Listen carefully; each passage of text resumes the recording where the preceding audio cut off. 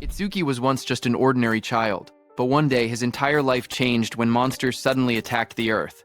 Those monsters killed his parents right before his eyes. Left alone in this world, he swore that he would kill every single monster. 10 years later, the day finally arrived when he could awaken his power and become a hunter. He stepped onto the stage as the world's most powerful hunters watched, placing his hand on the awakening stone. But little did he know, fate had other plans for him. He awakened the most mysterious talent, Limit Breaker, a power no one knew anything about. On top of that, he discovered that his level was fixed at 0, meaning he could never level up. Now, the question is, how will our protagonist take revenge on the monsters who killed his parents? This story begins with the memory of that day. Countless eerie black monuments fell from the sky. They dropped through the clouds one after another, their shadows covering the city below. Strange glowing spheres and lightning-like energy swirled around them as they descended. Right after that, barriers were deployed. A massive purple beam shot upward from the middle of the city, twisting the sky like a vortex. People standing on the streets stopped and stared, watching the glowing tower rise before them. Monsters called disaster beasts broke through the barriers and invaded the human world. Among them appeared a giant dark figure, the demon of destruction, Ringa, standing tall with purple energy swirling behind him. Soon, countless terrifying beasts flooded the streets. Armored monsters, winged creatures, and huge clawed beasts rushed forward, while people screamed and ran. Disaster struck instantly. A monstrous armored creature swung its arms, sending a man falling backward as he shouted for everyone to run. Nearby, his child cried and reached out, calling for his dad, as his mother ran while chaos erupted around them. Across the streets, different beasts attacked from all directions. A winged creature swooped down, a burrowing beast erupted from the ground, and blue-flamed monsters charged toward the fleeing civilians. Bodies fell on the road as the destruction spread, and the entire area was swallowed by panic. The armored monster rushed forward with blue flames bursting around its body. Its jaws opened wide as it roared, blue light flashing in its eyes. It shot a swirling vortex of blue flames toward a woman who ran away, holding a child tightly against her chest. The flames spread across the road as the monsters closed in. That woman was caught by the blue flames and threw her child ahead. The small boy reached out weakly while lying on the ground. The woman's voice trembled as she repeated the same word, telling her child, Itsuki, to run. The child looked at her with tear-filled eyes and called out for his mom. Just then, suddenly, someone shouted Itsuki's name again. A drop of sweat slid down a boy's face as the voice echoed. In the next moment, the scene returned to the present. A girl with pink hair turned around toward him. She asked what was wrong, saying he was spacing out. He stood among the lined-up students and answered quietly that it was nothing. Hearing that, she narrowed her eyes and leaned in slightly, asking him again if that was really true. Then, while he was crying, the boy who was the same Itsuki from that day stood still with tears running down from one eye. Before he could answer, another student suddenly wrapped an arm around his shoulder and spoke cheerfully. He said, Itsuki must be sleepy, since he's usually asleep at this time. But today, there was suddenly a school-wide assembly. While they were talking, Itsuki pointed toward the stage and told his friends that the teacher there was dressed strangely. On stage, the teacher, wearing some kind of armored helmet, explained what happened after the disaster beasts appeared. Some humans gained the power to fight back, and they became known as Awakened.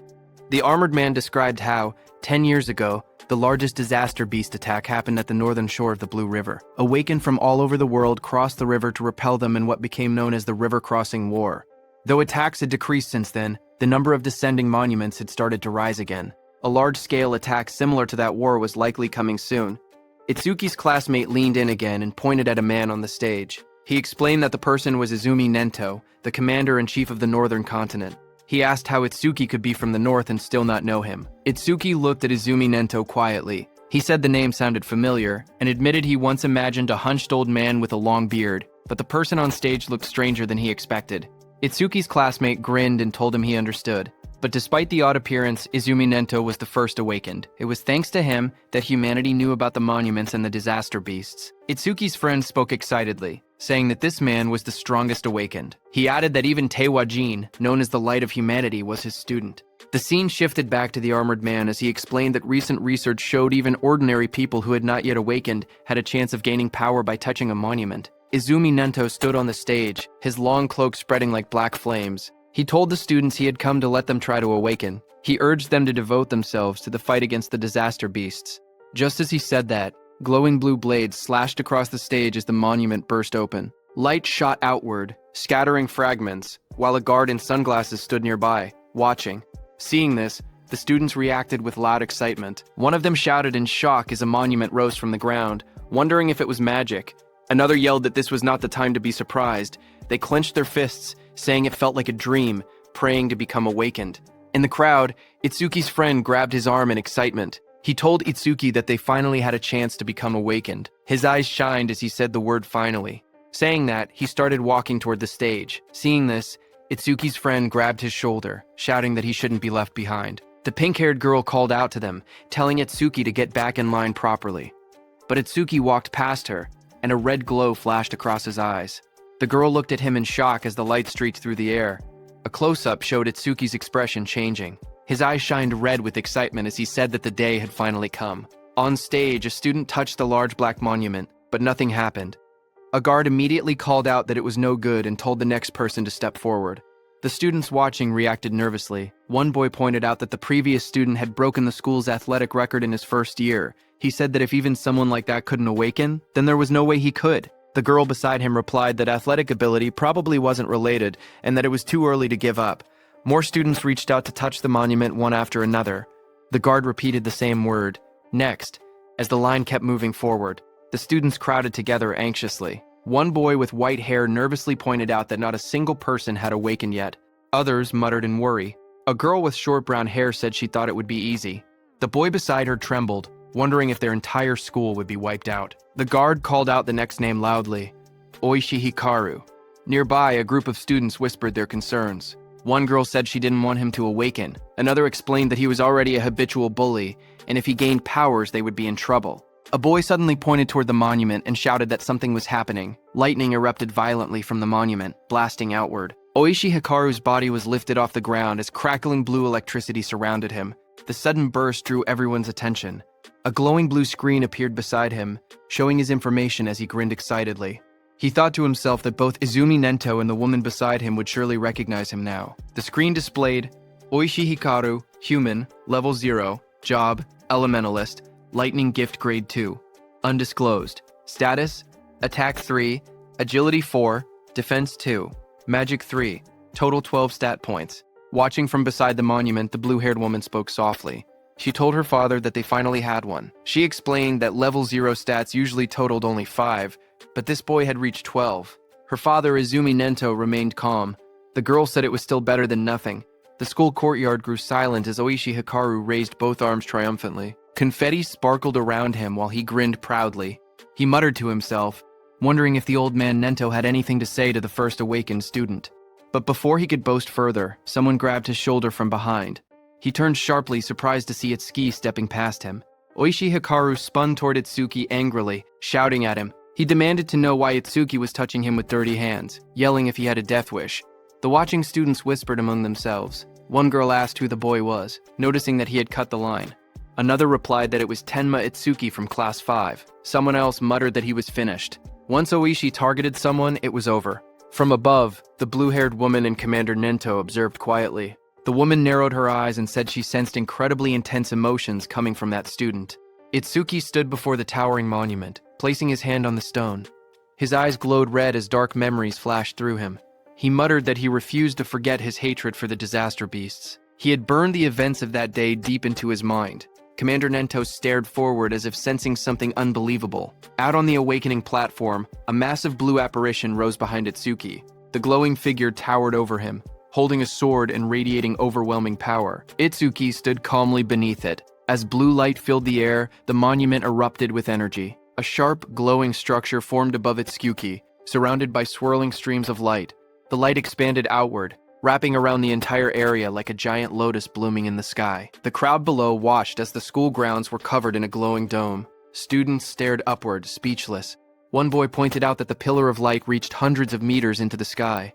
Another said it looked far more spectacular than Oishi's awakening. Two of Itsuki's classmates watched with excitement. Both of them smiled and cheered proudly, shouting that this was exactly what they expected from Itsuki. The blue-haired officer stared at the sky in shock. She said that this phenomenon only appeared when the rarest job, Order Breaker, was born. She placed a hand near her mouth, unable to hide her surprise. Even Commander Nento said he looked forward to seeing how capable the student would be. Seeing that, Oishi's expression twisted with frustration as he glared at the overwhelming light. Itsuki opened his eyes in confusion. Surrounded by shimmering blue energy, he wondered where he was and asked himself if he had awakened. Looking around, he found himself sitting cross-legged in the center of a massive glowing lotus made of light. Countless petals surrounded him, floating in a calm, otherworldly space. Suddenly, a blue system screen appeared before him. Itsuki stared at it in shock as it displayed Tenma Itsuki's stats. He was a human at level 0, which was fixed. His job was Orderer Nirvana. His gift was Nirvana, a special grade. His level was fixed. His stats increased when acquiring skills. It removed all debuffs and fully healed injuries. Just then, another blue window appeared, showing his skill, Overmimesis, which was Z rank. It analyzed enemy attacks and allowed the acquisition of counter skills. Then another screen showed Itsuki's stats. His were Attack 0, Agility 0, Defense 0, Magic 0, Total 0. Itsuki's face went pale as he stared at the results. His jaw dropped, and he exclaimed silently that everything was at 0. But then two blue system windows appeared in front of Itsuki. The first announced that the Z-rank skill Overmimesis had been acquired. The second stated that the special grade gift Nirvana had activated, increasing all of his stats by 200. Another screen displayed the changes. Attack went from 0 to 200, Agility went from 0 to 200, Defense went from 0 to 200. Seeing this, Itsuki's expression brightened. He looked at the glowing screen with excitement and said he understood. He realized that whenever he gained new skills through Overmimesis, Nirvana would raise his stats. Even if he couldn't level up like others, he could still grow stronger in his own way. He clenched his fist and smiled confidently. He admitted he didn't know what level this power compared to, but he had no doubt he had become an awakened. With determination in his eyes, he declared that he would annihilate the disaster beasts. A massive burst of blue light exploded from the monument. Students around him shielded their faces and shouted that the light was too bright. Some grabbed their eyes in pain. Through the blinding radiance, Itsuki's silhouette stood tall within the monument's glow. Lightning and energy swirled around him in a powerful display.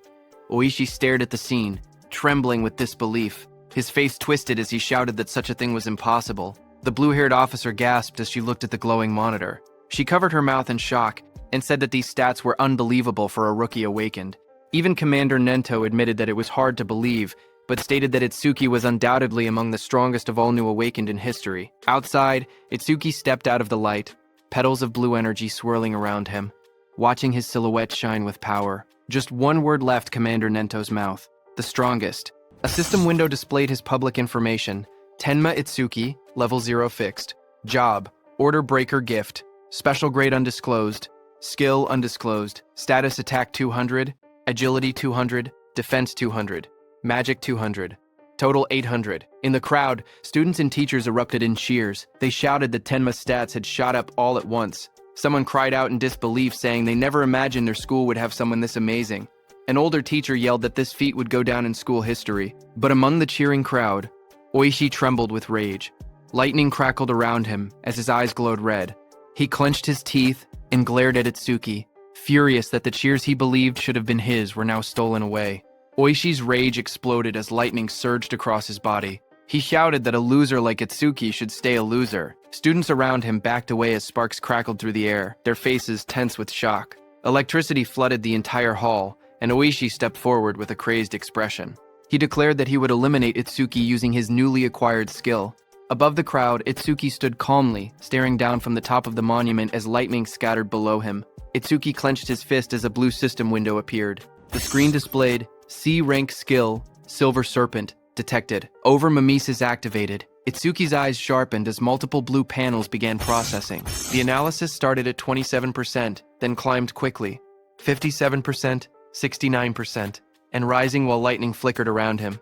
Itsuki made his move and jumped with lightning speed. The floor cracked under the impact as the lightning slammed down. Students gasped when they looked up and realized something was wrong. One girl asked where Itsuki had gone.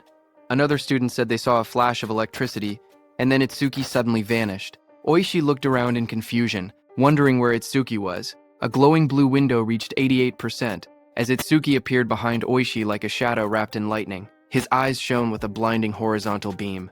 Oishi froze in terror. Sweat poured down his face as he realized Itsuki was behind him. He panicked, unable to move. Itsuki placed a hand on Oishi's shoulder. His voice was cold as he told Oishi to consider himself lucky for being born human. He added that if Oishi were a disaster beast, he would have killed him about 100 times already.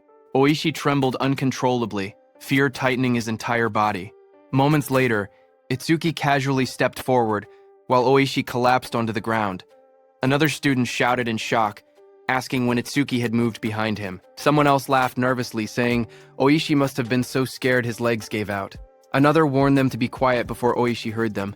A new panel floated above Itsuki, showing 94%, then rising quickly. Blue energy swirled around him as the progress reached 99%. Itsuki glanced at the glowing screen and commented that maybe the analysis was fast because it was only a C-rank skill. The display turned pitch black and flashed. Analysis progress, 100%.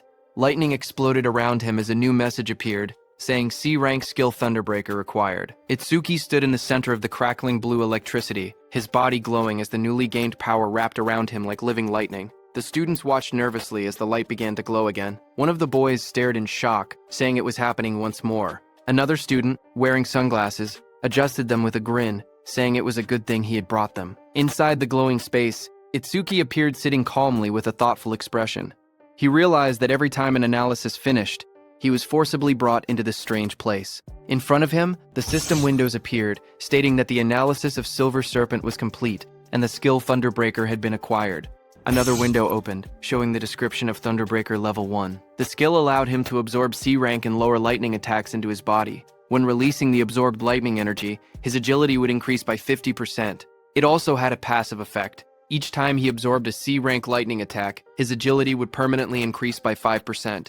Another message added that all his stats had increased by 10. All debuffs were removed, and his injuries were fully healed. Outside, the students shielded their eyes as a massive burst of blue light exploded from Itsuki's body. The lightning wrapped around him in swirling arcs as he stood in the center of the arena steps. The electric pressure pushed outward, and the crowd instinctively stepped back or covered their faces. Someone shouted that Itsuki was now cloaked in lightning from head to toe. Another student panicked, saying Itsuki's lightning was even brighter than Oishi's. Oishi, who had attacked him earlier, stared with trembling eyes, unable to believe how Itsuki had learned a skill like that. Itsuki's body glowed intensely as the system displayed his rising stats. It showed each attribute increasing: attack, agility, defense, and magic, all rising from 200 to 210, bringing his total from 800 to 840. Just then, the students looked up at the sky in confusion. One of them said it had been sunny just a moment ago. Another asked if it was rain. A third student lifted his hand, trying to feel the drops, when someone suddenly shouted that something was falling. A dark, coffin-shaped object wrapped in lightning descended from the stormy clouds. The rain poured harder as it crashed down toward the school grounds. The woman with blue hair and glasses saw it and shouted in shock, calling it a monument. She questioned why it had appeared here of all places. Commander Nento quickly announced that the school-wide assembly was canceled and ordered everyone to evacuate outside the school grounds. Just like in their drills, he realized that there was no doubt the target was him. The woman turned to Commander Nento and told him that they should escape too, since combat wasn't their specialty. But Commander Nento beside her shook his head. He warned that if they ran, everyone else would panic. He pointed ahead, telling her to look, because the boy standing there was calmer than both of them. Ahead of them, lightning exploded around the descending object. Students ran in all directions, fleeing in fear. Only one boy, Itsuki, remained still in the middle of the field, bathed in a faint blue glow. From behind, the blue-haired woman shouted at him, demanding to know why he wasn't running. A massive dark pillar crashed down from the sky, shaking the ground as debris exploded outward. Rain poured heavily around it. Nearby, a group of students panicked. One boy shouted that disaster beasts were coming and urged Itsuki to escape. But Itsuki, with glowing red eyes, stood still. His voice was cold as he declared that he would exterminate every single one of them. His friends stared at him in shock. One of them yelled that he would die if he didn't run. Another insisted that since he had only just awakened, he couldn't possibly fight disaster beasts. They told him to leave everything to the other awakened, but Itsuki shook his head. He calmly told them to trust him. The pink-haired girl hesitated, worry written all over her face. Finally, she shouted that if he died, he shouldn't blame them. She grabbed the other guy's clothes and dragged him with her. The glasses-wearing boy asked her if it was really okay to let him go, reminding her that the enemy was a disaster beast, a walking weapon of mass murder. As the two ran off, Itsuki looked ahead with a crazed smile. His eye glowed bright red through the rain. He muttered that his first enemy after becoming an awakened was the one who killed his parents, and that it was lucky. Lightning curled around him as he stepped forward. A glowing panel appeared beside him, displaying the status of the creature before him. It was Skeleton Soldier 10369, Level 8, Gift Grade 2, Defense increases by 100%. If the enemy's attack exceeds its own defense, the gift becomes invalid. Skill, Bonefire, B rank. Its stats were Attack 15, Agility 10, Defense 120 plus 120, Magic 30, Total 295. The skeleton soldier stood covered in blue flames as Itsuki faced it head-on. A surge of lightning wrapped around Itsuki's arms as he tightened his stance. His red eyes glowed sharply while he wondered whether he should test the skill he had just acquired. In the next moment, he charged forward, electricity exploding around his body. Blue lightning trailed behind him as he rushed toward the flaming skeleton beast on the field. The two forces collided, sparks scattering through the rain. The skeletal beast swung its arms to punch, but Itsuki dodged. Then Itsuki swung his electrified fist with full force, shouting that he would not let anyone else die. His punch struck the creature's chest, and a violent burst of energy erupted. The impact sent the disaster beast flying across the field, smashing through the school building. The ground trembled as debris scattered in all directions. Students watching from afar stared in shock. One student said Itsuki's strength was too overwhelming, and that maybe they didn't need to run anymore. A female student was stunned, seeing how the impact had blasted the monster away in a single hit. The blue-haired inspector stared at the ruined wall, stunned that a rookie who had just become awakened could send a level 8 disaster beast flying with only one blow. Heavy rain poured down as Commander Nento watched from a distance, thinking to himself that Itsuki's speed and power were on a completely different level from other level zeros. But even then, he believed that defeating a skeleton soldier was impossible. He explained that skeleton soldiers had two troublesome abilities. The first was a gift that increased their defense. The second was a terrifying skill called Bonefire, a flame that burned anything it touched into ash. Blue flames erupted violently across the field, spreading like a wave toward Itsuki. The students gasped as the fire surged forward. Itsuki's friends cried out in fear, shouting Itsuki's name. Oishi stepped forward with a crazed smile, yelling that the fool who didn't know his place would just burn to ash. Meanwhile, glowing screens appeared in front of Itsuki. A system message informed him that the enemy was using Bonefire. The analysis began, first at 1%, then rapidly accelerating. As the blue flames engulfed him, more screens appeared. 25%. Itsuki stood firmly inside the blazing Bonefire, surrounded by data streams. He calmly observed that the analysis speed increased whenever the enemy's skill struck him. The blue-haired instructor watched with widening eyes. She said that even a level 10 awakened wouldn't stand a chance if they took a direct hit. Blue flames continued to swallow the arena as Itsuki stood in the center. Half of his body burned away, glowing like a skeleton. The blue-haired instructor's voice echoed through the flames, saying it would be tragic for a genius who had just appeared to be killed by a disaster beast before he could grow. System windows floated around Itsuki, showing 77% and 81%. Itsuki looked at his burning body and muttered that this was what it felt like when the body burned. He added softly that it must have hurt. A memory flickered through the flames. He saw his mother's face, half burned away. He realized that it hurt so much, but even in her last minutes, she smiled so as not to scare Itsuki. Commander Nento peered out with a sharp gaze, wondering if Itsuki hadn't used his full power yet. The blue fire swirled violently as the progress bar climbed. Itsuki's skeletal hand tightened, and he said that once the analysis was complete, the enemy was finished. The system window flashed. Analysis progress, 100%. Outside the flames, the students whispered nervously. One asked if it had been too soon to hope for a rookie who had just become awakened. Another admitted he had been stupid to expect anything. But suddenly, someone pointed forward in shock. He shouted that the blue lotus flower had appeared again. He said Itsuki might show them another miracle. Blue light swirled around Itsuki as he stood inside the burning aura, wondering what kind of skill he would gain this time. The flames around him continued to fade, revealing his burned and cracked body beneath the blue energy. Then a system window appeared, showing that the analysis of Bonefire was complete. It stated that a new skill, Black Wall, had been acquired. More windows followed, explaining the skill. The active effect would create ice on the body by consuming magic power, and could block B rank or lower fire skills. The passive effect increased defense when blocking those skills. Another notification appeared, saying that Black Wall Level 2 had been acquired and that all of his stats had increased by 20. It stated that all debuffs were removed and his injuries were fully healed. A new window showed his updated status. Attack, agility, defense, and magic had all risen from 210 to 230. Bringing his total to 820. Itsuki looked at the glowing screen calmly. He remembered how even his strongest attack earlier couldn't break the skeleton soldier's defense. Now, with this new increase, he believed he should be able to do it. Suddenly, blue lotus petals unfolded around him, blooming like a massive light flower. Itsuki stood at the center, his body surrounded by shining energy. The students watching gasped in shock. One of them cried out in relief, saying, "Itsuki is alive!" Others cheered loudly, convinced that he would succeed. Someone pointed out that a full recovery like this was practically a miracle. The blue-haired instructor stared in shock as she watched the scene unfold. She wondered aloud if Itsuki had a self-healing skill. She had seen him use a lightning element skill earlier, so she couldn't understand how he was recovering.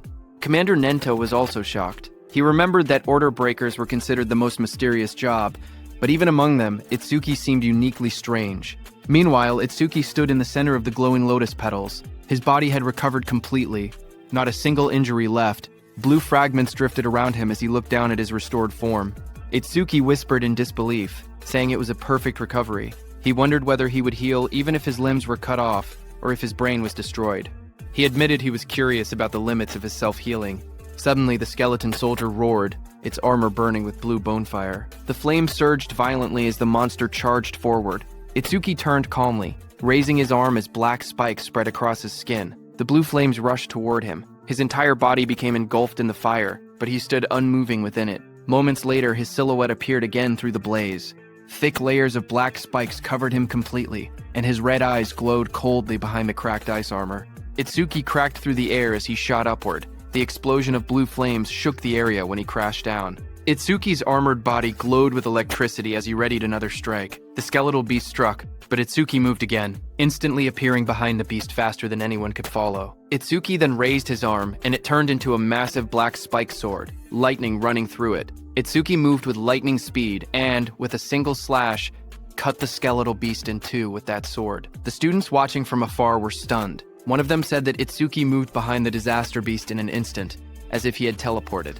Another said that only awakened people could track movements like that. Oishi was also stunned, saying she couldn't see Itsuki's movements at all. She compared it to what she had seen before. The blue-haired instructor questioned if someone like Itsuki could really be a rookie. On the other hand, as the dust settled, Itsuki stood alone as the black spikes on his body disappeared. He kicked and destroyed the skeleton beast's head. He was stunned to realize that it not only generated solid armor to protect his body, but could also shape that armor into any kind of weapon he wanted. A divine skill that combined both offense and defense. Suddenly, someone shouted his name. Itsuki turned his head in surprise as his friend rushed toward him and wrapped him tightly in a relieved hug, saying he was glad Itsuki had won because he had been worried the entire time. Itsuki stayed still for a moment before asking about Saya. His friend pulled back and admitted that Saya had been watching earlier with a face that looked like she might cry, but now she was nowhere to be seen. Itsuki looked toward the crowd, wondering why she didn't come. He scanned the students in the distance, confusion growing. He quietly wondered if she might be angry. Not far away, the blue-haired instructor watched the aftermath of the fight. She spoke seriously, noting that for a boy to defeat a skeleton soldier, something even a level 10 awakened would struggle against, was unbelievable. Commander Nento called the blue-haired instructor Choa and told her to stay and assist with the cleanup. He also told her to deliver his message to the principal, that he would be taking Itsuki with him. On the other hand, Itsuki's friend patted Itsuki's hand, saying there was no way Saya would be angry after he won. He guessed that Saya was probably scared of falling behind Itsuki, so she might have gone to touch the monument instead. Itsuki lowered his gaze slightly and murmured that he hoped that was the case. Just then, a voice called out to him, asking if he was Tenma Itsuki. Itsuki turned and noticed someone approaching. Commander Nento, wearing a long cape, stood before him. Itsuki looked up at him in silence. People watching from a distance began whispering among themselves. They saw that Izumi Nento, a famous figure, was talking directly to Itsuki. Some wondered if he intended to take Itsuki as a student. Others doubted it, saying the only person Commander Nento had ever accepted as a student was Teiwajin, humanity's strongest. They insisted that no matter how strong Itsuki seemed, something like that wouldn't happen. Itsuki's friend stepped away nervously and said he would go look for Saya. Commander Nento then looked down at Itsuki and spoke calmly. He told Itsuki that he was quite special. Itsuki looked at Commander Nento and repeated the word softly, asking what he meant by calling him special. Commander Nento observed Itsuki closely and saw dark energy gathering around Itsuki. He told Itsuki that his heart seemed filled with anger and hatred. Itsuki stood in the darkness, a glowing light shining across his eyes. Commander Nento then stepped forward and said that he wanted to know the reason behind that hatred. Itsuki finally spoke, explaining that 10 years ago his parents were killed by disaster beasts while trying to protect him. A scene from his childhood flashed before his eyes, his younger self crying helplessly as danger closed in. He remembered how he had nearly been killed as well, but an awakened appeared at the last moment and saved him. the powerful figure struck the beast right in front of the frightened Itsuki. Itsuki told Commander Nento that right before his eyes, he had watched his mother die. A glowing blue flame slowly consumed his mother's body. Even as half her face vanished into bone and ash, she smiled gently at Itsuki and told him that he must walk the rest of the path on his own. Young Itsuki stared at her with trembling eyes, unable to understand. His voice cracked as he cried out for his mother. Anger raged inside him as he looked at the beast. Words echoed in his mind, reminding him that both his mother and father had died because of beings like this. Tears streamed down his face as he shouted in denial. Before him, a towering, monstrous figure rose from the darkness, an enormous being surrounded by raging purple flames. Its shadow loomed over Itsuki as he realized the horrifying truth. The creature before him was the root of all evil. Shaking with rage, Itsuki glared upward. His eyes burned red as hatred filled his heart. On that day, he swore a vow. He would kill that demon and every last creature of its kind. In the present, Itsuki clenched his jaw, a tear slipping down his cheek as he shouted that he would kill all of its kind. Commander Nento looked at him and commented that even with a heart consumed by hatred, Itsuki still shed tears. Itsuki raised a hand to his face and explained calmly, ever since he witnessed the tragedy of his mother's death, his left eye had stopped producing tears, but his right eye had begun crying on its own. Thanks to that, he said he never forgot his hatred for the disaster beasts. Commander Nento then asked if Itsuki would become his student. He promised to get him into the Salvation League and help him gain the immense power needed to take revenge on the disaster beasts. Itsuki repeated the words quietly, asking what the Salvation League was. Commander Nento then explained. He told Itsuki that to counter disaster beasts more efficiently and scientifically, the governments of the 5 continents had gathered strong awaken from around the world and created an official organization. The members of this organization were called saviors, he continued, saying that saviors were provided with resources such as dedicated training grounds and powerful weapons. They were also guaranteed high compensation. Even trainee saviors received 10,000 gold per month. Itsuki listened in surprise, realizing that 10,000 gold was enough to buy a car. Commander Nento then warned that such generous treatment was not given for free. Saviors were expected to constantly fight disaster beasts on the front lines and protect people's safety. Itsuki stood shirtless, his expression calm as he spoke. He said that he did not care about high pay or special resources. What mattered most to him was something else. Determination filled his eyes. His gaze sharpened as he clenched his fist. He declared that what mattered most was fighting disaster beasts on the front lines. With unwavering resolve, he announced that he wanted to become a savior as well. Commander Nento then explained the process. He said that the Salvation League held an exam every February known as the National Salvation League Tournament, with more than 10,000 participants. Each contestant earned points based on performance, but only those who ranked within the top 100 were allowed to become saviors. Hearing this, Itsuki asked what the highest record in history was. Commander Nento told Itsuki that it would not be very useful as a reference. He explained calmly that the record was 115,000 points, set by Taewajin 11 years ago. He added that passing required only 30% of that score, while securing first place required at least 50%. Itsuki silently recalled the name Taewajin, the strongest awakened, known as the light of humanity, the one Rikaru had mentioned. Commander Nento told Itsuki that Jin was special, and that comparing himself to Jin would only bring despair. But even so, Itsuki should still have confidence because he believed Itsuki could one day stand shoulder to shoulder with Jin. Itsuki stood shirtless on the training ground, his expression steady. With unwavering determination, he declared that he would surpass Taewajin. Hearing those words, Commander Nento's eyes widened inside the helmet. Reacting with surprise, he remembered something from the past, a time when he had stood with Taewajin and told him that he had become incredibly popular.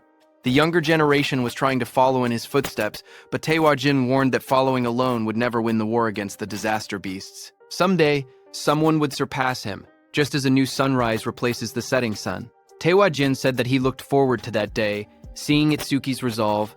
Commander Nento thought that the sunrise Taewajin had been waiting for had finally appeared. A few hours later, Commander Nento took Itsuki to another place. When Itsuki saw the massive dome-shaped structure rising in the distance, glowing under the sky, he asked quietly what it was. Commander Nento explained that these monuments acted as passages connecting the human world to the world of disaster beasts. He said that if the beasts were killed but the monuments were left untouched, new beasts would simply appear again. He pointed at the massive dome-shaped building and explained that this facility was created to isolate monuments that couldn't be destroyed. Awakened individuals periodically entered it to sweep out the disaster beasts that emerged. This kept the danger under control and also served as training. Itsuki looked at the building and asked if it was a training facility. Commander Nento, standing beside him, confirmed it, saying they called these places stages. He explained that the number and strength of the beasts inside couldn't be controlled, making it extremely dangerous. Commander Nento told Itsuki that the beasts in this specific stage were especially strong. Among all rookie-level stages, this one had the highest mortality rate. Because of that, people called it the rookie graveyard.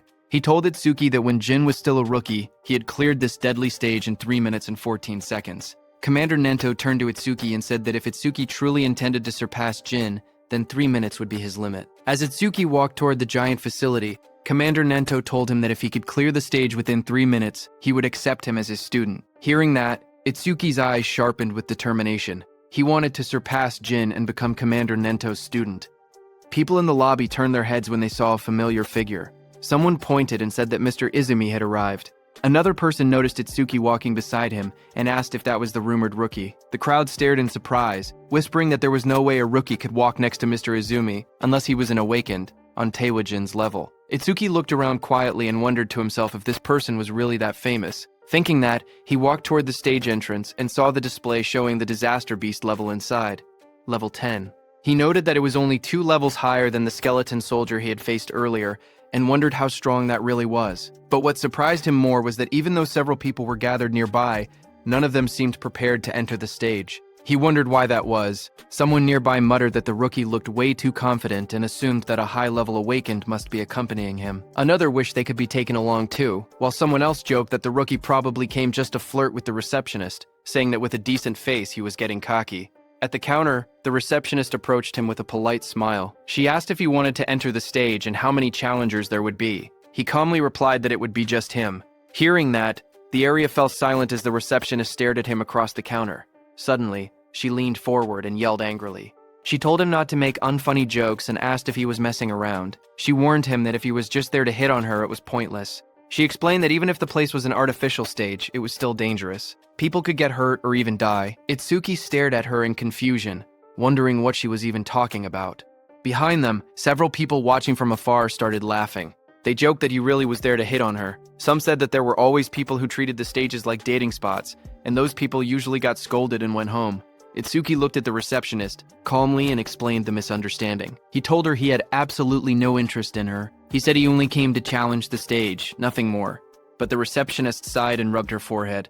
She told him he didn't have to act tough just because he was embarrassed. She even said she would give him her contact information, so he should just go home. But Itsuki's expression darkened. A shadow fell over his face. He didn't care about her contact information at all. He only wanted her to let him enter the stage. Hearing that, the receptionist reluctantly agreed and told him not to blame her if he died. She held out a metal bracelet with a nervous expression, clearly shaken. Seeing that, Itsuki muttered that she should have just given permission from the beginning instead of making him repeat himself. The people watching from behind whispered among themselves. One man called Itsuki an idiot, saying he could have gotten her contact information but chose to act tough instead. Another pointed out that a level 0 rookie challenging a level 10 stage was basically suicide. They guessed he would run out in less than a minute. Someone else noticed how confident he looked and wondered if he might succeed since he also had a special grade gift. But another person reminded everyone that for awakened people, gifts were just bonuses. The most important thing was level. No matter how special the gift was, it meant nothing if the level was low. On the other hand, standing in front of the gate, Itsuki checked his bracelet. He said that his personal information was registered on it, so scanning it would let him enter. A glowing screen appeared above his hand, confirming entry by awakened Tenma Itsuki has been approved. Itsuki stretched his hands forward and took a breath. He reminded himself that the promise was within 3 minutes. Then he said it was time to begin. A bright digital timer appeared showing 0:01 in green numbers.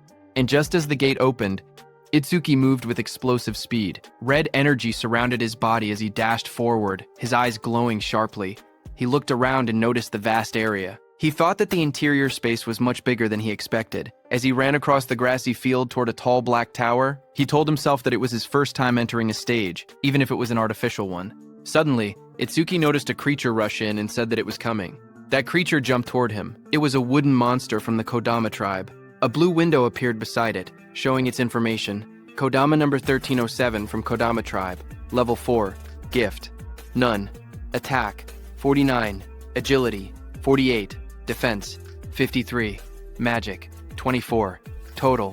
174. Seeing it coming, black spikes formed on Itsuki's hand. In the next moment, he slashed downward with overwhelming force. A sharp strike of energy cut through the target as he launched his attacks. Itsuki stood calmly with the massive black spike axe hand, smiled, and remarked that an axe was always the best tool for trees. He then asked the remaining monsters how it felt to see their comrade cut in half.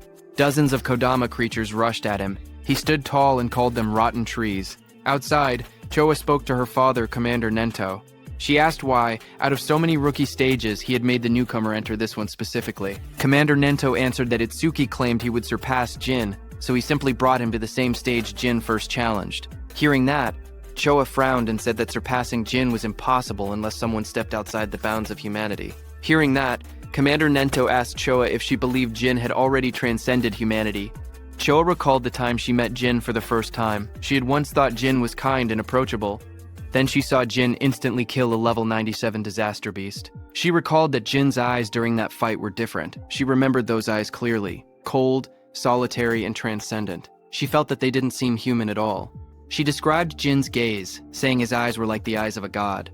Hearing that, Commander Nento told Choa that Itsuki also had potential comparable to Jin, but at the moment, he was nothing more than an unpolished gemstone. He added that if Jin could be compared to a godlike existence who saved people, then Itsuki was the opposite, a demon consumed by hatred.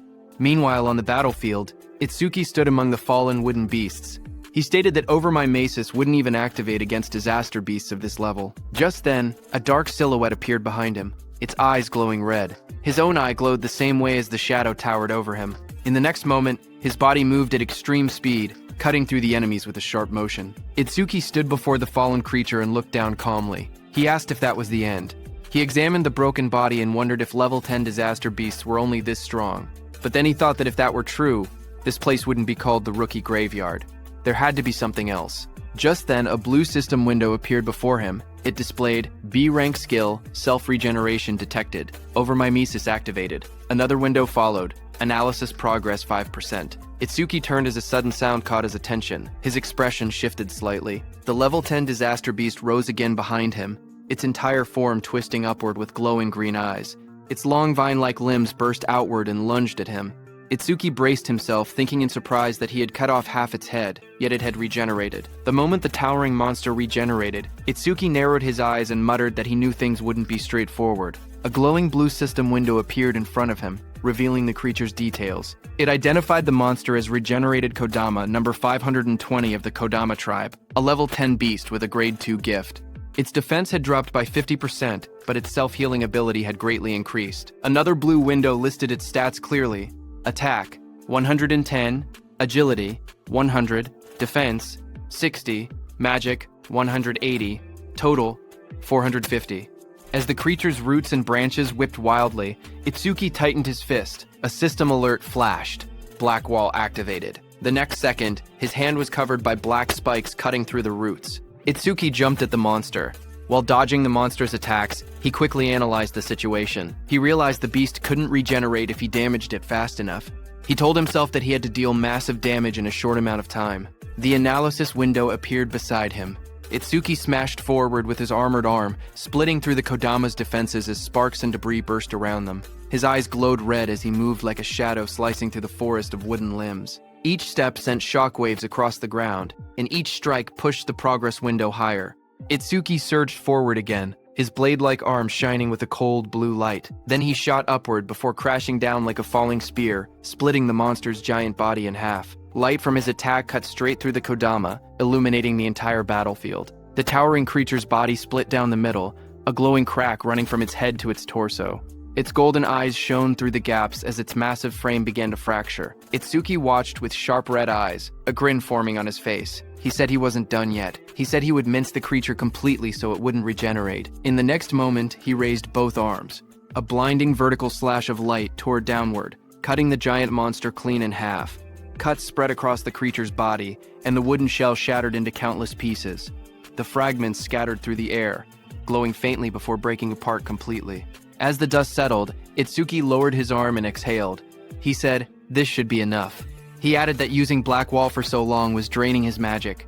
But before he could rest, vines and roots twisted together again in front of him. The wooden creature's form surged upward with glowing yellow eyes, rising from the remains and preparing to attack. The glowing display in front of Itsuki showed 60%, but the fight still raged on. Wooden tendrils whipped toward Itsuki as he moved between them with sharp, fluid steps. He glanced back with an annoyed expression, thinking that even after all of this, the monster still refused to die.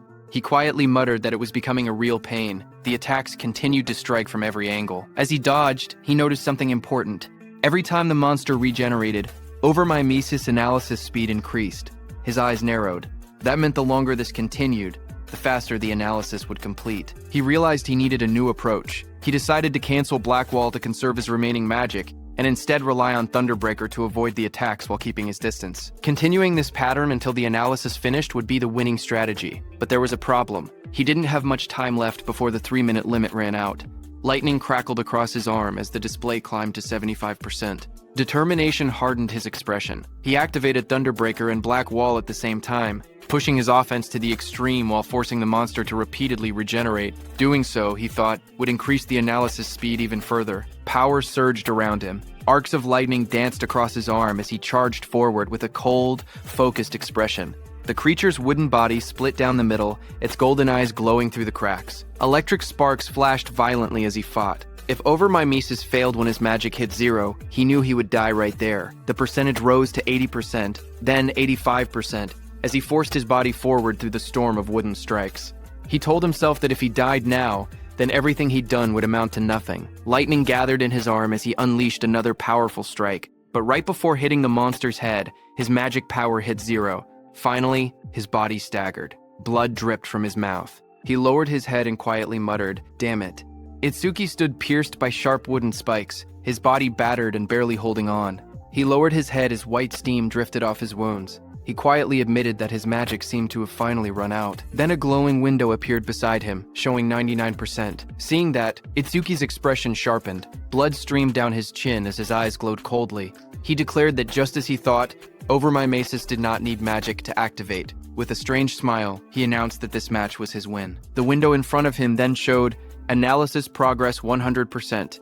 A bright lotus-shaped energy began expanding around him, glowing blue and cracking the wooden spikes. A system window appeared, saying, Self-regeneration analysis complete. Lotus burst acquired. The lotus continued to bloom outward, pushing everything away as more spikes shattered. Another window displayed the details. Lotus burst level 2. Active effect. Consumes magic to deal explosive damage to enemies within a 5-meter diameter. Power scales with magic consumption. Passive effect. Each time Lotus Burst defeats a living creature of level 1 or higher, all skill ranges increase by plus 1%. The Lotus opened fully. A pink glow surrounded Itsuki as his wounds rapidly healed. Another window appeared.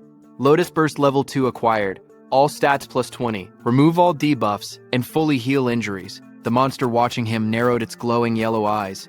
A final window appeared. Lotus Burst activated. Itsuki brought his hands together and clapped. A burst of force erupted instantly, followed by a roaring explosion of flames that engulfed everything in front of him.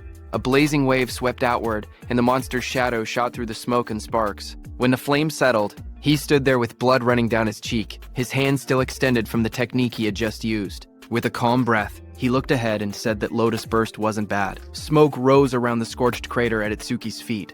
As he examined the destruction, he noted that using only a third of his magic produced this much power, and sweeping away weak disaster beasts would now be far easier. But he admitted he never expected overmimesis to restore magic that had already reached 0. As he stepped forward, something on the ground caught his attention. He stopped, staring at a glowing green crystal beside him, and quietly asked what it was. Meanwhile, outside, the receptionist stared anxiously at the bright red screen. She said that almost 3 minutes had passed since the rookie Itsuki went inside, yet there was still no sign of him coming out. She pointed at the display where the status window showed, Challenge in progress. Stage level 10. Challenger, Tenma Itsuki. Time used, 2 minutes 09 seconds.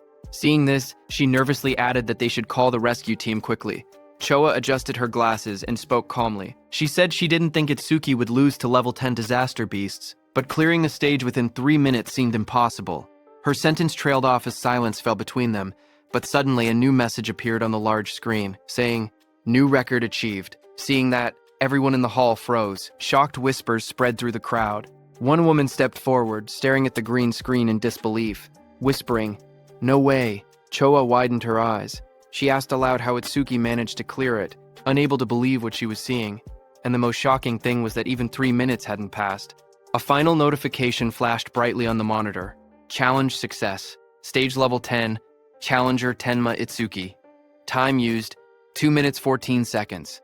Stage clear record updated. The room fell silent as everyone stared at the unbelievable result. The leaderboard screen displayed the results. It showed first place belonging to Tenma Itsuki with a clear time of 2 minutes 14 seconds. Second place belonged to Taewajin, who cleared it in 3 minutes 14 seconds. Third place was Heaton Sho with a time of 7 minutes 17 seconds.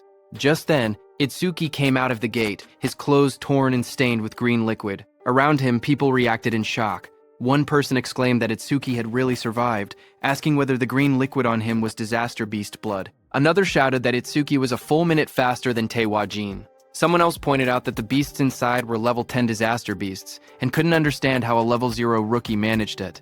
Another voice added that there was no way a level 0 rookie should have survived. As Itsuki stepped forward, someone began to speak, saying, "Mr. Izumi is coming." Izumi Nento turned toward Itsuki, who asked him if he could now officially receive Commander Nento's guidance. Itsuki looked at him with a faint smile and addressed him as teacher.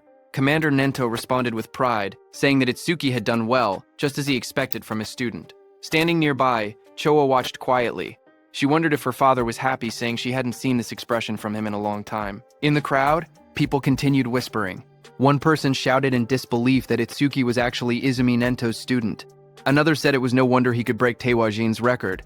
But someone else added that even if he truly was Izumi's student, as long as his level didn't increase, there would be no room for growth. Just then, the receptionist came forward nervously with a decorated box in her hands. She explained that it was a gift for breaking the record and asked Itsuki to accept it. Her expression softened as she apologized for the rude things she had said earlier. Itsuki looked surprised as he received the box, asking if he truly got something for his achievement. He said that it was fine because a level 0 rookie challenging a stage like that really did seem reckless. He added that he was a complete stranger to them and it wouldn't have mattered to anyone if he had died. But since she tried to stop him, it proved she was worried. Hearing that, the receptionist blushed deeply. She stuttered as she insisted it wasn't like that. Itsuki simply thanked her, which only made her blush even harder. Not far away, Choa called out, telling Itsuki that she was leaving and not to lag behind. She tightened her glasses, annoyed, and warned him not to get cocky just because he had become her father's student. Itsuki straightened up and replied quickly, agreeing. Then Commander Nento beside Choa studied Itsuki and commented that a stage of this level now seemed too easy for him. He suggested raising the difficulty. He continued, saying that Itsuki should be able to challenge advanced stages now. Itsuki looked at him, surprised, and repeated the words, "advanced stages." As the three of them walked together across the rooftop at sunset, Commander Nento continued explaining. He said that a disaster beast's strength was not determined by level alone.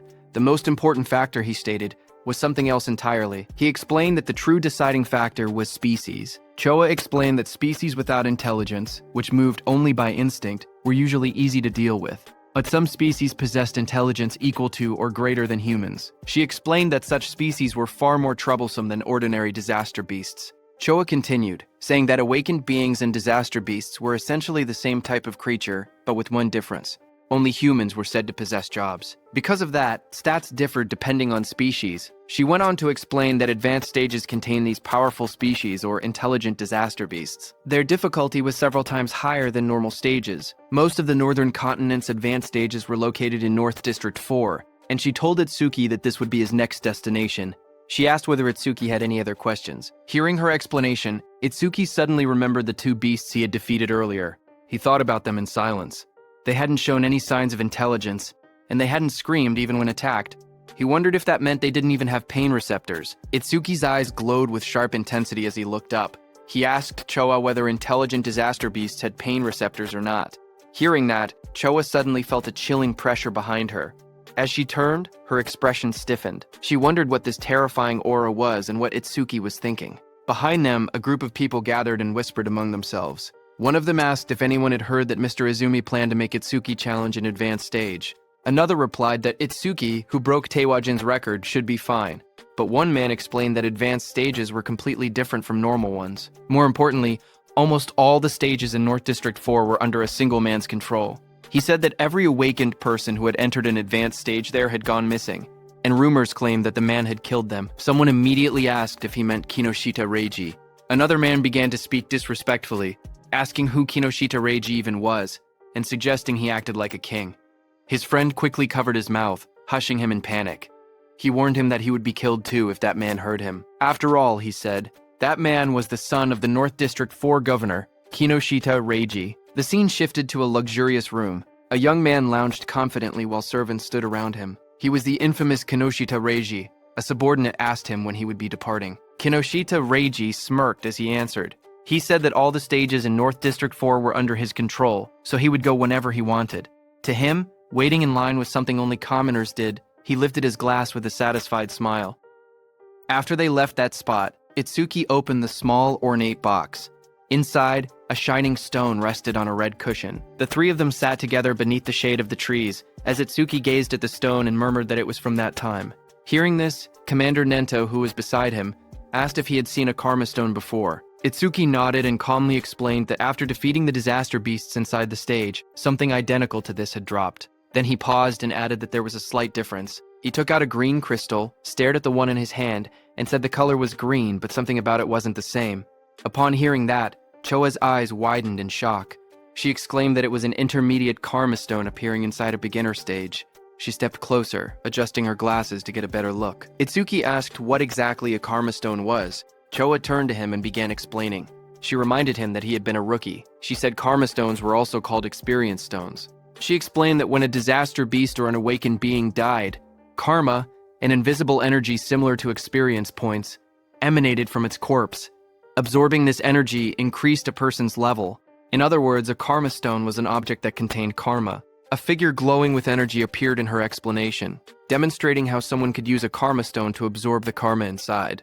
She continued, saying that karma stones did not occur naturally, which made the situation strange. Choa wondered aloud why such a stone had appeared in that stage. Beside her, Commander Nento quietly said it was probably because of Itsuki's gift.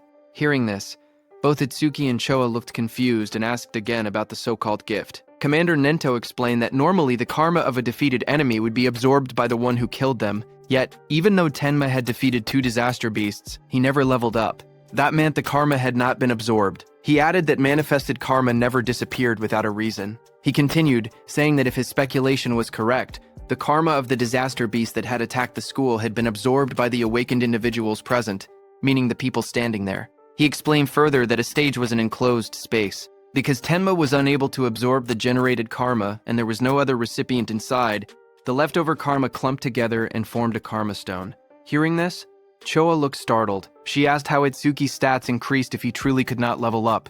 Upon hearing that, Commander Nento suddenly stood up and reminded Choa that an awakened person's gift was top secret and could not be disclosed. Startled, she apologized immediately. Commander Nento then turned back to Itsuki.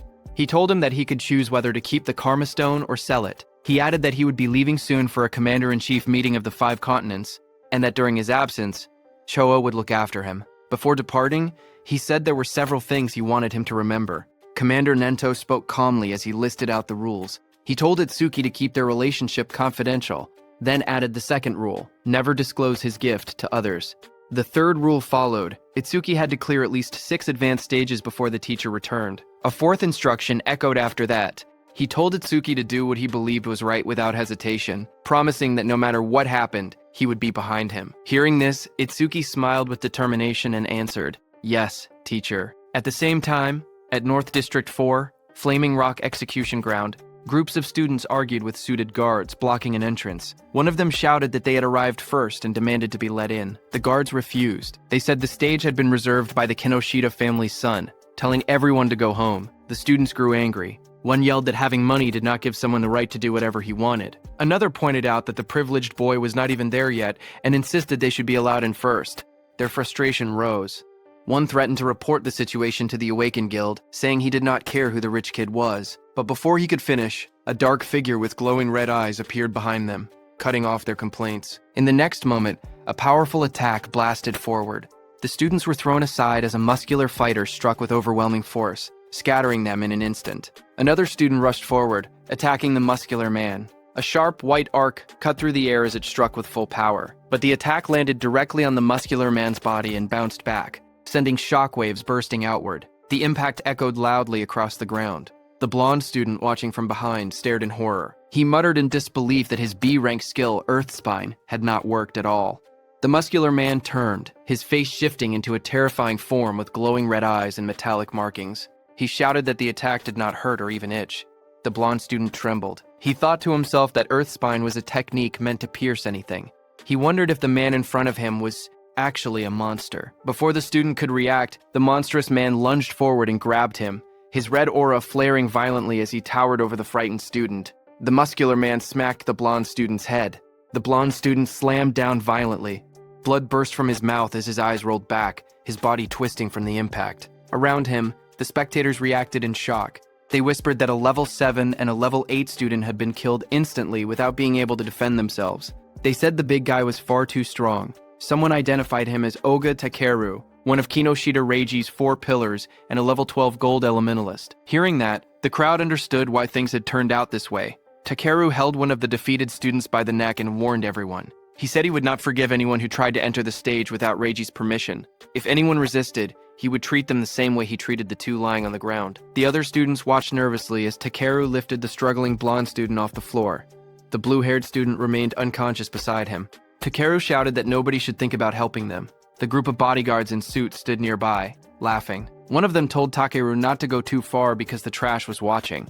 Another warned that if he kept beating weak students, the teacher would hear about it. Their laughter echoed through the area.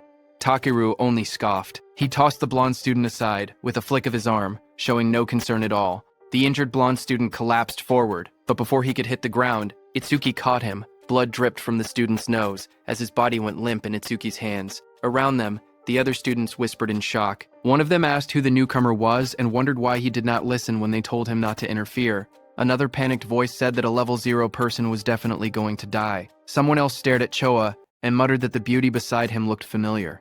Not far away, Takeru glared at Itsuki. He shouted that nobody was allowed to pass without Reiji's permission. He warned that if Itsuki did not want to end up like the unconscious student, he should just go home quietly. Hearing that, Itsuki lowered his head slightly. He calmly said that he understood he would not be able to enter the stage unless he defeated this man. Beside him, Choa raised her hand, saying she would contact the North District 4 administrator because this kind of behavior could not be allowed. But Itsuki stopped her. His eyes glowed bright blue as he said it was not necessary. He repeated what his teacher had told him, that he should do what he believed was right without hesitation. He then turned to Choa again and spoke plainly. He said he would leave the treatment of the injured students to her. Then he turned to Takeru. As Itsuki stepped forward, a thought appeared in Takeru's mind. As he stared at him, he wondered who this man was. A status window floated beside Itsuki, showing his information. Tenma Itsuki, human, level 0, fixed job, order breaker, gift, special grade, skill, undisclosed. Status undisclosed. Seeing this, even though Itsuki was level 0, he stood firmly without any fear. Takeru wondered if Itsuki had a rare job that allowed him to stay calm like this. Takeru suddenly felt something strange. Even with his higher level, he felt pressured. He told himself that rare job or not, he was 12 levels ahead. The stat difference should not be something Itsuki could bridge. Another window appeared beside Takeru, showing his status. Oga Takeru, human, level 12, job, elementalist, gift, grade 2. After metallization, defense plus 50% in stationary state. Skill, metallization. Status, attack 110, agility 100, defense 250, magic 145, total 605. As Takeru stared, his expression changed. His eyes widened, and in the reflection of his pupil, he suddenly saw Itsuki rushing toward him at incredible speed. In the next moment, Itsuki's fist collided with Takeru's body with overwhelming force, sending a shock through the frame as the impact landed cleanly. The crowd watched in shock as 2 students stared ahead, sweat running down their faces. One of them exclaimed that the speed was unreal and wondered if Itsuki was really level 0. The other admitted that even though he was level 8, he was not sure he could keep up with that kind of movement. But as the dust settled, it was revealed that Itsuki's fist had struck Takeru's metal head, sending steam rising from the impact. Takeru had blocked the blow with his metallization skill, his face hidden behind the shining metal layer. Seeing this, Itsuki pulled back slightly, his eyes narrowing as he realized the strike had been stopped. Takeru then raised both hands, his arms transforming completely into polished metal. He looked down at Itsuki and commented calmly that the speed was good. Then he moved and lunged forward with overwhelming force, shouting that Itsuki's attack still lacked power. The floor shattered beneath him as debris exploded outward. Itsuki braced himself, analyzing the situation in silence. He thought about what it would take to successfully land a surprise attack on an enemy above level 10. As his body blurred into motion again, he concluded that he needed to further increase his agility using Thunderbreaker. Just then, a system window appeared. The display showed Tenma Itsuki's status. It listed him as a human at level 0 with a fixed job called Order Breaker. Nirvana Gift, a special grade ability. His Nirvana skills were shown: Over My Mace's Z rank, Thunderbreaker level 1, Black Wall level 2, Lotus Burst level 2. All of his stats, attack, agility, defense, and magic, were listed as 250, totaling 1,000. Then another screen appeared. It detected a C rank skill, Metallization. At the same moment, Over My Mises activated and began analysis. The progress bar rose to 1%. Itsuki crouched on the ground, watching his opponent. He wondered if the threat level was high enough for Over My Maces to activate. He decided he needed to get serious. A new screen showed the analysis increasing to 5%. Itsuki observed Takeru's metal-covered body in front of him and thought that normal attacks could not break through the metallized areas. He concluded he would have to aim for the parts that were still flesh. His foot slid across the ground as he accelerated, but Takeru looked at him and laughed, calling him a weakling with no power or speed as he raised his shining, hardened arms to counter. Itsuki tightened his gaze as he thought to himself that his opponent had let his guard down. Believing that the speed Itsuki had shown earlier was his maximum, his expression remained calm and focused, a faint glow of blue lightning beginning to trace along his body. Lightning wrapped around him as he prepared to accelerate. He readied his fist, and in that moment, he decided to increase his speed using Thunderbreaker. Across from him, Takeru widened his eyes in shock when he saw the lightning erupt. He shouted in disbelief, wondering how Itsuki possessed the lightning element. Before he could react, Itsuki surged forward, lightning crackling violently around him. Itsuki declared that he would not give him time to metallize. Itsuki continuously attacked Takeru. Dozens of blue screens appeared around them, showing percentages climbing: 25%, 59%, 66%, tracking the rapid progress of the attack. Spectators from the side watched in shock. One man asked why Itsuki could use skills from another job. Another said the speed was too fast for his eyes to follow. Someone else muttered that the level 0 boy might actually defeat Takeru. Takeru himself struggled to react. Sweat ran down his face as he realized he had no time to metallize. He gritted his teeth, questioning how a level 0 could move so fast. Desperation grew inside him as he admitted that at this rate, he would lose. Electricity wrapped around his entire body, trapping him. He could not even scream. Panic overtook him as he shouted in his thoughts for the others to stop watching and help him. As the lightning surged around him, Takeru clenched his teeth. His expression twisted in desperation, and he thought to himself that he had no choice left. He would have to try that technique. With a loud shout, he suddenly tore off his shirt and released a burst of power. Waves of force exploded from his body as he activated his ultimate skill. Before Itsuki, Takeru's entire body turned metallic from head to toe. Itsuki stared in shock, realizing that his opponent had managed to metallize his entire body at once. A system window flickered beside him, showing C-rank skill, Metallization. Analysis progress, 88%. Takeru glared down at Itsuki with glowing eyes. He said he was grateful he had never managed to metallize his entire body before, but Itsuki had pushed him enough to finally achieve it. He explained that metallized areas increased his defense by 50%, and his personal gift added another 50% whenever he remained still. With both effects combined, his current defense exceeded 500.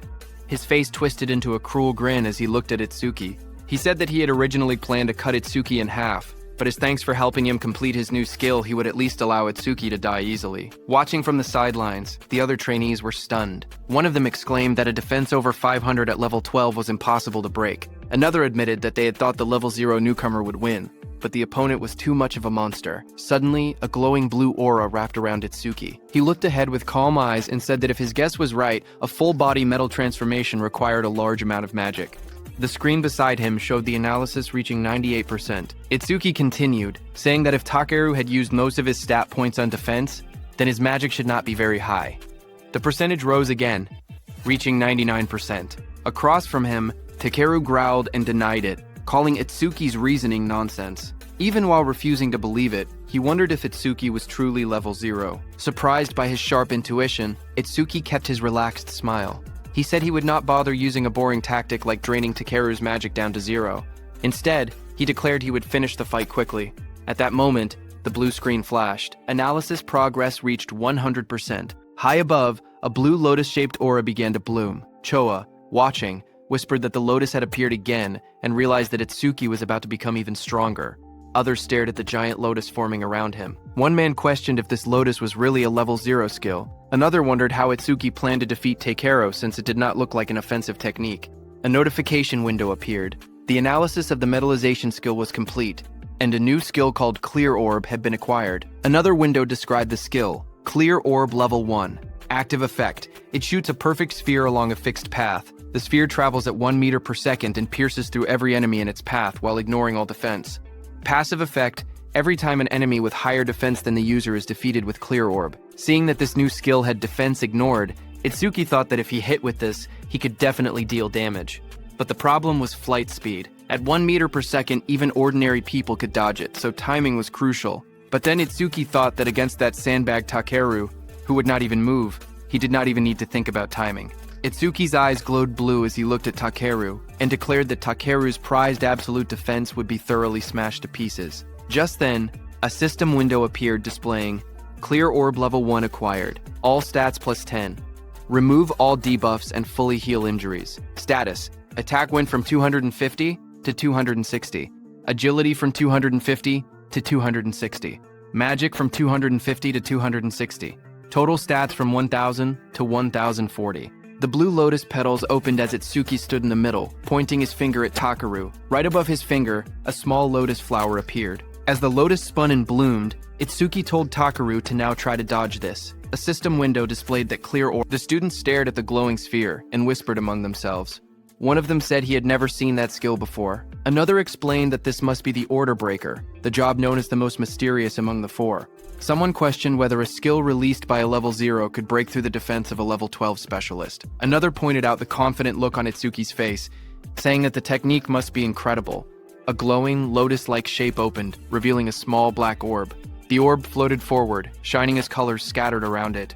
The onlookers watched silently as the orb drifted through the air. Some students stared in confusion. One boy complained, saying it was just a tiny ball. Another asked if they were being serious and called it disappointing. Takeru glared at the orb. He mocked the attack, saying that such a small sphere couldn't make him move or cancel his gift, calling it naive. He stepped forward confidently. He asked if this was Itsuki's trump card. Then the orb continued floating toward him.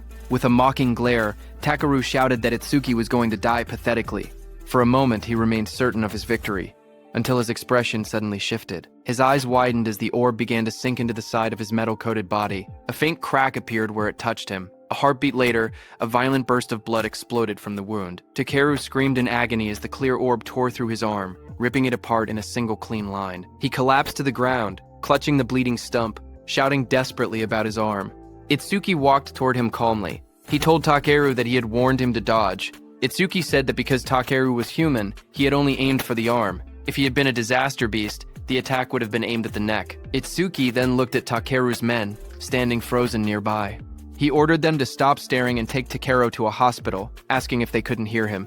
When no one moved, he turned back with cold eyes and repeated sharply that he was telling them to get lost. Immediately, Takeru was carried away by the guards, blood covering his back and dripping onto their suits. One guard looked shaken, while another wiped sweat from his face. In the distance, the crowd began cheering. Choa smiled proudly as the students around her celebrated. Someone shouted that Itsuki won. Another yelled, "Well done," and others said, "It served Takeru right."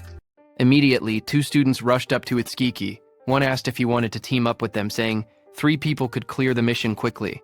The other quickly insisted he should join their team instead, explaining that with only 2 members he would get more experience points. They argued again, asking if he planned to challenge the Flaming Rock execution ground with 3 people. They warned that all the disaster beasts inside had defense equal to Takeru. One of them added that their team had a healer who could restore his magic and let him fire the orbs endlessly. Itsuki looked ahead calmly. He thought that beasts with defense equal to Takeru were perfect. He reminded himself that Clear Orb's flight speed increased each time he defeated an enemy with higher defense. He decided he would increase the orb's speed inside that stage. The 2 boys leaned forward eagerly, asking Itsuki to let them know which team he would choose. Itsuki lowered his gaze and spoke quietly. He said he was going alone. Around him, the others reacted in shock. One person shouted in disbelief that he was challenging a level 15 advanced stage by himself. Another complained that he had become overconfident just because he had defeated Takeru. Those 2 students walked away. One of them admitted that Itsuki was strong, but insisted there was a limit to arrogance. The other added that they must not meet his standards and suggested they look for someone else instead. Choa stepped forward and spoke calmly. She explained that all the disaster beasts in this place had defenses similar to Takeru. She said she understood he had a way to defeat them, but questioned whether his magic would last long enough. Itsuki turned toward her with a small, confident smile and told her not to worry, he would be fine. Hearing that, Choa's face immediately blushed. She replied sharply that she wasn't worried. She said she only asked because her father would blame her if he died. Then she turned away, saying she would go treat the injured and that he could do as he pleased. Before she left, she adjusted her glasses and added one more warning. She explained that the Stone Tribe had no intelligence, but they moved in groups. She told him to be careful about his magic consumption. Itsuki stepped toward the glowing entrance device and raised his hand. A soft beep echoed through the air as the system confirmed him. A notification projected beside the door, stating that entry for the awakened Tenma Itsuki had been approved. Once inside, Itsuki looked ahead with sharp eyes. He muttered that there were more enemies than he had expected. Right in front of him, countless stone beasts filled the rocky canyon, their bodies made of thick boulders and glowing yellow eyes. The ground cracked under their weight as they charged. Itsuki watched them and noted that the disaster beasts in this advanced stage had levels and stats far higher than before. A blue system window appeared in front of him, showing the information of a stone statue from the Stone Tribe, level 9, with its gift converting all magic power into defense. As one of the stone beasts rushed toward him, Itsuki held out his glowing purple orb. He spoke calmly, saying he would test whether these enemies met the clear orb's passive conditions. The purple aura around the orb burst outward as he activated it. The clear orb shone brightly, its power swirling in layers of violet and blue light. The stone beast charged forward, its massive body bursting through the dust. Itsuki raised his hand. The purple orb floated above his palm, swirling with bright light as he aimed it at the incoming monster. The orb shot out instantly, tearing straight through the beast's rocky body. A large hole opened behind it, and Itsuki stepped through the fading purple glow as the system window appeared. The screen displayed the message, "Stone Statue, Level 9 defeated." Another line followed. Clear orb flight speed increased by 100%. Itsuki watched the notification and nodded. He thought to himself that it was exactly as he had expected. More stone beasts roared as they appeared in front of him, their yellow eyes shining from within the broken cliffside. Itsuki stood calmly among them, the purple light reflecting across his silhouette. Lightning began crackling around Itsuki's body, and his eyes glowed red. He looked ahead and said that these slow beasts with poor evasion were perfect prey for the clear orb. System windows continued to appear one after another. Stone Statue Level 9 defeated. Clear orb flight speed increased by 100%. Pieces of broken stone scattered across the ground as the notifications filled the air. The glowing status window floated above Itsuki showing magic. 110 remaining out of 260. He stood on top of a mountain of shattered stone beasts. Looking down at the battlefield, he calmly calculated the situation. Using the clear orb once consumed 50 magic points, which meant he only had 2 uses left. Ahead of him, the ground trembled as 2 massive stone beasts charged straight toward him. He noted that the remaining enemies were 3, including a boss that still hadn't revealed itself. Seeing the 2 stone monsters rushing in at full force, he understood what he had to do. He thought that he needed to defeat 2 enemies at once with a single orb. Itsuki lowered his stance and gathered the purple energy swirling from the clear orb. With a powerful jump, Itsuki left the ground and shot upward. Then the beast crashed with explosive force, shattering the rocky ground as dust and stone fragments blasted outward. Itsuki leapt forward. "Now," he said, moving straight through the debris. His eye glowed blood red as he pushed through the shockwave. A fierce grin formed on his face. "Take this," he shouted, preparing the next strike. The purple orb shot downward with blinding speed, its light stretching across the sky as its Tsuki hung in the air above it. Immediately, glowing system windows appeared one after another, displaying Stone Statue Level 9 defeated. Clear orb flight speed increased by 100%.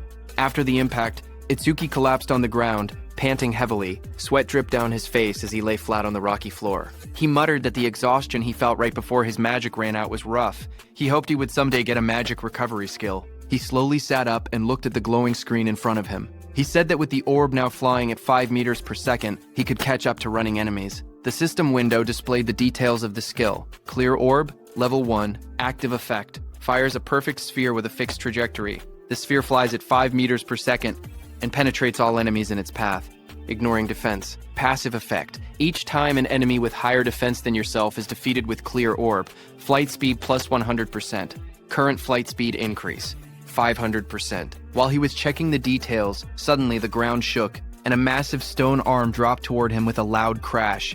Itsuki looked up in surprise as the enormous mass slammed into the earth, sending dust and rock exploding in every direction. A massive stone giant charged forward, its rocky body trembling with each step as dust exploded around it. A system window appeared, detecting a B-rank skill and revealing the monster's details.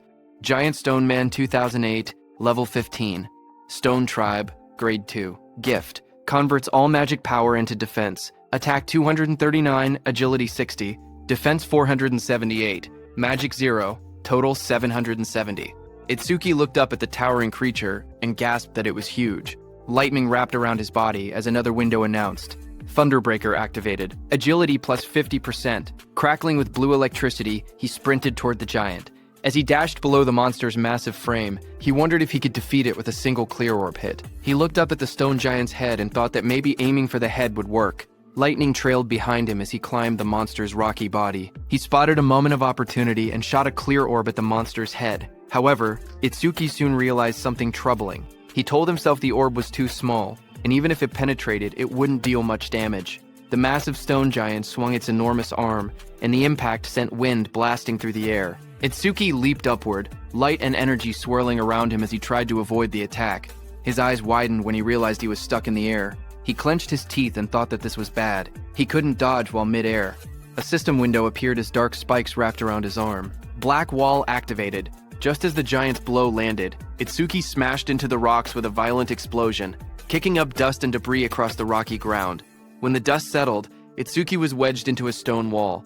Breathing heavily, he muttered that this big guy was tougher than he expected. Another system window flickered in front of him. A B-rank skill, Gigantification, was detected. Over Mimicry activated and began progressing at 1%. Seeing that, Itsuki looked up with a confident grin. Realizing the monster grew huge because of his skill, he said this would be easy. With one hand, he grabbed onto the giant stone body and prepared for his next move. Meanwhile, outside, one of Kinoshita Reiji's men got the news of what had happened to Takeru and froze in shock. Behind him, Kinoshita Reiji, dressed in a golden vest, sat calmly. He narrowed his eyes and warned his man not to make noise in front of him. The suit-wearing man bowed his head and apologized, saying it was just so unexpected. Kinoshita asked him what had happened. The man reported urgently that someone had defeated Takeru and forced their way into the stage. Hearing that, Kinoshita clenched his teeth and broke the wine glass in his hand. He questioned what Takeru was even doing. He reminded himself that Takeru always bragged that no one below level 30 could break through his defense. He wondered if a level 30 or higher awakened had shown up, but his man quickly explained that with the recent surge in descending monuments, all awakened above level 30 were busy dealing with them and shouldn't have time to come here. He added that challengers at the Flaming Rock Execution Ground were mostly level 10 rookies. Hearing that, Kinoshita shouted that there was no way a level 10 could beat Takeru. His guard behind him looked down with a serious expression and said that if he was given some time, he would gather detailed information. Kinoshita adjusted his vest and tie and said that gathering information was unnecessary. Even if the opponent was level 30, he himself was already here. He mentioned that the Flaming Rock Execution Ground was known for its stubborn disaster beast that slowed down challengers. He added that if they headed there now, they would make it in time. However, his guard said that since the opponent's identity was unknown, they should still be cautious. Hearing that, Kinoshita's expression grew sharp. His glasses glowed as he told the guard that he had already said they were heading there now and that he shouldn't have to repeat himself. The guard stiffened, sweating nervously, and replied with a quiet, "Yes." Kinoshita then threw his arm upward confidently and declared that he would make them regret opposing the Kinoshita family. At the same time, in the dungeon, blue energy lotuses surged around Itsuki.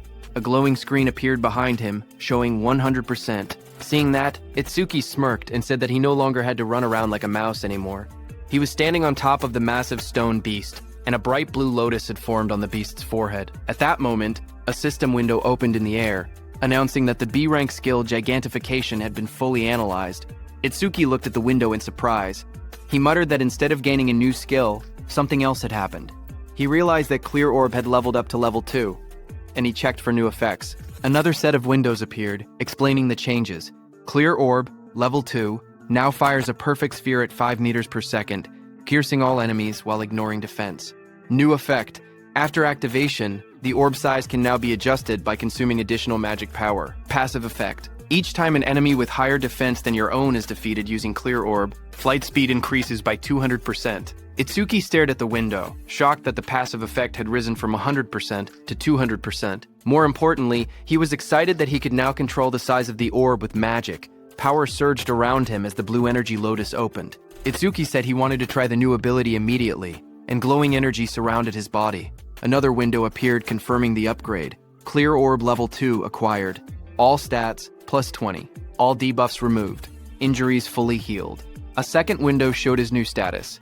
attack from 260 to 280, agility from 260 to 280. Itsuki then jumped above the massive stone beast, and a massive dark glowing flower appeared beside him, pulsing with power. He thought to himself that it was consuming all his magic to create the maximum orb it could produce right now. The stone beast glared up at him with bright yellow eyes as cracks of energy spread across its body.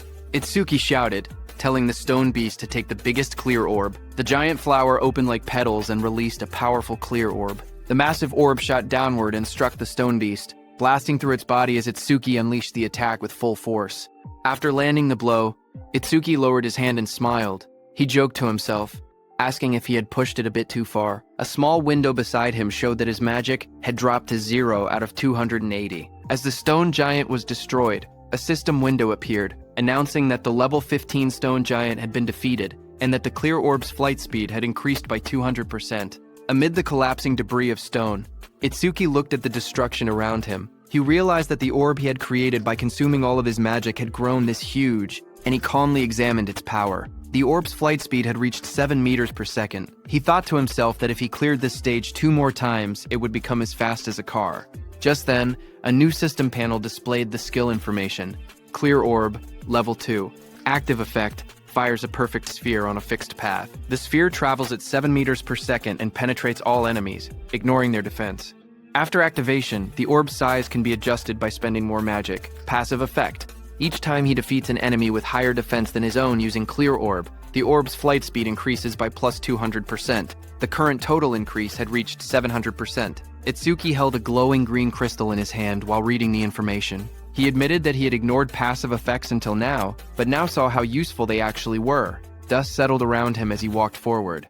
He then thought about another passive skill. Lotus Burst's passive expanded the range of all skills. That meant Clear Orb's range should also increase along with it. He then checked Lotus Burst's passive effect. Each time Lotus Burst defeats a living creature of level 1 or higher, the range of all skills increases by plus 1%. Seeing this, Itsuki smiled slightly as he looked at the system panel floating beside him. He imagined to himself that if he kept increasing Lotus Burst's passive effect, he could eventually defeat disaster beasts from thousands or even tens of thousands of meters away.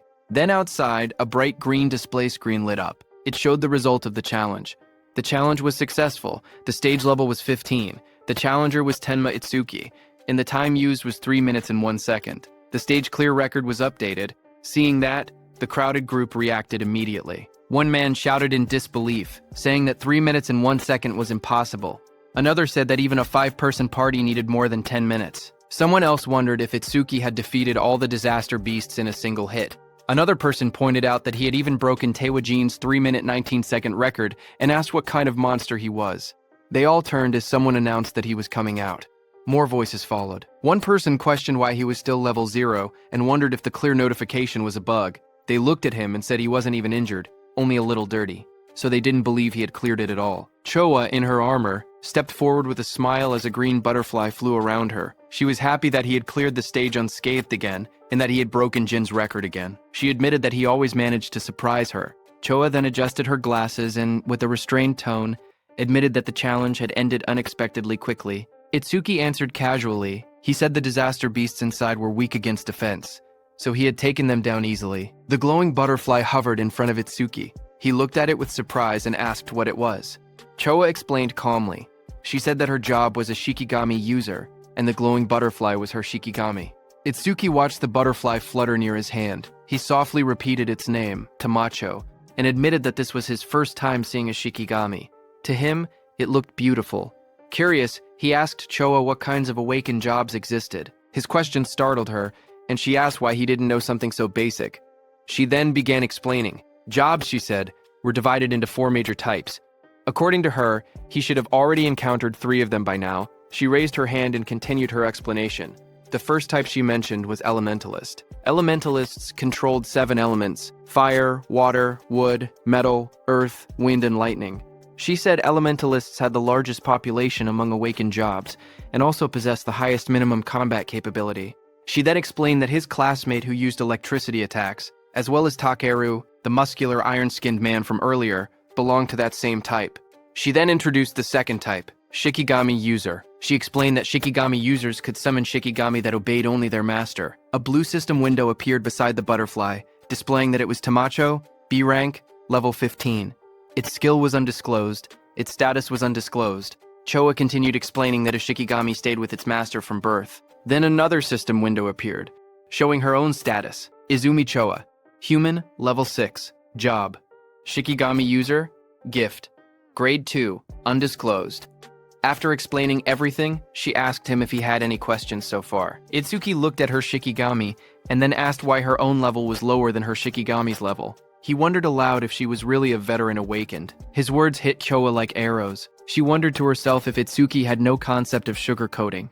Choa touched her forehead with a tired expression and explained that Shikigami also absorbed experience and leveled up. Because of that, they were basically always at a higher level than their master. Hearing that, Itsuki's expression darkened. Half of his face sank into shadow, and his eyes glowed coldly. He stated that in that case, when fighting a Shikigami user, it was faster to target the person themselves. Seeing that, Choa's eyes widened. She noticed the negative aura seeping out of him again, and wondered what was going on with him. Itsuki then looked at her calmly and asked what else there was, pointing out that she had only introduced 2 types so far. Choa straightened herself and explained that the third job was currently the most mysterious one with the least information known about it. She pointed at Itsuki and told him that his job was order breaker. Itsuki listened quietly as she continued explaining. She said the reason this job was mysterious was because every order breaker possessed different abilities, like the blue lotus flower ability he had shown earlier. She then explained that there were order breakers who could change the size of their bodies at will, others who could create infinite clones, and even some who could stretch their bodies freely like rubber. Next, she compared order breakers to regular awakened jobs. She explained that normal jobs had skills divided into 4 ranks, C, B, A, and S, while order breakers had only Z-rank skills, abilities that stood completely outside that ranking system. Choa said that order breakers were treated differently because of these rare, exclusive skills. She warned that if an order breaker's abilities became known to their enemies, they would lose their greatest advantage. That was why her father had scolded her earlier when she tried asking about his skills. She looked at him seriously and added that he was an irregular existence even among order breakers. From what she had observed, he could already use at least 3 different skills, and 2 of those skills were normally only possible for elementalists. Hearing her words, Itsuki looked uneasy as he realized the teacher wasn't there.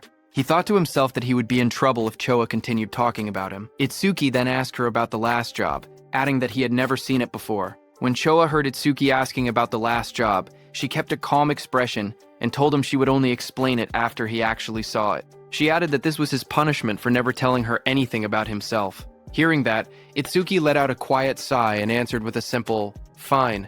As she turned away, Choa reminded him that the students he saved were now safe. Then she asked what he planned to do. After this, Itsuki replied that he was thinking of clearing the stage a few more times. Choa looked back at him sharply. She asked him if he really didn't know anything, explaining that stages had cooldown times. She warned him that this one had an especially long cooldown, meaning he couldn't enter again for at least 2 days. Hearing that, Itsuki's eyes widened in surprise. He wondered aloud if cooldown times really existed. He realized that this must be why Kinoshita monopolized the stages.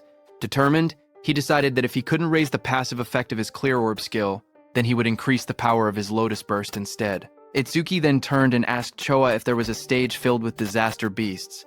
Choa thought for a moment, trying to remember any stage filled with disaster beasts. She then smiled confidently and chose a stage for him. She explained that in that stage, the levels of the disaster beasts were not very high, but the number of them was enormous. The place was called Locust Wasteland. She explained that there were at least 100 locust-type disaster beasts, even by a conservative estimate, and many awakened people backed out just from seeing how many there were. She then looked at him seriously and asked what he planned to do, since it would be difficult without AoE skills. Itsuki answered firmly that he was going. In his thoughts, he remembered that he hadn't used Lotus Burst in front of her yet, so she didn't know he actually had an area attack. A shocked Choa asked him again if he was really going. She reminded him once more that without AoE skills, he would have a really hard time, but Itsuki told her not to worry, saying he would be fine. Some nearby awakened individuals became shocked as they listened. One of them asked if he was really going to the Locust Wasteland and said he must not know fear. Another person whispered that once Kinoshita Reiji heard about Takeru, he would definitely come. The group decided to leave quickly. They said they should get out before getting caught in the crossfire. Then, a few minutes later, Kinoshita Reiji arrived there and looked around the empty area. He asked in shock why there wasn't a single person present. His bodyguard in a suit stood behind him and reported that the target had gone somewhere. Kinoshita Reiji asked how it was possible. It had only been 30 minutes since the target entered, yet the target had already cleared the Flaming Rock execution ground. His bodyguard said it was hard to believe, but seemed to be true. He then asked what Kinoshita planned to do now.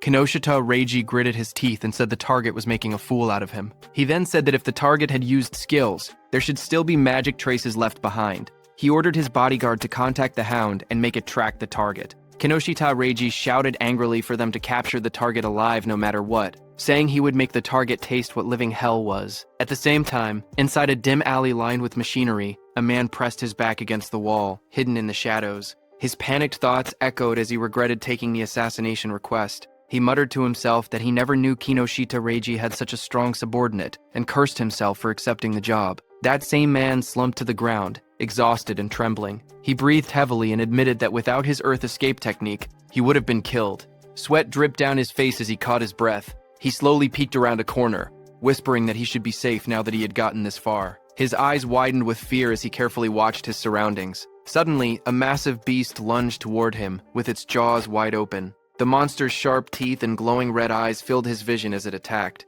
Before he could react, the creature pinned him to the ground. He choked as its fangs pressed against him. A voice spoke nearby, calm but cold.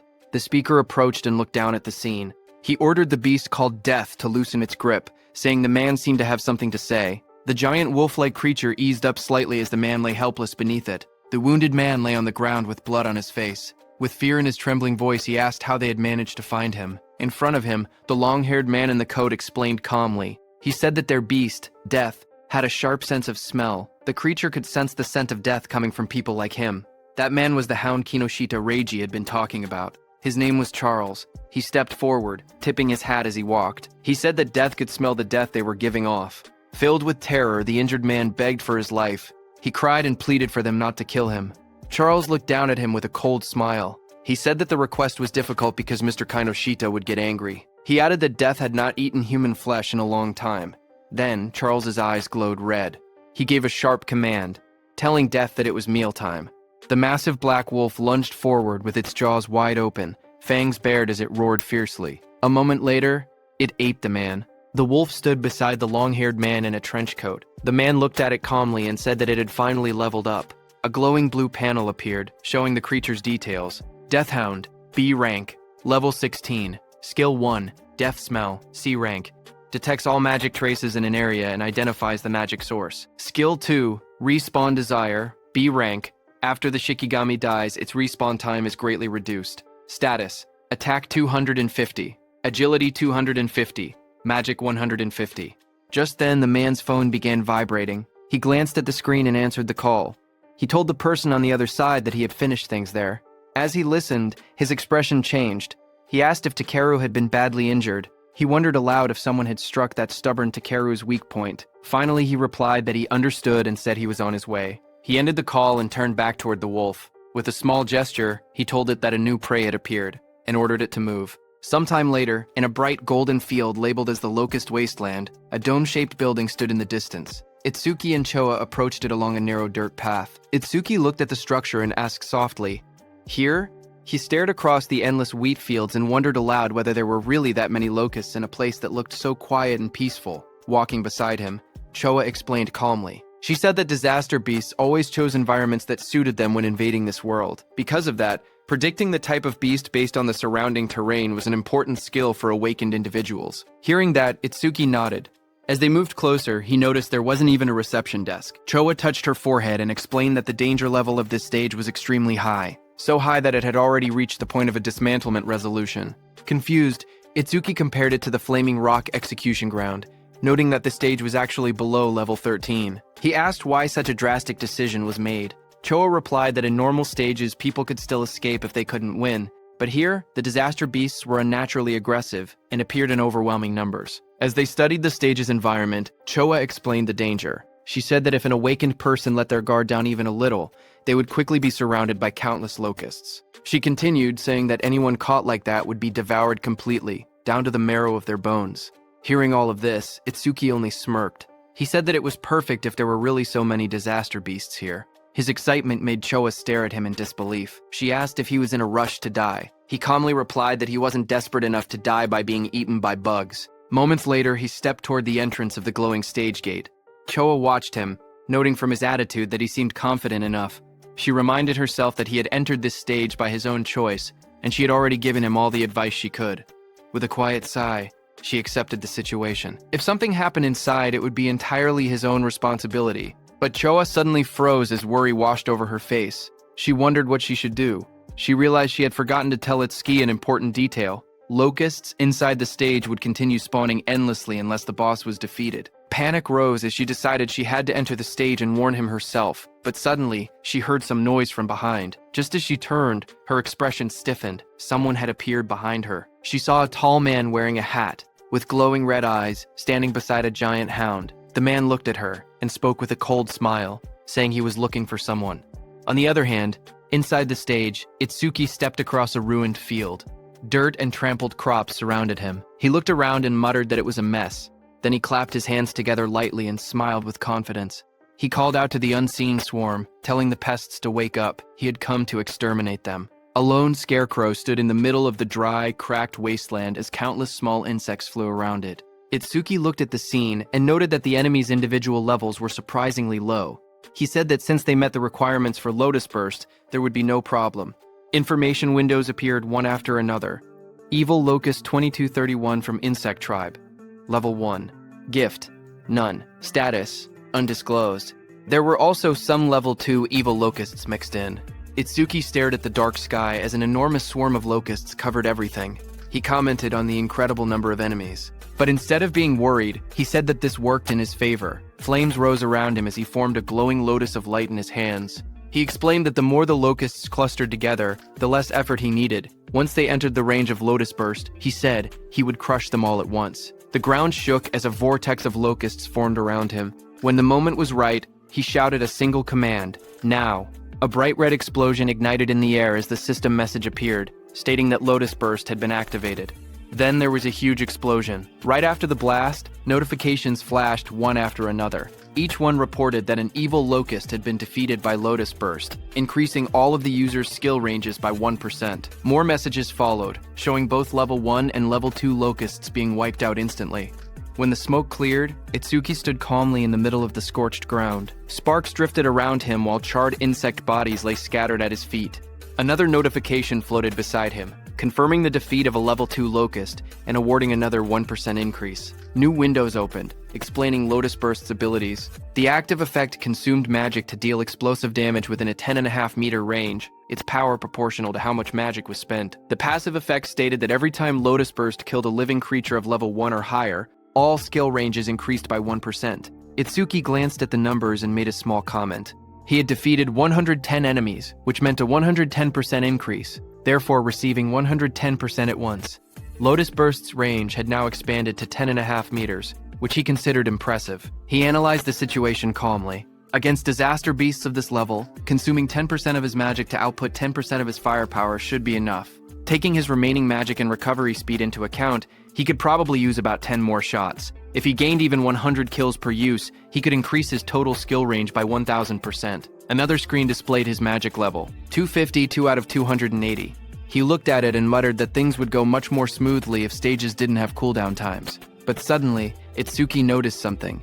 He stared at his bracelet with a confused expression. He noticed that the usual challenge success notification was missing. He muttered that something felt odd. As he frowned, a thought crossed his mind, and he wondered if the reason was something unexpected. Just then, a system window suddenly appeared. It reported that a C-rank skill called Mother's Will had been detected. It also stated that overmimesis was activated and that the analysis progress was at 1%. Itsuki looked up sharply. He realized that one locust had survived. Dust and broken ground swirled around him as more locusts flew through the air. He turned, watching the locust swarm gather again. He questioned whether Mother's Will was the boss monster's skill. At that moment, several locusts lunged at him. He jumped back and blocked the attacks with the crystal armor covering his arms. He admitted to himself that he had let his guard down. He had truly believed there was no boss monster in this area. He narrowed his eyes, thinking aloud. He said it was good that he could still expand his skill range by using Lotus Burst again, but he also stated the bigger problem. He had no idea where the boss actually was. The glowing lotus-shaped energy expanded from Itsuki's hands. As he activated his skill, his expression hardened with resolve. He declared that he would defeat all the small enemies first and force the hidden boss to reveal itself. A bright explosion erupted around him. The ground shook as countless evil locusts were blown apart by the blast. System notifications appeared one after another. Each message showed that an evil locust, either level 1 or level 2, had been defeated with Lotus Burst, and every kill increased all his skill ranges by 1%. The notifications continued stacking until the Lotus Burst total experience reached 220%. His Lotus Burst leveled up. Another message explained the updated skill. Lotus Burst level 2 now consumed magic to deal explosive damage within a 16-meter diameter, and its power increased, based on how much magic was used. Itsuki looked at the smoking battlefield and murmured that the range had expanded to 16 meters, calling the new effectiveness outstanding. But even after defeating 10 small enemies, the boss still hadn't appeared. Deep underground, inside a dim nest filled with shifting shadows, many insect-like creatures began to crawl and move. Their wings rustled as more of them gathered around a glowing cluster hidden in the darkness. As the locusts crawled out of the cracked ground, a notification floated in front of Itsuki, showing the analysis progress rising to 27%.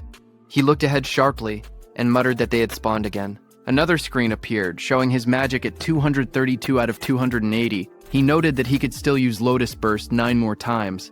Fire erupted around his hand as he stepped forward, declaring that no matter how many times the monsters appeared, he would thoroughly deal with them. His arm swung through the flames, and he shouted that he would sweep them all away. A fiery explosion burst across the battlefield, and several notifications appeared one after another, stating that evil locusts of level 1 had been defeated with Lotus Burst, and that all skill ranges increased by 1%. More screens stacked up endlessly, showing the same message again and again. A blinding explosion tore through the ground as Lotus Burst activated again, scattering debris in every direction. Bright light flashed across the stage, and the blue notification window appeared with the same message, Lotus Burst. Another massive blast followed right after, engulfing the area in a wave of yellow flames and flying rubble. The screen repeated the skill name, Lotus Burst. A new system panel displayed the updated description of the skill. It stated that Lotus Burst Level 2 consumed magic to deal explosive damage within a 54.5-meter diameter, its power tied directly to magic consumption. Below it, another panel explained the passive effect. Every time the skill defeated a creature of level 1 or higher, all skill ranges increased by plus 1%, now reaching a total of plus 990%. Itsuki ran forward through the burning battlefield, sweat rolling down his face. He glanced at the glowing screen. He said that up until now he had wiped out large groups 9 times and expanded Lotus Burst's range by 990%, but he only had enough magic left to use it one more time. He wondered why the monsters kept appearing non-stop. His magic display dropped to 5,280. He looked up as the sky darkened with swarming insects. He muttered in frustration that there was no end to them. The swarm grew thicker overhead, but even after all the destruction, he saw no trace of the stage boss. He frowned and said that there was still no sign of the boss appearing at all. He considered withdrawing temporarily from the stage and returning after the analysis finished. But even as he thought it through, the endless swarm closed in around him. Itsuki narrowed his eyes sharply as a thought erupted in his mind. He declared that behaving like that was what third-rate raiders would do. Fire gathered in his hand, and flames wrapped around his arm. With determination burning in his expression, he stated that no matter how many disaster beasts appeared, he would defeat every single one of them. A massive explosion erupted like a lotus blooming in fire, sending shockwaves across the ground. As smoke rose around him, Itsuki steadied himself and muttered, "With this attack?" But before he could finish, countless more insects filled the air. Swarms surrounded him, and he realized in frustration that there were still more, and their numbers hadn't decreased at all. A glowing system screen appeared before him, showing the analysis progress at 91%. Itsuki's eyes widened as he tried to make sense of the situation. He wondered what was happening. All the disaster beasts that had appeared since the first defeat were still only level 1. Their bodies were small too, as if they had just hatched. As he connected all the dots, he realized the truth at once. The boss's ability was infinite reproduction. A massive golden insect, the queen locust, crouched in the darkness as glowing eggs shot out from its abdomen. A system window identified it. Queen Locust 0379, Insect Tribe, Level 13, Gift Grade 1, lays large quantities of evil locust eggs. Skill, Mother's Will. Itsuki looked up, sweat trailing down his face. If the queen could reproduce endlessly, then fighting the small ones meant nothing. The only way forward was to defeat the boss itself. His magic was nearly gone, but the analysis bar floated in front of him, rising steadily, 98%. He clenched his teeth as the final percentage completed. The blue sphere of the analysis pulsed outward. Analysis progress, 100%. A new message appeared. Mother's Will. Analysis complete. Skill acquired. Magic detection level 1. Another window followed. Magic Detection Level 1. Active Effect. After activation, continuously consumes magic to sense magic flow within a 100-meter diameter. Passive Effect. Range expanded to 1,100 meters because of Lotus Burst's passive effect. Additional passive. Each time one enemy unit is detected, the user's magic recovers by 10%. Seeing this, Itsuki's eyes widened as he read the description. A detection skill, its effective range now stretching over 1,000 meters, and every enemy detected would restore his magic. A smile curved across his lips. The passive effect was perfect for this stage. Hunting the smaller creatures again and again would now benefit him greatly. He tilted his head slightly, his eyes shining with confidence. He thought that leaving the queen alone for a moment and clearing out more enemies wouldn't be a bad plan at all. As he lowered his gaze, he thought quietly to himself. He realized he had been keeping Choa waiting for now. He decided to finish clearing the stage before returning. A blue system window appeared before him, announcing that Magic Detection Level 1 had been acquired. All of his stats rose by 10 points. All debuffs were removed, and his injuries were fully healed. Another window displayed the updated numbers. His attack increased from 280 to 290. His agility rose from 280 to 290. His defense moved from 280 to 290. His magic stat climbed from 280 to 290, where training his total grew from 1,120 to 1,160. Itsuki then raised his hand to his forehead as swirling energy surrounded him. He activated the new skill, focusing intently. He began locating the boss using magic detection. Wide ripples of energy spread out from his body, expanding across the entire area like rings on water. The waves traveled far into the distance, lighting up the surroundings as they moved. Down below, the massive golden insect boss lifted its head, its yellow eyes glowing as the waves passed over it. Itsuki's eyes suddenly sharpened. In the next instant, he spotted the reaction in the distance. He slowly raised 2 fingers and pointed them forward, a confident smile forming on his face. A surge of dark swirling energy formed at his fingertips, twisting the air around him. He was going to use his clear orb skill. Amid the chaos, his steady voice echoed. He said that even if the enemy used its children as shields, it would be useless. The clear orb began to glow, merging with the power of Lotus Burst. A bright, lotus-shaped light burst outward, illuminating the battlefield. He declared that with Lotus Burst's passive effect and the clear orb's current flight range, the attack would definitely reach its target. A system window appeared, stating that the clear orb's flight distance was now 120 meters. In the next instant, the glowing orb shot across the field like a streak of purple lightning. Wind burst apart in its wake as the Queen Locust recoiled in shock, spreading its golden wings wide to escape. But Itsuki was already behind it, surrounded by crackling blue crystal. His transformed figure loomed like a shadow. Lightning surrounded Itsuki as he appeared above the Queen. Looking at her, he said, "Checkmate." He slammed his attack down, overpowering the Queen with sheer force. He cut the Queen into pieces. Immediately, the whole insect swarm was disturbed. Seeing that, he realized the swarm fell into chaos after losing its queen. Itsuki turned toward them with cold eyes. Flames erupted from his crystal-covered arm as he promised to send the remaining creatures to their mama right away. After the Lotus Burst explosion, all insects fell to the ground.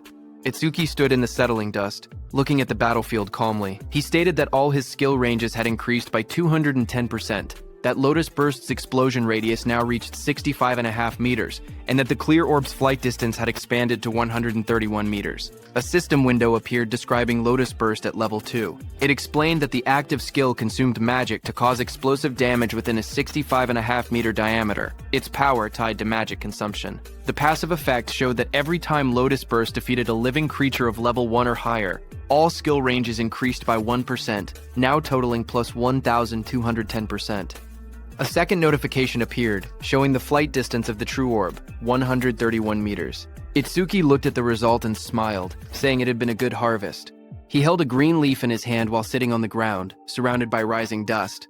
He then thought to himself that when the cooldown ended, he would challenge it again and raise Lotus Burst's passive effect to 5 digits.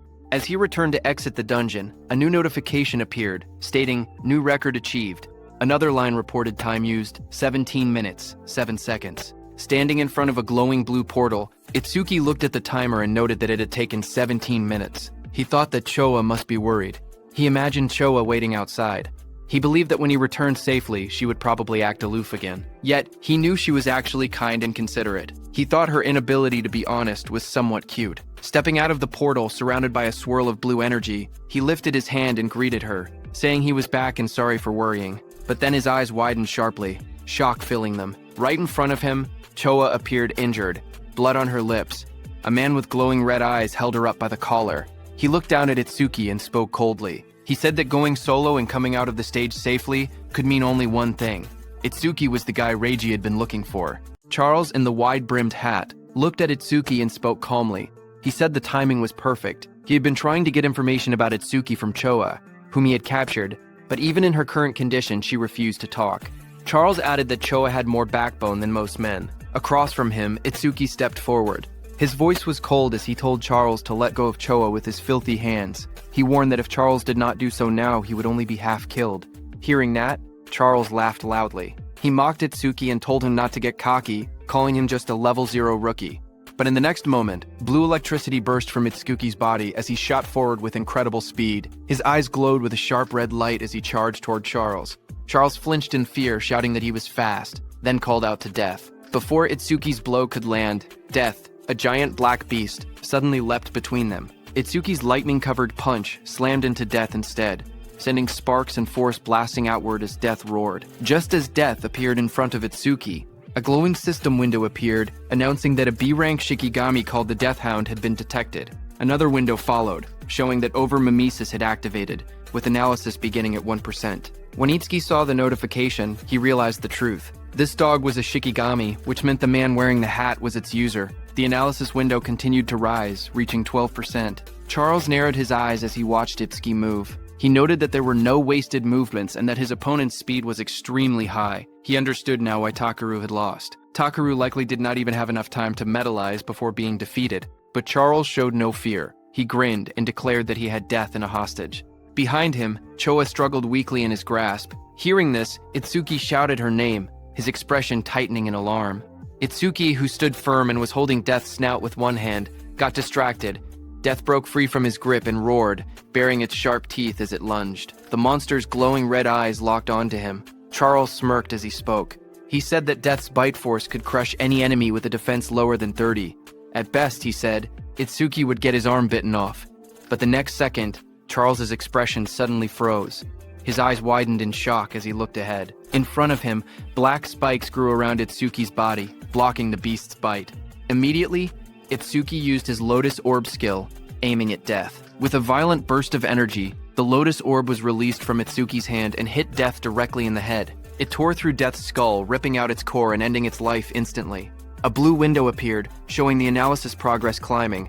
The number reached 77%. Itsuki stood calmly over the defeated hound. He explained that without a Shikigami user was basically defenseless. Charles stared at him in disbelief. He wondered if Itsuki did not know that, as a rookie, the Shikigami could respawn. On top of that, because of the B-rank skill, Respawn Desire, Death's respawn time was greatly reduced. The next second, Death respawned and attacked Itsuki from behind. Charles warned Itsuki that staying careless like that would make him Death's prey. The beast charged, jaws wide open, but suddenly waves of magical detection spread out as Itsuki activated his skill, Magic Detection. Itsuki sensed Death's attack and moved with lightning speed to counter it. Itsuki thought to himself that keeping Magic Detection active ever since he acquired it had been the right choice. The analysis progress climbed, 89%, 91%. Itsuki glanced at Charles, who was watching while holding Choa, and noted that the analysis would finish soon. He thought that if the blue lotus appeared from over mimesis, Charles might become wary. The progress bar reached 95%. Seeing Itsuki move and kick Death without even looking back, Charles started sweating. He realized the truth. This opponent had more power and more speed than Death, and even possessed detection skills. He panicked, realizing he could not launch a surprise attack at all in this situation. Charles pulled Choa in front of him and tightened his grip around her neck. His voice trembled with panic as he warned that if Itsuki resisted any further, Choa's life would end. Itsuki watched quietly. He wanted to finish his analysis without revealing the blue lotus, but the situation made it difficult. Just then, a bright system window appeared before him, showing analysis progress, 100%. Another screen followed. Death Eater analysis complete. Shikigami Eater has been acquired. It explained the active effect. By directly touching a Shikigami, he could take ownership of the opponent's Shikigami. Itsuki looked at the result and realized he could even control whether the blue lotus appeared, because the analysis had completed without revealing it. More system messages appeared, saying, Shikigami Eater Level 2 acquired. All stats increased by 20. Then a system notice explained that because over-mimesis had activated incompletely, debuff removal and full recovery had failed.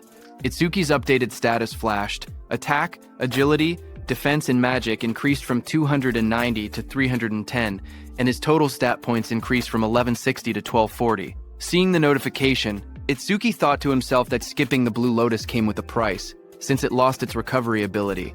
But he had already fully recovered once during the last stage. Because of that, he could still fight at almost full strength, even without recovering now. Just then, Death charged forward with its jaws wide open, roaring as it rushed toward Itsuki. In that moment, Itsuki realized something important. He understood that this new skill allowed him to steal other people's shikigami. He looked down at the glowing energy gathering in his hands. Calm despite the danger, he thought to himself that if that was the case, then he already knew what he should do. Blue energy burst around him as he raised his hand. With sharp determination, he placed his hand on top of Death's head, deciding that he would take Charles's dog. Blue flower petals erupted like a storm. Death's body was wrapped in swirling petals of energy as the power pulled it away. The next second, Itsuki stepped forward with overwhelming speed and kicked Death, sending it blasting across the field. Death went flying and fell behind Charles. Seeing that, Charles panicked. He stared at the scene and cursed angrily, calling Death a useless mutt. He shouted in frustration, demanding to know what he had fed it all that experience for. Charles tightened his grip on the injured Choa and shouted in rage.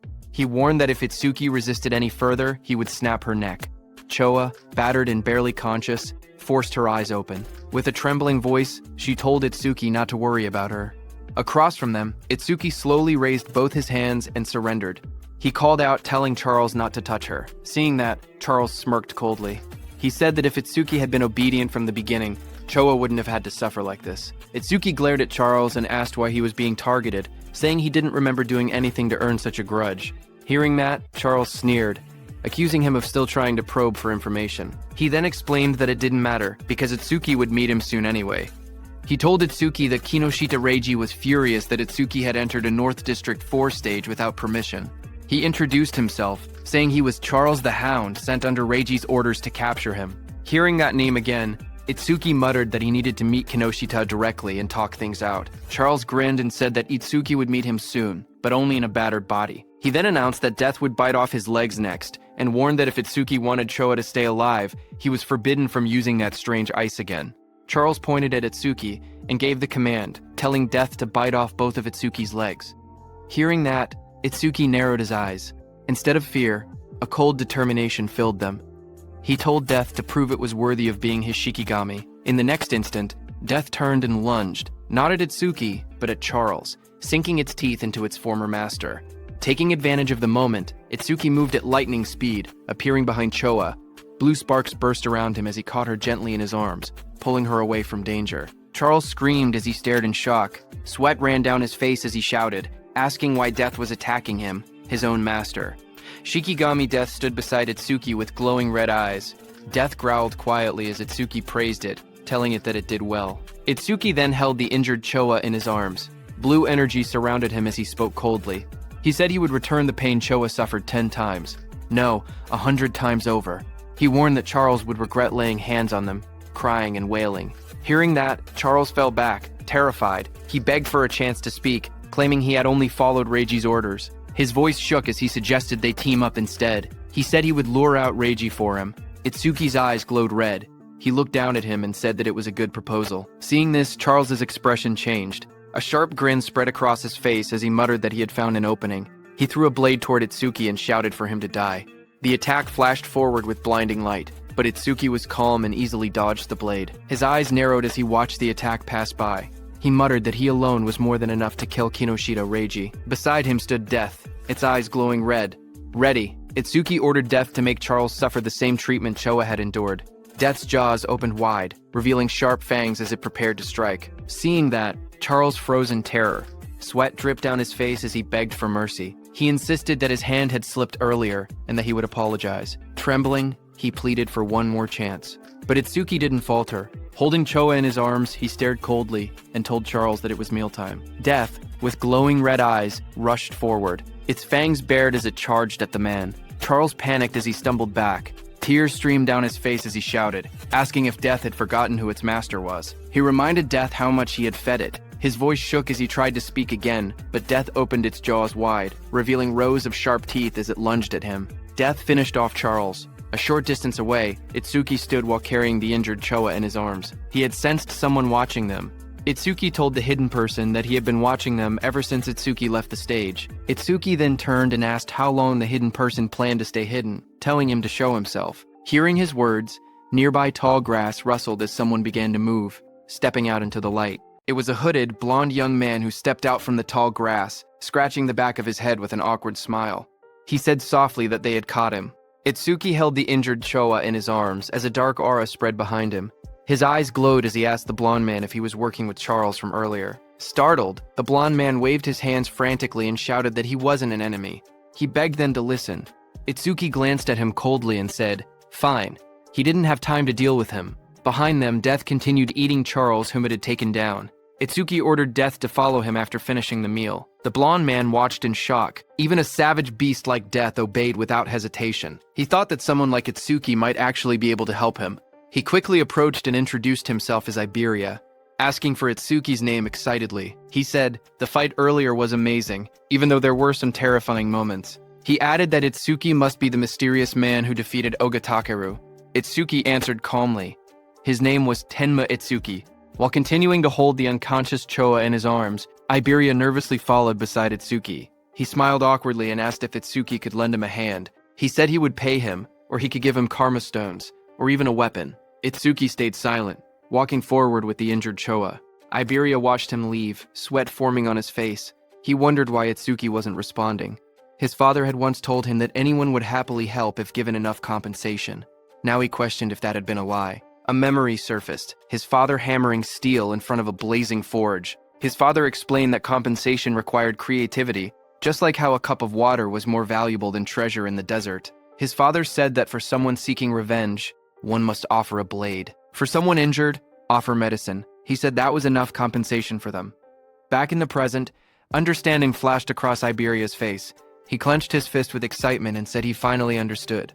Iberia called out from behind, reminding Itsuki that he had come on foot. He said that with an injured person, it was impossible to move quickly, and that the nearest hospital was dozens of kilometers away. He warned that if Itsuki walked that slowly, the woman he was carrying would die. Iberia then reached into his bag and held up a glowing scroll. He said that he happened to have healing items. But even hearing that, Itsuki continued walking. Iberia shouted in a hurry that he could save her. Hearing this, Itsuki stopped and turned his head, asking if that was really true. Iberia explained that he couldn't fully heal her right away, but he could save her life. The two of them knelt beside the injured Choa. Itsuki asked if the healing could be done through her clothes. Iberia replied that the bandage he was using wasn't ordinary. He wrapped the glowing bandage around her, explaining that it was a rare karma tool made from bandages worn by the Shadow Tribe and bark taken from the Kadama Tribe. Itsuki looked at Iberia and repeated the unfamiliar term, asking what a karma tool was. Iberia studied him and said that at his level he must have just become an awakened. He explained that it was no surprise Itsuki didn't know.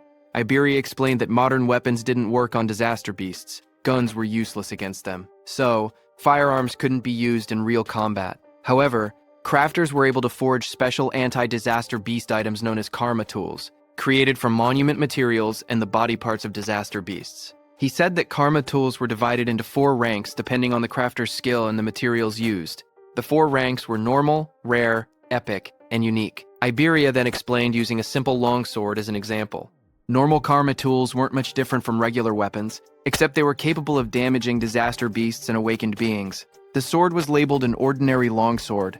The next weapon was the ocean sword, rare, which increased agility and magic. Iberia said that rare karma tools boosted their owner's stats. The third weapon was the blood sword, epic, which increased attack power and absorbed blood to raise the blade's temperature and reduce an enemy's self-healing by half. Iberia explained that epic karma tools not only boosted stats, but also possessed special effects. Iberia continued by explaining the final rank of karma tools, which was the holy sword, unique. It granted increased attack and agility. Its unique effect allowed the user to obtain the inexhaustible magic sealed inside it, enabling infinite magic usage. Iberia said that the ultimate goal for every crafter was to create a unique karma tool, weapons with massive stat boosts and powerful one-of-a-kind effects. Iberia went on to explain that crafters themselves didn't have much combat power, and there were very few of them. But because they could forge karma tools, all awakened people respected them. Hearing that, Itsuki asked Iberia if his father was a crafter. Iberia smiled and replied that his father wasn't just any crafter. He explained that countless crafters couldn't create a unique karma tool even once in their entire lives. Across the 5 continents, there were only 10 crafters who had achieved that level. Then he proudly added that 3 of those 10 unique tools were made by his father. That was why everyone called his father the Crafter King of the Northern Continent. Saying that, he grinned proudly. Finally, he turned and saw that Itsuki wasn't even looking at him. He got angry and shouted, asking Itsuki if he was even listening. He complained loudly that he was explaining everything kindly while Itsuki was being rude. He shouted at him not to ignore him, but Itsuki didn't respond.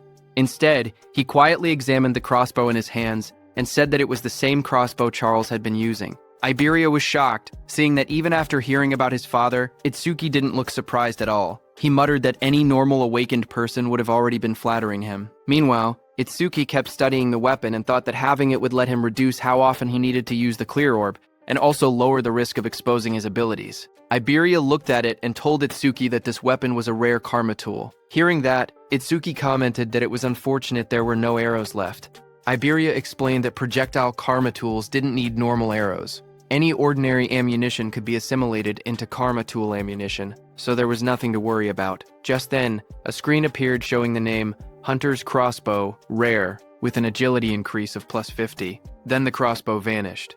Itsuki looked surprised and asked why it disappeared.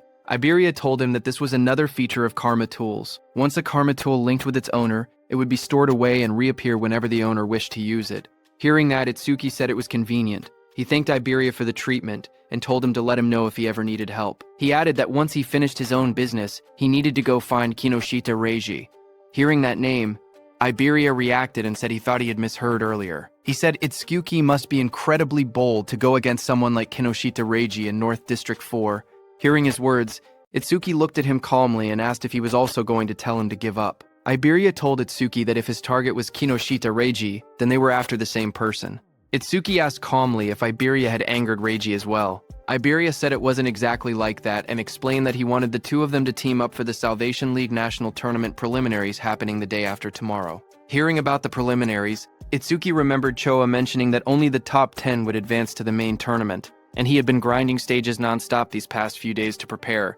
Itsuki asked Iberia what the tournament preliminaries had to do with Kinoshita Reiji. Iberia explained that the preliminaries were divided by continents, and for the Northern Continent, the venue was located in North District 4. He explained that as the son of the North District 4 administrator, Reiji was determined to compete in the main tournament. His older brother was also a savior, so failing to reach the top 10 would disgrace the Kinoshita family name. Hearing that, Itsuki then understood why Reiji monopolized all stages in North District 4 to level up quickly. He looked at Iberia and asked why someone like him would want to team up with him, especially since he had been receiving help from him this whole time. Iberia raised his voice confidently, saying it was because Itsuki was strong. He believed that if they teamed up, they would definitely pass the preliminaries. Itsuki then asked why Iberia was so fixated on this year, pointing out that he was younger and had plenty of opportunities ahead. Hearing Itsuki ask that, Iberia looked tense as he clenched his fist. Then he answered softly that there was a reason. He recalled his childhood. Since he was young, he had watched his father create karma tools right in front of him. His eyes had always sparkled as he watched. Every completed karma tool looked perfect, like a piece of art. His admiration for his father kept growing. He remembered his dream. He had always wanted to become an awakened one someday. He imagined himself fighting disaster beasts using the karma tools his father made. A month ago, he finally awakened. Excited, he begged his father for a karma tool, but his father refused, telling him it was too early. His father said that only saviors could use his karma tools. Iberia didn't give up. He kept begging. Finally, his father set a condition. If he passed this year's preliminaries, he would receive one. Iberia clenched his fist tightly. With determination in his eyes, he declared that this was why he had to win this year's preliminaries no matter what. Itsuki looked at Iberia and spoke calmly. He said that with such an amazing father, Iberia should have plenty of options. There was no need for him to team up with someone like a level 0. Iberia lowered his eyes and replied that his father had thought of that too.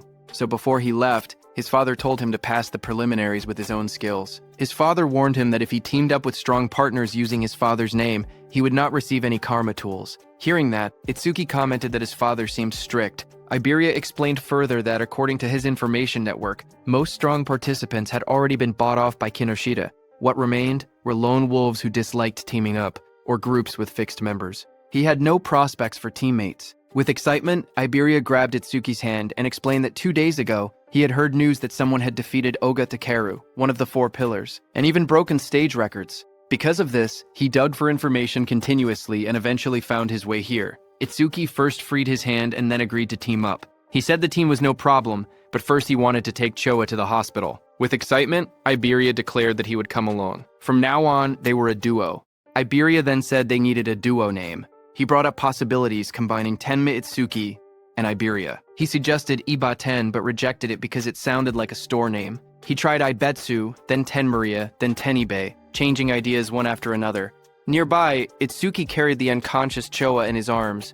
He looked tired and thought to himself that he was in trouble because Iberia talked even more than Rikaru. Suddenly, Itsuki thought about Rikaru and Saya. He wondered how they were doing and whether they were participating in the preliminaries, now that both had awakened.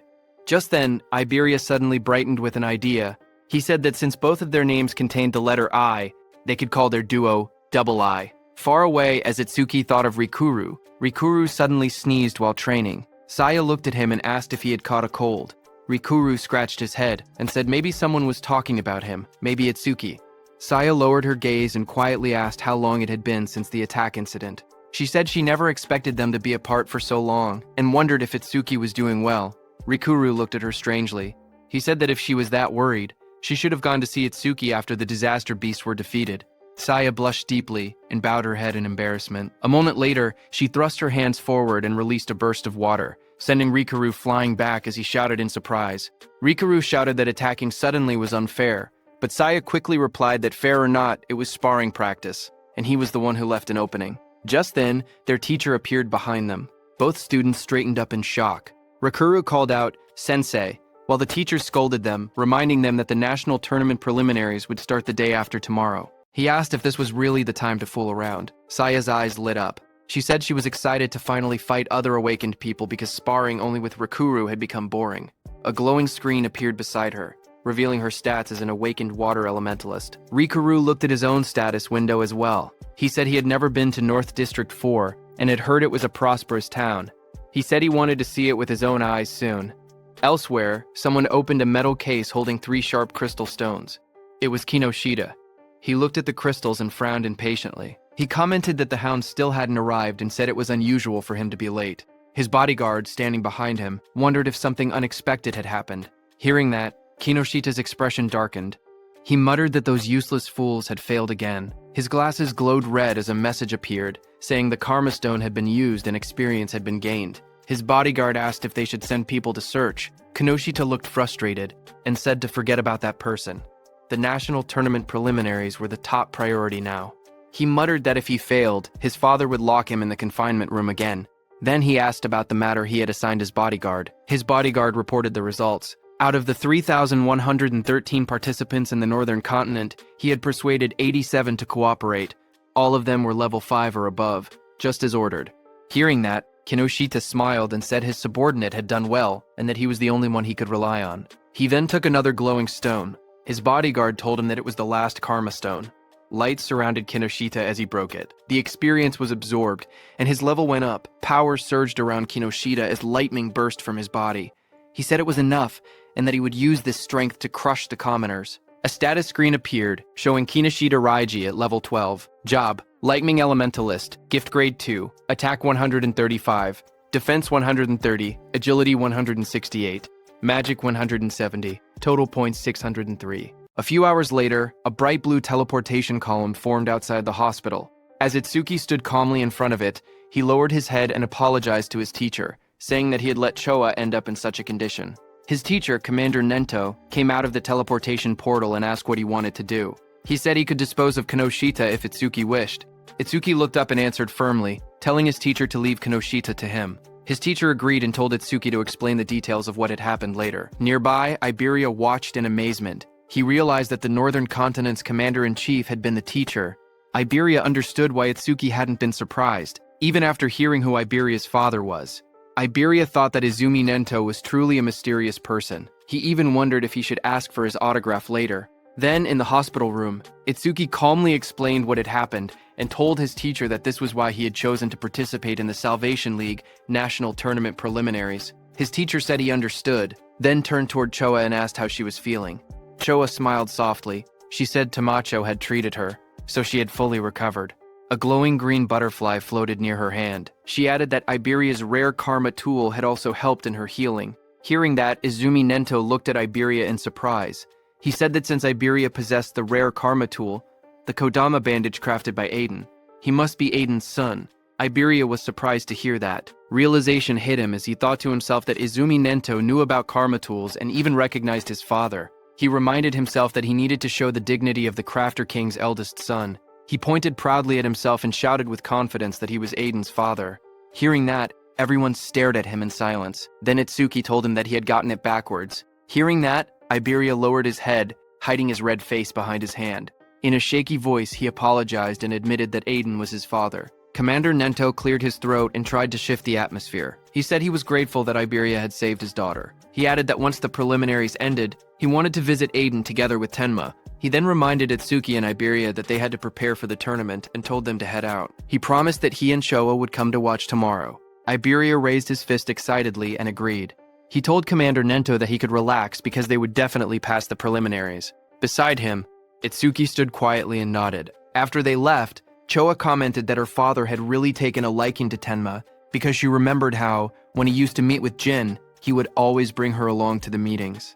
Hearing that, Commander Nento told her that because of childhood trauma, whenever Itsuki faced disaster beasts, powerful self-destructive impulses would awaken inside him. But Itsuki's self-destructive impulses weakened only when someone he wanted to protect was nearby. He explained to Choa that this was the reason he had placed Choa by his side. Hearing that, Choa realized that her father wanted her to become Itsuki's friend, become his weakness, and become the person he wanted to protect. Choa repeated the thought quietly, wondering if she was truly the one Itsuki wanted to protect, while she was lost in her thoughts.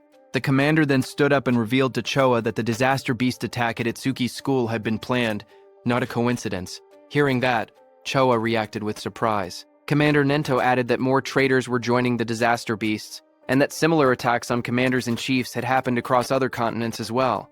The commander turned toward a large window, his silhouette dark against the night. He said that, for now, humanity's future was pitch black. Then he added softly that Itsuki would surely be the one to illuminate it. His voice rang out that Itsuki would become a light of hope. Then, at the national tournament preliminary venue in North District 4, the massive circular arena sat in the middle of the wasteland. Inside, a crowd gathered. Itsuki looked around and remarked that there were more people than expected. Iberia explained that once news spread that Commander Nento would be watching, many who had originally refused suddenly decided to participate. The number of contestants rose from about 3,000 to nearly 5,000. On the side, Reiji glared in frustration. He muttered that Izumi Nento had increased the number of unpredictable variables far more than expected. His subordinate tried to calm him, saying the newcomers were just last-minute riffraff who didn't have time to form teams, so Reiji's side still held the numerical advantage. He told Reiji that he had ordered the recruits to tie red ribbons on their right arms, so they could be identified as allies. On the other side of the arena, Rikaru and his group noticed the ribbons. Rikaru asked if red ribbons were trending now and wondered if they should wear them too. Saya beside him commented that since Commander Nento was coming to watch, maybe he would also appear. Then the host of the national tournament preliminaries, Shinshihara Soryu, stepped forward and addressed the crowd. He told everyone that he would explain the rules before the preliminaries began. He said the preliminary venue was divided into two areas, an external area and an internal area. In the first stage, the participants would start from 4 different directions in the external zone. A large diagram of the arena appeared on the screen, showing the outer ring and the inner circle labeled as the internal area. Soryu continued explaining that the first challenge was a race based on time. Everyone had to reach the internal area as fast as possible. The moment someone entered the inner zone, their rank would automatically be recorded on the bracelet they were wearing. Only the first 50 to arrive would advance to the second stage. Then a hologram of the bracelet lit up, showing how it displayed the rank of the participant. Some competitors reacted immediately. Rikaru raised his arm and commented that the bracelet had a surprising function. Hearing that, Saya beside him thought that eliminating thousands of people in just the first stage was extremely harsh. Next, Soryu explained that each person was allowed to carry up to 2 karma tools. Participants were also free to team up with anyone they wanted and use any method necessary. Results were all that mattered. As the rules were being announced, Iberia nudged Itsuki and pointed ahead excitedly, asking Itsuki to look. He was pointing at the Reiji team in front of him. As the host announced that the first stage would end with rankings and an explanation of the second stage, Iberia pointed at Kinoshita Reiji, standing in the middle of a group, and told Itsuki that he was Kinoshita. Meanwhile, Kinoshita ordered the people he had recruited to obstruct anyone running ahead of him. Watching from the side, Iberia guessed that the people standing near Kinoshita were the ones he had bought off. He suggested that they should rush into the internal area as soon as possible. His plan was to launch a surprise attack once Kinoshita lowered his guard after entering the interior. But before he could continue explaining, Iberia suddenly froze with a shocked expression. He saw Itsuki walking toward Kinoshita. Shocked, Iberia asked if he had even been listening. One of Kinoshita's men noticed Itsuki approaching. He asked who Itsuki was. Another man warned everyone to be careful because Itsuki didn't have a red ribbon. Just then, from high above, the host raised his voice and declared that the first stage was beginning. The host looked at the students and commented that more and more young people wanted to join the Salvation League, which he found reassuring. But suddenly, a voice told him that having numbers without quality was meaningless. It was a black-haired man. He said that in their time, there had been many participants above level 15. This black-haired man was also an instructor. A blue screen appeared showing Hiten Akira's information, but most of it was hidden. Instructor Soryu corrected him, saying that only 2 participants had reached that level in Hiten's year. That year, Hiten Akira was at level 18, and along with him was Teiwa Jin at level 21. Remembering the past, Instructor Hiten commented that things were boring now without rookies like Teiwa. He said he hoped someone similar existed in the current group. But Instructor Soryu shook his head and replied that geniuses like that did not appear easily. Instructor Hiten stepped forward and asked Commander Nento about a rumor. He said he had heard that a student from the northern continent had defeated a level 8 skeleton soldier right after awakening, and later became Commander Nento's pupil. Instructor Soryu widened his eyes and asked if it was true, calling it ridiculous for someone to defeat level 8 monsters immediately after awakening. Commander Nento, covered in dark flames, answered calmly, saying that the rumor was true. Hearing this, Instructor Hiten asked if that person was in the group they were watching. Instructor Soryu thought that since this was Izumi's second recognized pupil after Taiwa Jin, it meant the student must possess exceptional talent. Examiner Soryu looked at the participants list and wondered who the mysterious participant could be. The tablet displayed the first candidate. It showed Harino Rikuru, a level 10 metal elementalist. Examiner Soryu noted that Rikuru's gift was only an ordinary grade 2 and decided it couldn't be him. Another profile appeared. Kisaragi Saya, a level 11 water elementalist with a grade 1 gift. She specialized in support-type abilities, so he assumed she wasn't the one either. The next image revealed Hanyu Kana, a wood elementalist at an unusually high level 16. Seeing this, he guessed she must be the hidden talent, but when he looked at Commander Nento, he didn't say anything. Seeing that, Instructor Soryu realized that his guesses seemed incorrect, even though Hanyu had the highest level among all participants. Just then, Instructor Hiten pointed out that among this year's participants there was even someone at level 0.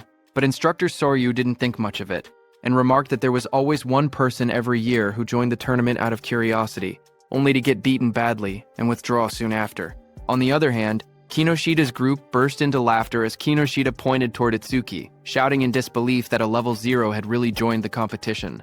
His team laughed loudly, mocking Itsuki and asking if he had gotten lost. Hearing them, Itsuki stepped forward silently and raised his hand, showing the mechanical glove of Charles on his hand. Kinoshita froze when he saw the glove. He stuttered, recognizing it as something belonging to Charles. Fear spread across his face as he demanded to know who Itsuki was. Itsuki stared directly at Kinoshita and asked if Kinoshita was the one who had been looking for him this whole time. Hearing that, Kinoshita grew furious. He refused to believe it. He shouted that there was no way a level 0 could have defeated Takeru. He insisted that Itsuki must have been sent by someone just to shake him up.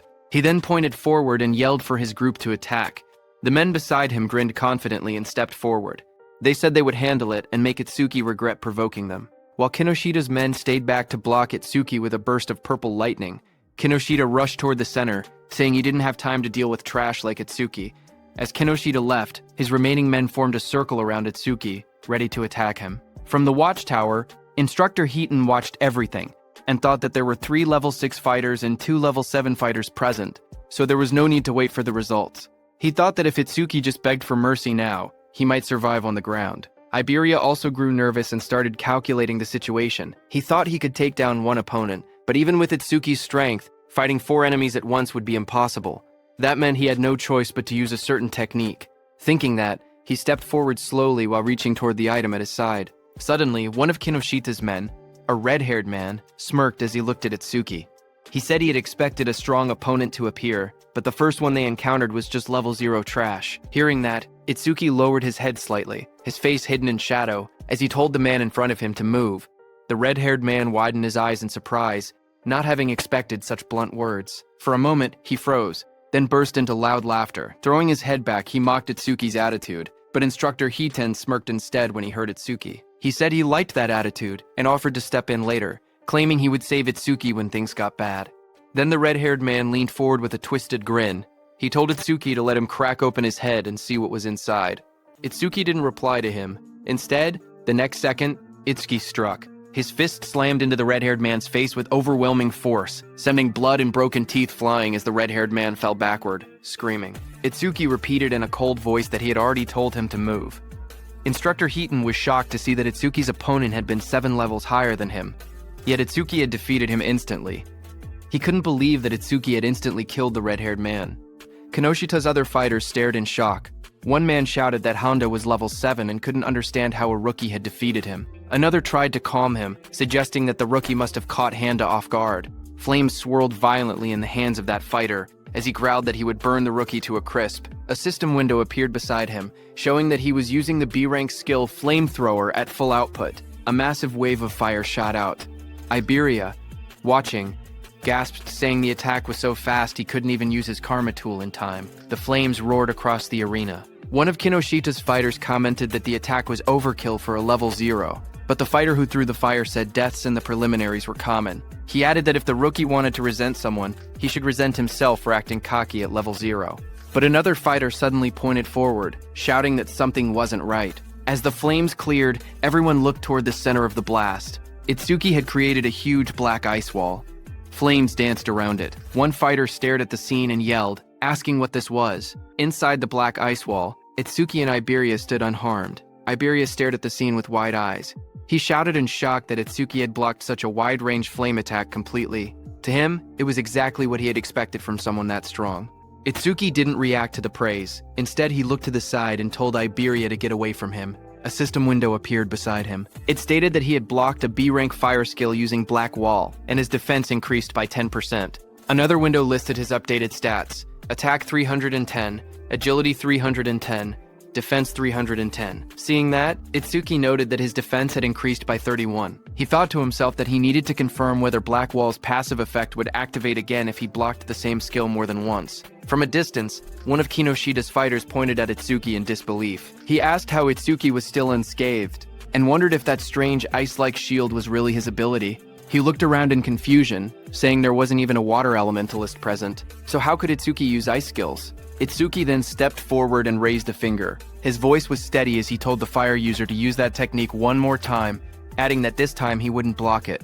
Hearing this, the fire user glared angrily at him as flames rose around his hands. He asked if Itsuki was making fun of him. He shouted that Itsuki shouldn't go back on his word. Itsuki calmly replied that he promised. Hearing that, the fire user gathered even more flames. He yelled that he would finish Itsuki for sure this time using his strongest technique. A massive fiery blast formed in front of him as he used his B-rank skill, Flamethrower Overheat. Seeing the fireball coming, Itsuki just stood there unfazed in front of the swirling firestorm. He noted that the power was stronger than before, but it was still just a fire attribute skill. A wave of flames roared forward, engulfing Itsuki and the whole area around him. Seeing that, the fire user pushed both hands out desperately. Another fighter behind him looked shocked and said he was taking things too seriously, but the fire user muttered that the attack's power probably rivaled level 8. Sweat dripped down his face as he felt his magic drain instantly. He thought to himself that this was his ultimate technique. It felt wasteful to use against a level 0, but he declared that the farce would end now. But the next second, the fire user fell back in shock, his eyes wide and sweat dripping down his face. He stared at Itsuki standing calmly before him and shouted that it was impossible. Across from him, Itsuki examined the black ice covering his arm. He muttered to himself, realizing something. When the same skill came from the same target, Black Wall's passive effect no longer activated a second time. With a quiet nod, he said that he understood. He stepped forward confidently. Cracks of heat and smoke spread across the ground as he declared that the verification was over, and now he would finish this. Seeing this, the fire user trembled. He couldn't believe that his ultimate technique had been defeated so easily. Standing beside him, another fire user clenched his burning fists and insisted that he had already figured out the weakness behind the ice skill. He charged in with blazing attacks. Flames burst around him as he unleashed his B-rank skill. Fire Barrage. Fireballs shot toward Itsuki from every direction.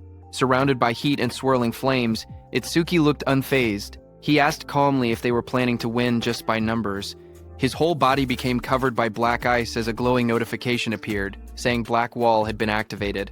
The explosion of flames erupted across the arena, shaking the ground. The large fire user shouted confidently that even if their opponent had a powerful skill, a level 0's magic capacity was meaningless. He claimed that if they drained all of Itsuki's magic so he couldn't produce water anymore, they would win.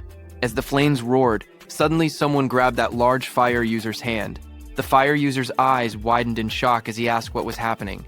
He was shocked to see that Itsuki had closed the distance between them instantly. Itsuki now chose to fight hand-to-hand because he realized that even after being hit by so many fireballs, the passive effect of the Black Ice Wall skill had only activated once. That large fire user rushed forward, shouting that if speed was Itsuki's strength, then power was his. But Itsuki stared at him calmly and asked if he was truly putting his full strength into this. Itsuki told the fire user that he looked strained, so he would make it easier for him. He said that he pulled the fire user near, and before the fire user could do anything, Itsuki stepped in and kicked him in the face. The blow landed so hard that the fire user's face twisted. He staggered, unable to get up. Itsuki looked down at him calmly. He analyzed the system message, noting that his defense increased by 31, not 34, which meant the calculation was based on his original defense before enhancement. Just then, another window appeared, showing that he had blocked a B-rank fire skill, gaining a 10% defense boost. His total defense now stood at 310, with an additional 62 from Blackwall. Turning away, Itsuki noticed two lightning users standing nearby. He muttered to himself that lightning elementalists were perfect targets and decided to increase Thunderbreaker's passive effect next. Seeing this, those two lightning users panicked, watching both of their allies fall. They shouted that Itsuki's stats must be fake. One of them cried out that they should run. Itsuki glanced back with cold eyes and asked if they really thought they could escape. The two lightning fighters roared in desperation. Lightning burst around their bodies as they charged at Itsuki, yelling that this wasn't a fire attribute and the same trick wouldn't work. Their combined skill, C-rank Silver Serpent, activated in a surge of electricity. As the lightning attack hit Itsuki, a system message appeared again, showing that Itsuki had absorbed the C-rank lightning skill with Thunderbreaker, raising his agility by 5% twice in a row. His new stats displayed: attack increased to 310, agility to 341, defense to 310, making his total 1,333 points. Instructor Hiten, watching from the control room, was shaken. He realized that Itsuki before him was defeating awakened individuals several levels higher than himself, and he was doing it as if it were nothing. On the battlefield, Itsuki stood calmly among unconscious enemies, lightning wrapping around his body. Instructor Hiten, watching him, trembled and wondered what kind of monster he was facing. Itsuki analyzed the situation. He thought about how Thunderbreaker's passive effect worked the same as Black Wall. It only increased once for the same skill coming from the same target. Nearby, Iberia checked the fallen enemies and was surprised to see that everyone had been knocked out. He admitted that he had expected a difficult battle, but never imagined Itsuki would be this strong. Just then, one of the fire users, who was badly injured, asked from behind what ability Itsuki was using. His voice shook as he shouted, insisting that Itsuki wasn't level 0 at all. Hearing the fire user ask who they were, Iberia stepped forward with a grin. Seeing that, Itsuki realized that Iberia was going to do something. Iberia looked back as his smile widened. He proudly declared that together they were double I, and that one day they would become the strongest duo on the northern continent. He told the fire user to remember them, but before he could finish his proud introduction, Itsuki cut him off and said they should stop talking and chase Kinoshita. Iberia flailed in frustration, shouting that what he was going to say next was the good part of his speech. From the side, the fire user whispered double I to himself in disbelief. He muttered that it sounded lame. On the other hand, Kinoshita, who was running at full speed surrounded by crackling purple energy, noticed the commotion. He assumed that the level 0 participant was probably being beaten badly by now, but then he hesitated. He remembered the crossbow he had seen on Itsuki earlier. It had definitely belonged to Charles. He told himself that he needed to investigate later because he knew that, other than the saviors, there shouldn't be many people on the northern continent capable of capturing Charles. While he was lost in thought, something in flames passed him. It was another participant who shot into the sky. Kinoshita's eyes widened in surprise as the fiery trail blurred past his face. That brown-haired participant, moving with extreme confidence, smirked as he rushed forward. He thought to himself that he had passed another opponent with ease and had overtaken yet another one. Unlike the brute force types, he considered himself someone who specialized in pure speed. But before he could enjoy that pride, a violent surge of purple lightning hit him from behind. It swallowed him completely. The brown-haired boy screamed as the electricity tore through his body. He crashed onto the ground, coughing out smoke. Still stunned, he muttered in disbelief, wondering how an attack managed to hit him even while he was running at full speed. He struggled to understand who could possibly land such a blow. Just then, a shadow appeared behind him, followed by a sharp kick smashing that brown-haired boy's head into the ground. It was Kinoshita, wrapped in purple lightning, stepping forward. He looked down coldly and declared that this was what happened when someone dared to run ahead of him. He then turned and shouted at the group he had hired, telling them to get it together. He reminded them that they needed to conserve stamina for the second stage and ordered them not to waste time on the trash in front of them. Commander Nento, seated in the control room, looked down at Kinoshita and asked Instructor Soryu if that arrogant boy was the son of the North District 4 Administrator Kinoshita Genko. Instructor Soryu said yes and wondered what kind of education he had received to act like that. Choa was also there and was very angry. But Instructor Soryu told them that what Kinoshita was doing wasn't against the rules, so they couldn't intervene. Kinoshita stood surrounded by flames and crackling power.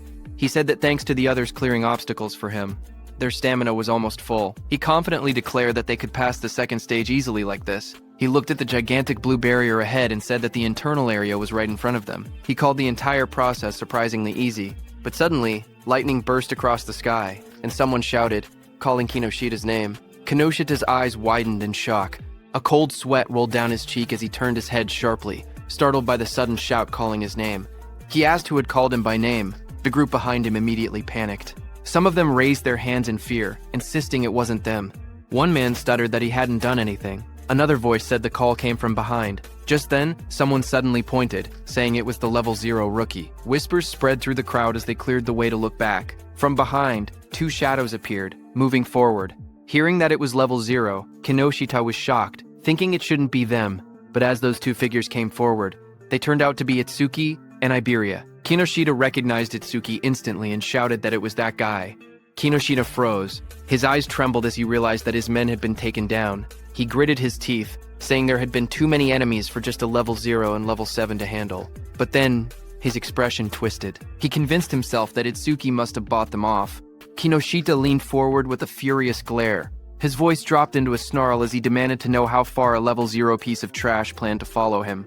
Rain poured heavily as Itsuki and Iberia stood side by side. Itsuki told Kinoshita that he would stay here until the matter was settled.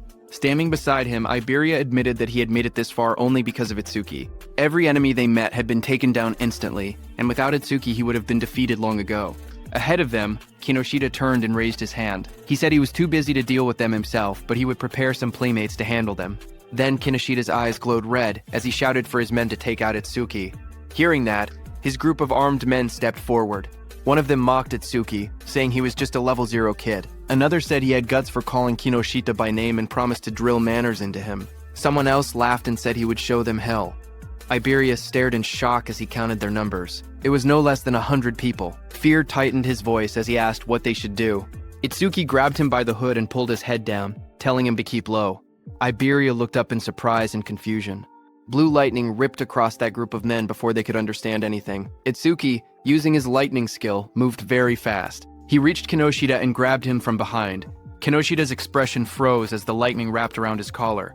Before anyone could react, Itsuki pulled Kinoshita off his feet and slammed him into the ground with overwhelming force. And before Iberia could understand anything, Itsuki threw Kinoshita toward the blue barrier. Both Iberia and Kinoshita landed on the ground. Shock filled their faces as they didn't understand what had just happened. In front of Kinoshita, Itsuki stepped forward and said it seemed he hadn't been clear. Then he corrected himself and told Kinoshita and his men that until everything was settled, no one was going anywhere. His cold gaze made everyone freeze where they stood. Inside the internal area, Saya dropped to her knees, breathing heavily. A screen beside her showed her result, arrival in the internal area, ranked 4th place.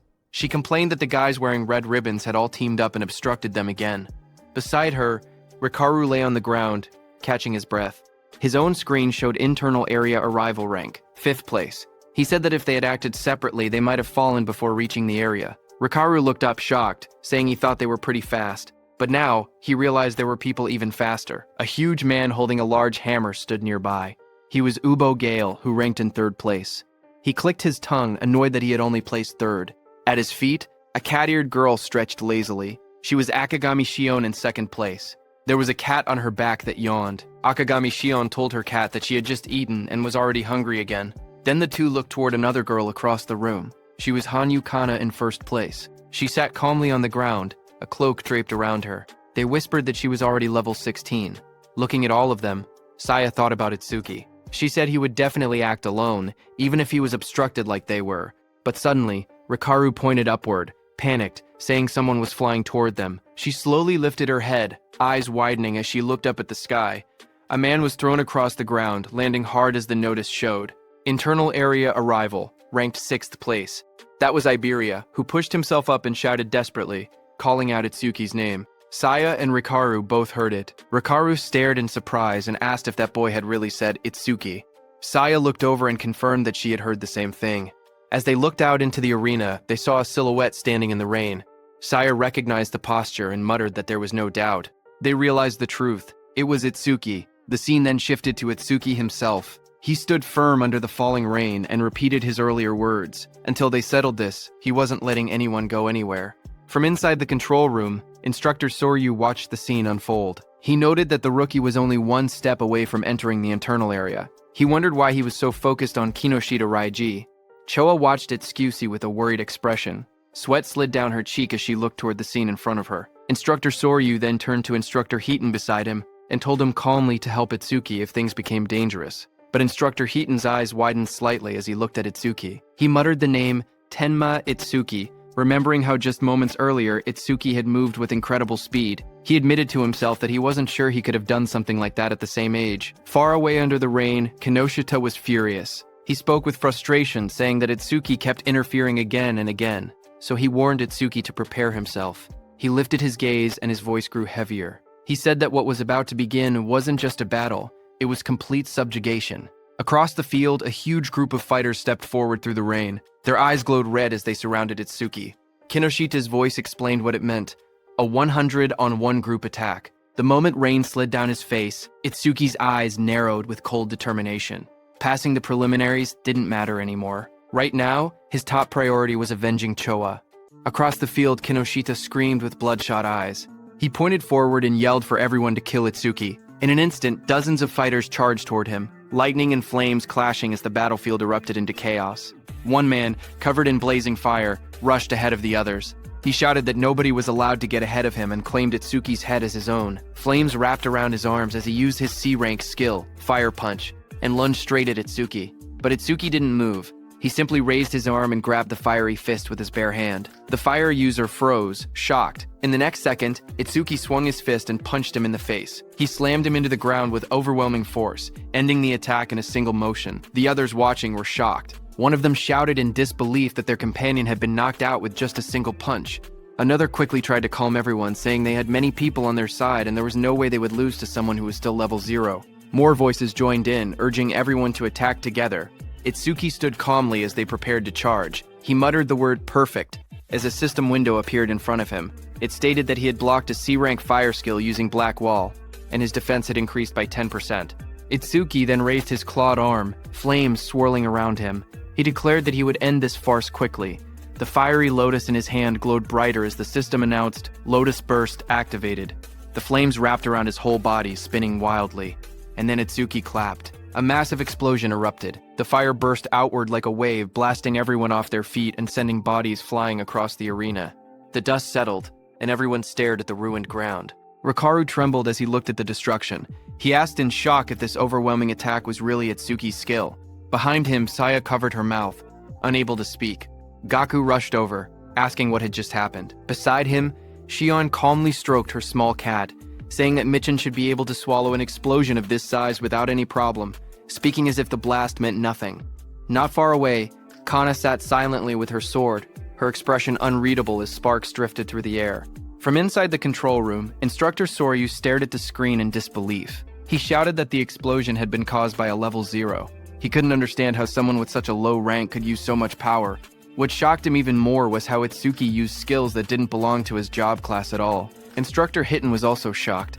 Choa couldn't believe her eyes because she never knew Itsuki had learned an AoE skill. She thought back to the Locust Wasteland incident and finally understood why he had been so confident back then. She looked at him, wondering just how many trump cards he had. On the battlefield, Itsuki stood calmly. His suit was torn, and faint flames glowed around his clawed hand. He thought that 30% of his power would be enough. Since his opponents were human, he reminded himself to hold back and not to kill them. Kinoshita looked at the destruction in front of him. Smoke filled the air as the ground cracked open. Bodies lay scattered across the arena. Itsuki was standing in the middle, He looked straight at Kinoshita and said that he was the only one left. Seeing that, Kinoshita panicked, sweating heavily. He shouted that there had been over 100 people, and they were all taken out instantly. He asked why Itsuki was targeting only him. Itsuki stepped forward through the smoke. He repeated Kinoshita's words and said that it was Kinoshita who had attacked him first and seriously injured his friend. Itsuki said, "Now I will return the pain she suffered back to you."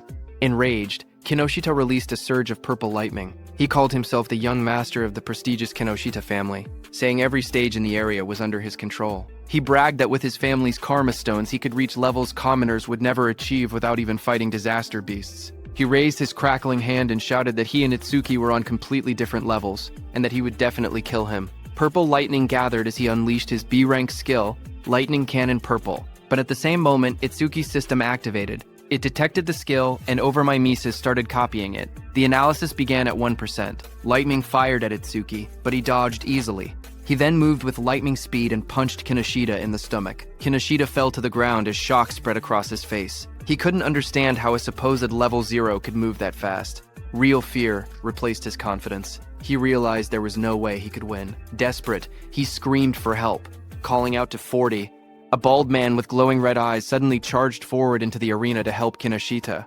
He admitted it broke the rules, but he couldn't care anymore. He had to help. Seeing him coming, Kinoshita shouted proudly that 40 was a level 35 awakened and ordered him to tear Itsuki to shreds. Watching from the control room, Commander Nento called out to Hiten. Hiten, who stood in front with a sharp grin, nodded and answered that he understood. Rain poured over the arena as Itsuki's magic detection flared. He sensed something.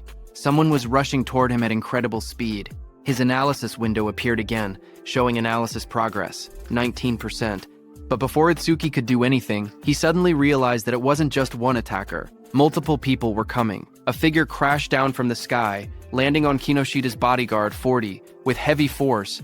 Dust shot up everywhere as Itsuki stood calmly, watching with sharp, focused eyes. His expression didn't change. He simply observed the incoming threat. But then he realized that it was Instructor Hiten who sat calmly on top of Kinoshita's bodyguard. Without even looking back, he told Itsuki to keep going. Itsuki then turned and stood in front of Kinoshita, surrounded by glowing purple lightning. He stared down at the trembling Kinoshita and said that it looked like his lifeline wouldn't be coming anymore. Seeing Itsuki, Kinoshita panicked. He stuttered and begged for a moment, explaining that his father was the North District 4 administrator and his brother was a member of the Salvation League. Sweat rolled down his face as he warned that touching him would cause trouble. Before he could finish, a scream tore through the air, long and painful. The next moment, Kinoshita lay flat on the cracked ground, unconscious. Rain fell lightly around him. Itsuki walked away slowly, his coat swaying in the wind. He then looked up at the control room and muttered softly that this settled the score for Choa. From the control room, Choa looked toward him while blushing, realizing that he had done this for her. Instructor Soryu was surprised to see that Itsuki had really beaten Kinoshita Raiji, but he wondered why Itsuki was suddenly looking their way. Meanwhile, the system window showed Itsuki that his analysis was at 99%. He thought to himself that if he paused it now, he could reset his condition once. During the second stage, he stopped the analysis just before completion. Just then, from the internal area, Saya shouted Itsuki's name. Hearing her voice, Itsuki froze for a moment. His eyes widened as he recognized it. He turned slowly toward the sound. He whispered her name, Saya. As he saw her standing in the internal area with Rikaru and Iberia, Saya stood in the rain, holding her arm as the cold wind hit her. She looked up and softly asked Itsuki to hurry inside. She told him he would catch a cold if he stayed out any longer. As Itsuki came inside the internal area, Saya smiled gently and said it had been a while. In front of her stood Itsuki, whose arrival rank in the internal area was 7th place. Just then, suddenly, Rikaru and Iberia rushed toward Itsuki, shouting his name. Rikaru cried that he wanted to see him, calling him a bastard out of frustration and relief. Both of them hugged him tightly, crying that they were glad he was safe. But when both of them saw each other hugging Itsuki, they glared at each other. Rikaru demanded to know who he thought he was, crying on Itsuki like that. Iberia pointed at himself in confusion, asking who he was. With a proud grin, Iberia raised his fist and declared that he was Itsuki's partner. Hearing that, Rikaru shouted angrily at Itsuki, saying he never heard about him teaming up with someone else. He called him a traitor. Saya looked at them with surprise while Itsuki stood quietly beside them. Soryu thought it was rare for Itsuki to make friends. Iberia and Rikaru started arguing. Iberia asked how Itsuki was a traitor and whether Rikaru had been in a duo with him. He demanded to know their duo name. Rikaru yelled back, asking why a duo name even mattered and saying they weren't kids. He then asked if they themselves had a duo name. Iberia immediately puffed up with confidence and said, "Of course." Hearing that, Rikaru asked him to say it. Itsuki, watching from the side, quietly whispered for Iberia not to say it, but Iberia's eyes shone dramatically as he proudly announced the duo name, Double I. He insisted it took a lot of effort to come up with it. Hearing that, Rikaru fell to the ground laughing, saying Double I sounded lame. Iberia became frustrated and shouted that it was a good duo name. Just then, Instructor Soryu walked out onto the high platform. He announced that 500 people had reached the internal area, and those who had not arrived were eliminated. He said the second stage would begin shortly. He told them that in the second stage, they would fight disaster beasts alone in the trial grounds for 1 hour. Hearing that, Rikaru got very excited, saying, "Finally, it's the second stage." But Iberia was shocked when he heard that he had to be alone in the second level. A wide smile appeared on Instructor Hiten's face when he heard that the second stage was finally here. He had been looking forward to it. He looked at the top 7 participants, wondering what they had got. These 7 participants were Kana at first stage rank 1st, Shion at first stage rank 2nd, Gaku at first stage rank 3rd, Saya at first stage rank 4th, Rikaru at first stage rank 5th, Iberia at first stage rank 6th, and Itsuki at first stage rank 7th. Then, sometime later, as the large metal structure stood in the center, countless participants gathered around it from all sides. Itsuki and the others walked toward the entrance. Rikaru looked up and asked whether the second stage venue was inside the building. Iberia said that this place felt gloomy and scary. Rikaru remarked that it had been a while, and he was still at level 0. He asked whether his level was still fixed at level 0. Itsuki quietly answered yes. Rikaru then asked how someone could become stronger if their stats never increased. Iberia agreed, saying he was also curious why Itsuki was so strong despite being level 0.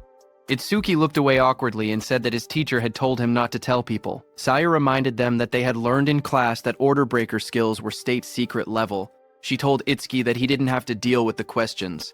Then, suddenly, far ahead, the instructors and Commander Nento, along with Choa, appeared.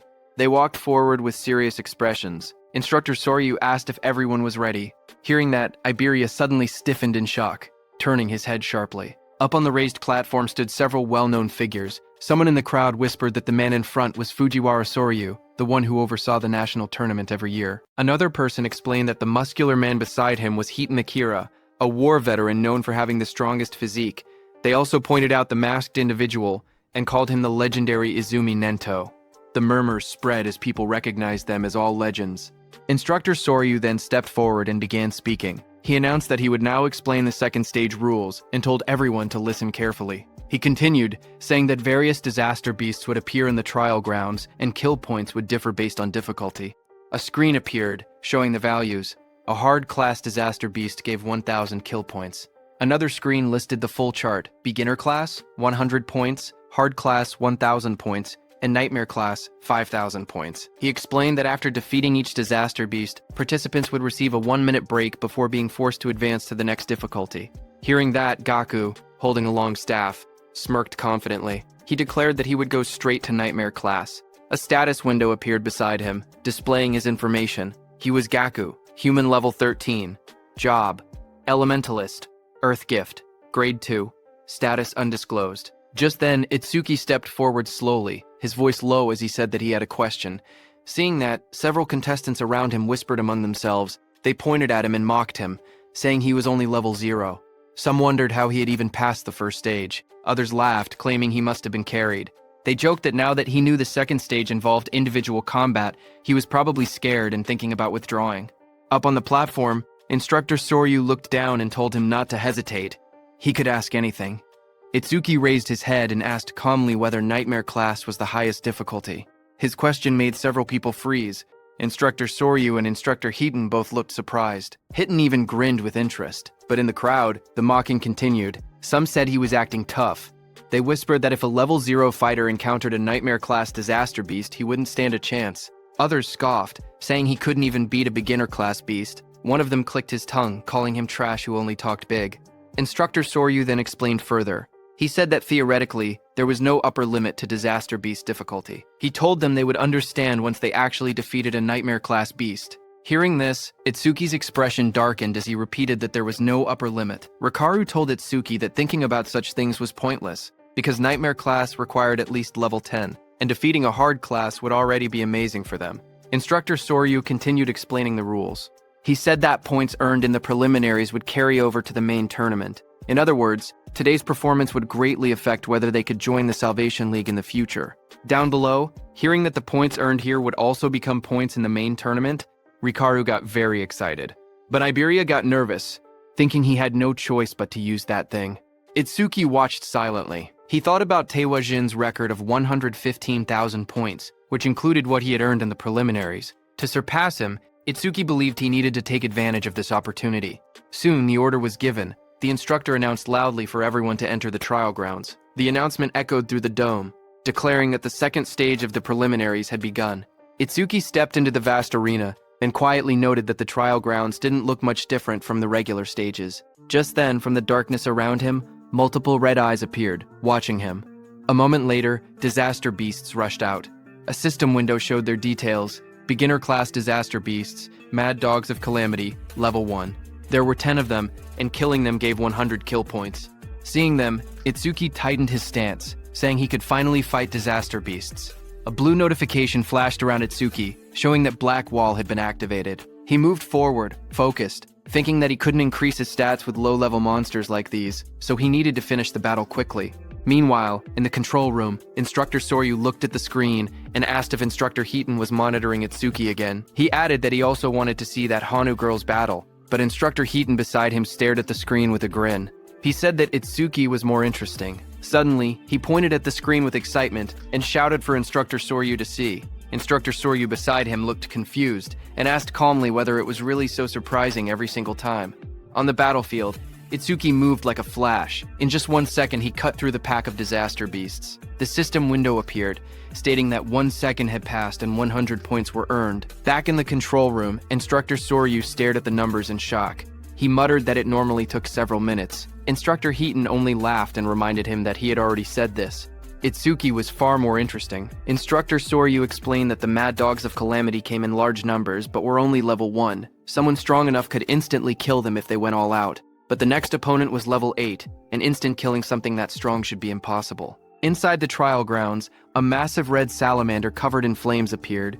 The system window identified it as a level 8 salamander, worth 500 points. Itsuki stepped forward to face it, his expression calm. From the control room, Instructor Soryu commented that fighting a disaster beast 8 levels higher would make anyone struggle. But Instructor Hiten disagreed, saying the level 8 salamander didn't seem like much of a threat. Just then, Commander Nento, standing behind them, asked how the other participants were doing. Instructor Soryu apologized, saying he had gotten too focused and switched the display to multi-screen mode so they could watch the top 10 contestants at once. Choa beside him narrowed her eyes and remarked that her father was clearly trying to divert attention away from Itsuki's performance.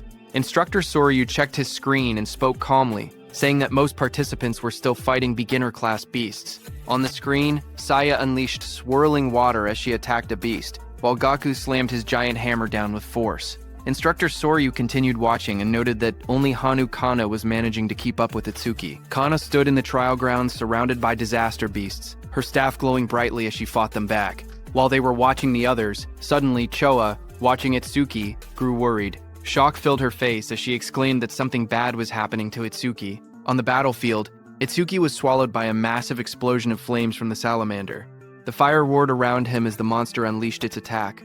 Watching from the monitoring room, Instructor Soryu panicked. He wondered if Itsuki had used too much stamina on the earlier enemies and failed to dodge. He shouted that taking those flames head-on would end badly and ordered the medical team to be called. But Instructor Hiten beside him stopped him with one arm. He told Instructor Soryu to wait and watch a little longer. With the speed Itsuki had shown earlier, he believed dodging this level of attack should be easy for him. On the battlefield, as the flames disappeared, Itsuki emerged covered in dark, ice-like armor wrapped around his entire body. A system window appeared beside him, announcing that Black Wall was activated. In the next moment, he rushed forward. Blue flames flared around him as he swung his arm, creating 2 bright arcs of power that sliced past the massive monster. The creature's huge body trembled, a clean cut appearing across its scales. Its giant body split apart. In front of it, Itsuki stood calmly, smoke drifting from his shoulders. A system window appeared in front of him, displaying that the time used was 5 seconds, and he earned 500 points. Watching from the control room, Instructor Soryu stared at the screen in shock. He shouted in disbelief, wondering how Itsuki remained completely unharmed and whether the ice armor covered his entire body. Instructor Hiten beside him narrowed his eyes, questioning why Itsuki had chosen to take the monster's attack instead of instantly killing it. Just then, another system notification appeared beside Itsuki, showing that he had blocked a C-rank fire element skill with Black Wall. His defense increased by 10%. Itsuki looked at the message and thought to himself that he needed to take every chance available to increase his stats. Just then, a blue screen appeared beside Itsuki, showing his updated stats. It stated that his defense had now risen to 484. A full status window opened. It displayed Tenma Itsuki Human, Level 0, Fixed, Job, Order Breaker, Gift, Nirvana, Special Grade, Skills, Overmisis, Z-Rank, Thunderbreaker, Level 1, Black Wall Level 2, Lotus Burst Level 1, and Shikigami Eater, Level 1. Magic Detection, Level 1, and Shikigami Eater, Level 1. His status was Attack 310, Agility 341, Thunderbreaker increased 10%, total 1,395 points. Then another screen appeared, counting down, remaining break time, 58 seconds. There was an option to skip the break. Itsuki lifted a finger toward the yes option and pressed it. He calmly decided that he wanted to test his enhanced defense against the next disaster beast. From the control room, instructors observed the next trial. Instructor Hitten asked Instructor Soryu if this upcoming difficulty would test a participant's speed and combat sense. Instructor Soryu nodded. On the battlefield, the next stage monster, a glowing blue creature appeared, an Eliki rhino. Instructor Soryu continued the explanation. The rhino stored electricity in its horn when charging and could unleash a double physical lightning attack. A status window showed that it was a hard-class disaster beast, level 10, Eliki rhino, which gave 1,000 kill points. Instructor Soryu warned that taking the attack head-on carried two risks. With low defense, the horn would pierce the body, and with low lightning resistance, the shock would paralyze the body, leaving the person unable to move. Instructor Soryu quietly explained that to defeat the Eliki rhino, there was only one method. He said a fighter had no choice but to rely on speed, using clever movements to wear the beast down and strike only when it was exhausted. But then his eyes widened. He suddenly leaned forward, shocked, and asked aloud what Itsuki was planning.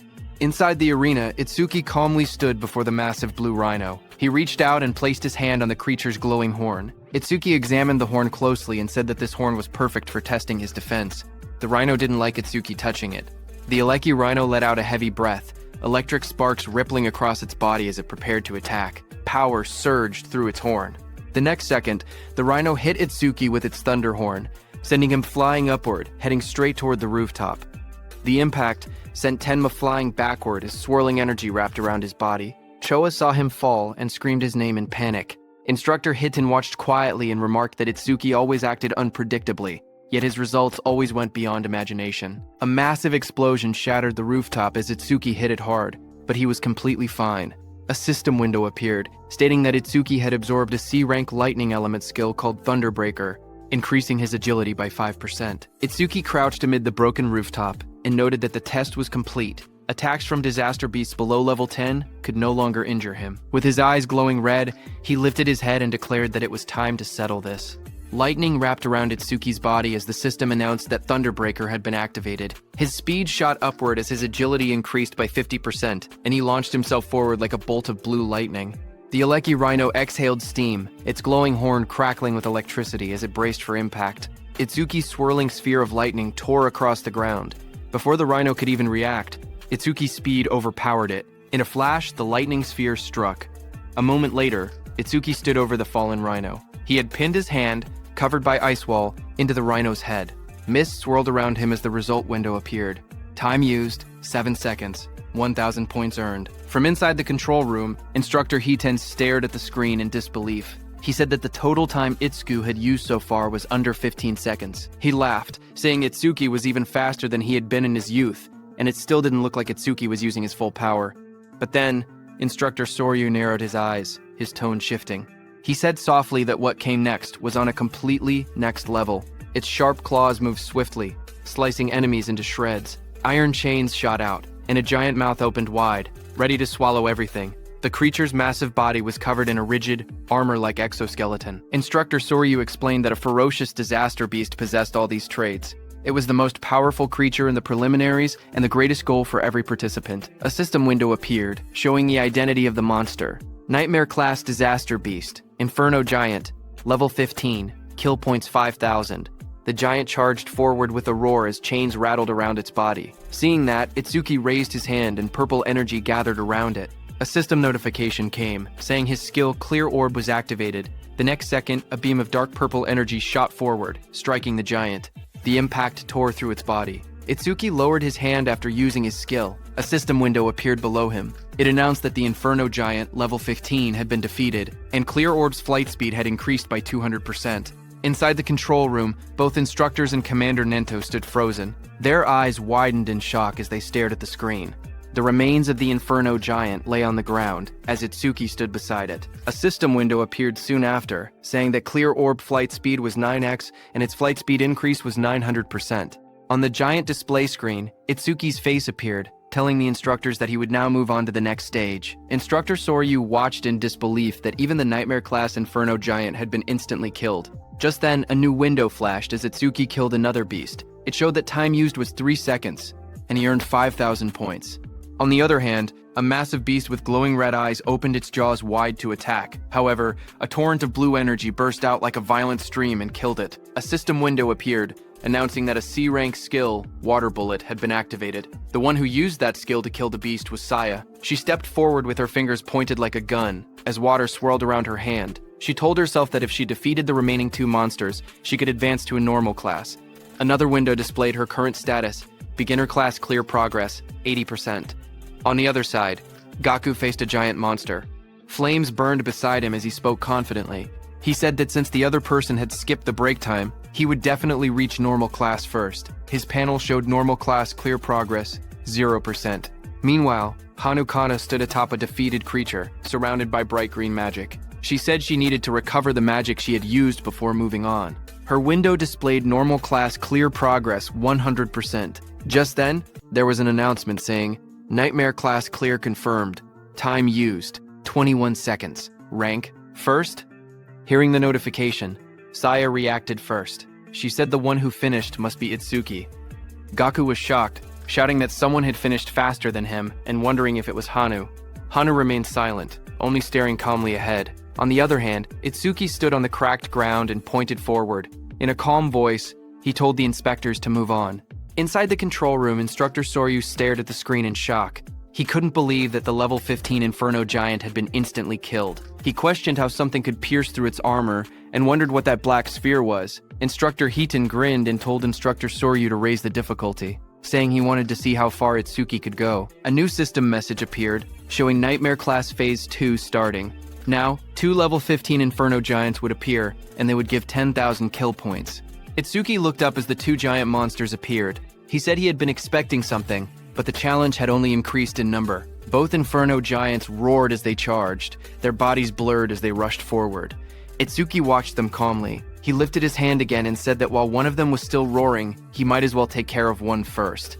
Purple energy wrapped around his arm as he prepared to attack. The Clear Orb activated, glowing as one Inferno Giant was struck down. A system window appeared, announcing that the level 15 Inferno Giant had been defeated, and the Clear Orb's flight speed had increased by 200%. Another window followed, showing the orb's speed, 11 ms, with its total increase reaching 1,100%. From the control room, Instructor Soryu stared in shock. He shouted that it was another one-hit kill, and questioned what that strange sphere was. He wondered aloud if there was no limit to how many of those spheres could exist. Instructor Hiton stepped forward, watching the screen closely. He admitted that Itsuki's skill was extremely powerful, but warned that it carried a fatal flaw. Instructor Soryu, beside him, turned slightly and asked what flaw he meant. Back inside the battlefield, the remaining Inferno Giant crashed down in front of Itsuki. Dust exploded upward as the huge creature roared with glowing red eyes. Itsuki looked at the charging beast and muttered that its speed was faster than any disaster beast he had ever encountered. Watching from the control room, Instructor Hiton explained that Inferno Giants were often mistaken for being slow because of their large bodies, but that assumption was wrong. Instructor Soryu asked what he was trying to say. At that moment, Itsuki moved forward. Purple energy wrapped around Itsuki's arm as he aimed. His eyes glowed sharply, and dark cracks of power spread around him. A system window appeared, announcing that the Clear Orb skill was activated. Itsuki shot, and at the same moment, the Inferno Giant rushed toward him with chains rattling and red light burning in its skull. At the same time, Instructor Hiton explained the Inferno Giant's traits. He said that as a racial trait, the giants had no magic power, but their other stats were greatly enhanced. Despite their huge bodies, they were technically a speed-type race. Just as he said that on the battlefield, the Inferno Giant moved to the side with lightning speed and dodged Itsuki's clear orb. A glowing window displayed its information. Inferno Giant of the Giant Tribe, level 15. Unable to use magic, but all other stats raised by 25%. Its attack, agility, and defense numbers flashed on the screen. Itsuki stared in shock. He couldn't believe that such a big monster moved that fast and dodged his attack. Back in the control room, Instructor Hitten analyzed the situation. He said Itsuki's black ball caused massive damage but wasn't actually very fast. Itsuki had taken advantage of the giant's habit of roaring before fighting to catch the first ones off guard. He added that Itsuki clearly had good combat sense, but if he couldn't increase the black ball's flight speed, he wouldn't be able to advance any further. As he said that, the Inferno Beast charged at Itsuki with overwhelming force to punch. The Inferno Giant hit with so much power that Itsuki's body shot forward like a cannonball, tearing across the battlefield and smashing into the ground with explosive impact. Dust and shock waves rippled outward as the ground cracked under the force. Through the cloud of debris, Itsuki pulled himself up from the crater. He calmly noted that from mid-range, this Inferno Beast's attack could still be dodged. In the control room, Instructor Soryu commented that even knowing the attack wouldn't land, Itsuki still used it, meaning he probably had no other moves left. But Instructor Hiten didn't believe it. He wondered if that were the case, then why was Itsuki smiling? Lightning flickered around Itsuki's face as he grinned, blood running down his cheek. He admitted that the monster's speed wasn't bad at all. Then he said he would simply close the distance and finish the fight. Saying that, Itsuki moved. A blue notification appeared in the air, stating that Thunderbreaker had activated. Lightning burst across the ground as the shockwave exploded. He shot upward like a streak of blue light, electricity trailing behind him. The giant monster looked up as he rose through the air. The monster swung its massive fist wrapped in spinning force, aiming straight toward him. Its punch landed hard, crashing into the ground as the impact spread in wide circular shockwaves. From the control room, Choa covered her mouth in shock, her eyes trembling as she watched. Instructor Soryu stared at the screen, panic rising in his voice. He said this attack was nothing like the Aleki Rhinos. If Itsuki took a direct hit, even he wouldn't survive unharmed. He ordered the rescue team to be called immediately, but Commander Nento told Instructor Soryu to wait. Instructor Soryu was shocked to hear that. Instructor Heaton watched the battlefield and spoke calmly. He said the monster's strike had tremendous power, but power meant nothing if the attack didn't land. Down below, the monster raised its massive metal fist, but there was no blood. The monster looked at the crater, its red eyes glowing and its chains rattling. It looked around for Itsuki in confusion. Then a voice called out from behind, telling the monster, "I'm here." The monster turned, its jaw opening wide in surprise. Its glowing eyes widened even more when it realized Itsuki had slipped behind it without being noticed. Before the Inferno monster could react, Itsuki's powerful clear orb tore through its neck, purple energy spraying out violently. High above, Itsuki hovered in the air, lightning and violet aura swirling around him. His expression was fierce and focused as he looked at the monster. The Inferno Giant collapsed, its huge frame slamming into the ground. Chains cracked apart, and its body shook violently before falling still. System messages appeared around him, showing Inferno Giant, level 15 defeated. Clear orb flight speed increased by 200%. Itsuki landed lightly amid the dust and smoke, red eyes glowing as he surveyed the fallen foe. More notifications followed saying clear orb flight speed, 13 milliseconds, flight speed increased by 1300%. Then another message appeared beside Itsuki, showing time used, 12 seconds. 10,000 points earned. Watching from the control room, Choa smiled brightly and shouted that Itsuki had done it. Instructor Soryu, watching from the side, commented that it was rare to see Choa so fired up. Hearing that, Choa started blushing. She stammered that she was only praying for everyone's safety. She explained that if young people who carried humanity's future died, it would be a huge loss. Their families would be sad. So she simply wanted everyone to survive. She insisted that she didn't think Itsuki defeating the Inferno Giant was cool at all. Even if it wasn't Itsuki, she would have reacted the same way, so they shouldn't get weird ideas.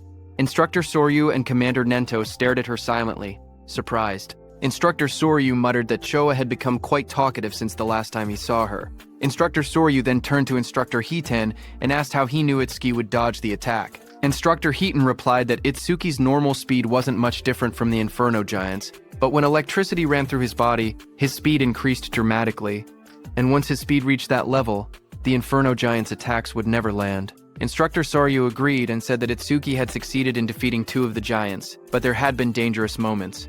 With his current points, first place was already guaranteed, so if it were him, he would stop there. But Tenma was aiming higher. He was thinking about surpassing Taewajin, humanity's strongest. Itsuki raised his hand and got ready, shouting that he couldn't stop even for a second. A system window appeared, showing that Nightmare Class Phase 3 had started, with 3 level 15 Inferno Giants and 15,000 reward kill points. 3 Inferno Giants appeared in front of him as chains rattled around their bodies. Tenma activated his clear orb.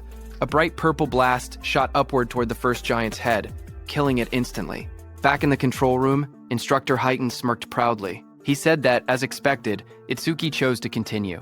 But suddenly, Instructor Soryu turned to Instructor Heaton and asked if he hadn't also gone all the way to Phase 4 in a single attempt. Instructor Heaton replied that he had only gone there once. Hearing that, Instructor Soryu said that even with Instructor Heaton's strongest physique, he had only made it to Phase 3. They both turned to the monitor again, wondering how far Itsuki would go. On the battlefield, another giant lunged at Itsuki, but Itsuki darted forward, lightning exploding from his feet. The monster tried to catch Itsuki in its hand, but Itsuki disappeared from there and appeared behind the monster's back. Itsuki's plan was to increase his agility using Thunderbreaker, get behind the monster, and close the distance. He succeeded and shot his clear orb again. The system window flashed as Itsuki finished his second kill. One more level 15 Inferno Giant was defeated, and his clear orb flight speed increased by 200%. A second notification came, showing that clear orb flight speed was now 17 IMS. Flight speed increase, 1,700%. After killing the second monster, Itsuki floated in the air, breathing heavily because now it was the third monster's turn. That third monster was right behind Itsuki. It opened its massive jaws, its rows of blade-like teeth glowing red. The monster swallowed Itsuki completely and closed its mouth shut, its eyes glowing with bloodlust as the sound of cracking bone filled the air. After swallowing Itsuki, the monster stood up, thinking it had won, but Itsuki was still alive inside it. His eyes burned red as he glared at the creature. Flames curled around his arms as he shouted that he would tear it apart from its guts. A system notification appeared, showing that Lotus Burst had been activated at full output. A burst of fiery light exploded inside the monster's jaws as Itsuki's attack struck. The creature let out a distorted roar as flames erupted through its mouth. A massive explosion followed. A system window appeared, stating that the Inferno Giant, level 15, had been defeated with Lotus Burst, and that all skill ranges had increased by 1%, now totaling a 1,101% increase. Another window showed the results. The time taken to defeat it was 13 seconds, and the kill reward was 15,000 points. Itsuki stood alone on the scorched battlefield, surrounded by smoke and molten ground. Back in the control room, Instructor Soryu stared at the screen, shocked. He whispered that this was the same skill that had blown away a huge number of participants in the first stage. On the battlefield, Itsuki exhaled weakly. He said his magic had completely run out. His system window showed that his magic power was 0 out of 310. Standing over the scorched battlefield and looking at his status window, Itsuki muttered that as long as disaster beasts kept spawning, the passive effect of magic detection would continue to replenish his magic. His magic detection was at level 1. Its passive effect was that upon detecting one enemy unit, his magic recovered by 10%. Suddenly, multiple Inferno Giants emerged. Another window displayed, Nightmare Class Phase 4 starts with 4 level 15 Inferno Giants. Kill points are 20,000 points this time. As the 4 monsters registered their presence, Itsuki's magic recovered up to 124. For every monster, his magic power recovered by 31 points. With 4 enemy units detected, Itsuki's magic recovered by 40%. Back in the control room, the instructors watched the screen. Instructor Soryu stated that Phase 4 had begun, and if Itsuki passed it, he would surpass Instructor Heaton's past record. Instructor Heaton replied with a simple, yeah, and added that aside from humanity's strongest, Taewajin, no one had ever cleared Phase 4. He said it would be interesting to see how far Itsuki could go. On the battlefield, Itsuki flashed forward, electricity trailing behind him as a giant lunged. He noted that every time the clear orb's flight speed increased, its accuracy also improved. He realized that if he raised the flight speed a few more times, he wouldn't need to get to point-blank range anymore. Another giant swung through the storm of purple lightning on Itsuki's hand as he stared ahead and reminded himself that his magic was limited. He couldn't afford to waste even a single clear orb. Itsuki rushed forward through swirling purple energy. Dark lightning wrapped around his arm as he threw his hand out, aiming the spinning orb in his palm. But before he could shoot, one inferno beast with red glowing eyes lunged toward him, its metal-like jaws wide open. Chains rattled around its body as it shot forward and grabbed Itsuki's hand. Another similar monster crawled beside it, both towering over him. Itsuki's eyes widened in shock when he noticed the iron chains, as he had completely forgotten about them. The Inferno Beast snapped its head upward, the chains pulling tight across its armored mouth as it roared. Itsuki was dragged by the chains, but as he dashed past the Inferno Beast, at high speed, he struck it with the purple energy clear orb. The monster moved slightly and dodged his attack. The Inferno Beast swung back violently, punching with full force where Itsuki had been standing. The Inferno Beast's massive armored hand pinned Itsuki down. He struggled beneath it, his body crushed against the cracked ground. Then the giant tightened its grip, dragging him upward as dust and debris scattered everywhere. Its claws clamped around his torso, squeezing harder. Itsuki was in very bad shape as he couldn't put any strength into that position. A sickening crack echoed as the giant's grip twisted violently. A skeletal image of Itsuki flashed, showing all the bones in his body snapping under pressure. The giant then slammed him brutally into the ground. The impact split the earth, sending shards of stone flying. His body lay inside the crater, blood covering his clothes as smoke rose around him. Both his arms and legs were completely broken. Back in the control room, Instructor Soryu panicked and shouted for Instructor Hiten to go help quickly. Instructor Hiten watched the screen with worry. Sweat slid down his face as he stared forward. He murmured that this must be Itsuki's limit. A memory flashed before his eyes. Just like Itsuki, he himself had once collapsed at the same point. Determined, Instructor Hiten turned away from the monitor. He said he was going to help right now, but before he could move, someone called out for him to wait. It was Commander Nento, who looked at the large screen. He said that Itsuki hadn't given up yet. Hearing that, Instructor Soryu stepped forward urgently. He told Mr. Izumi that this wasn't the time to talk about such things. Choa agreed, saying that if they didn't act quickly, Itsuki would die. Instructor Hiten beside him also said that Itsuki's situation was desperate, but Commander Nento kept his eyes on the screen. He spoke with certainty, saying he could tell Tenma still had a trump card left. Instructor Soryu looked surprised and asked how Commander Nento knew about a trump card. Commander Nento answered quietly, saying it was because of his eyes. The scene shifted to Itsuki's face. His eyes glowed fiercely. Commander Nento said these were not the eyes of someone who had accepted death.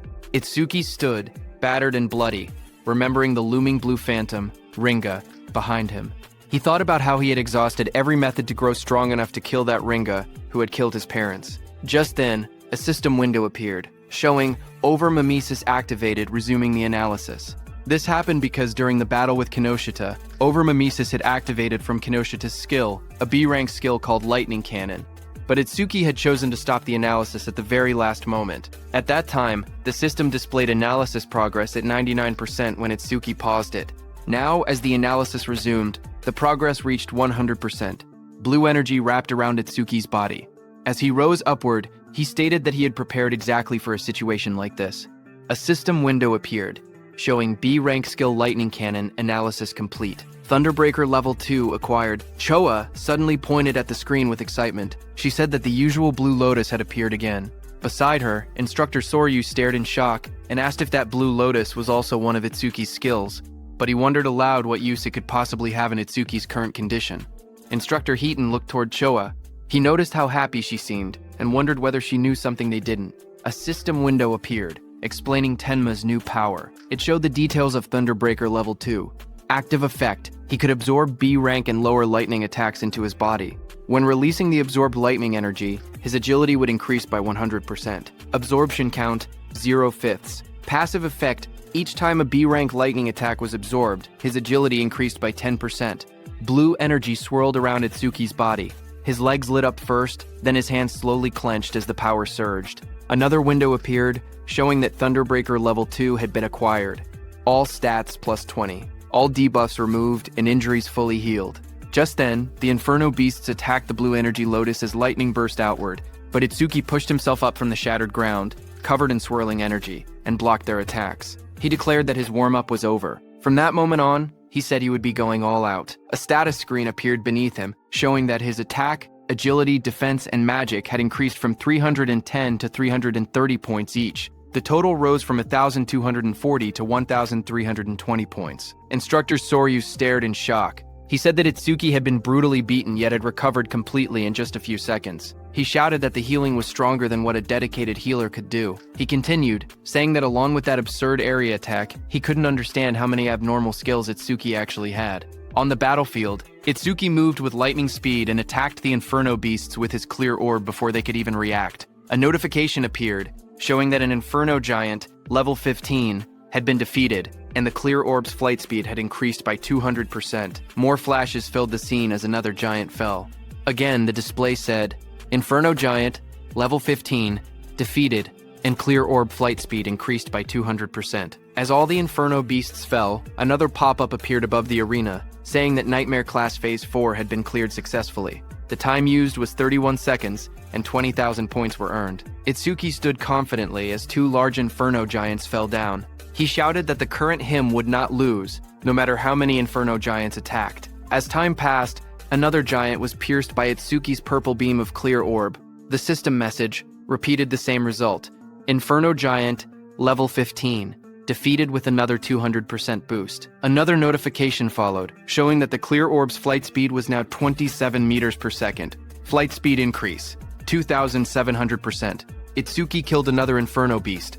The Nightmare Class Phase 5 message appeared. The system stated that Phase 5 had been cleared in 57 seconds, earning 25,000 points.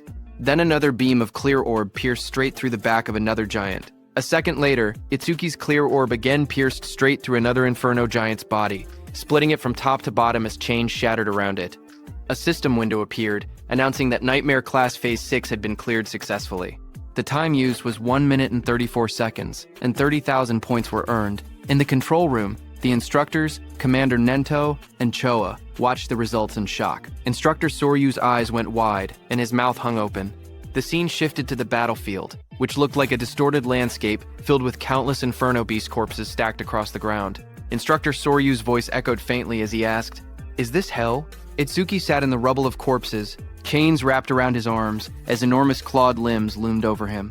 Instructor Soryu's shaken voice wondered aloud which one was the real monster, Itsuki or the Inferno Giants, admitting he was starting to lose track. Itsuki looked upward, panting heavily, blood covering his clothes as he looked at the camera, and asked about the next phase, saying no Inferno Giants were coming out.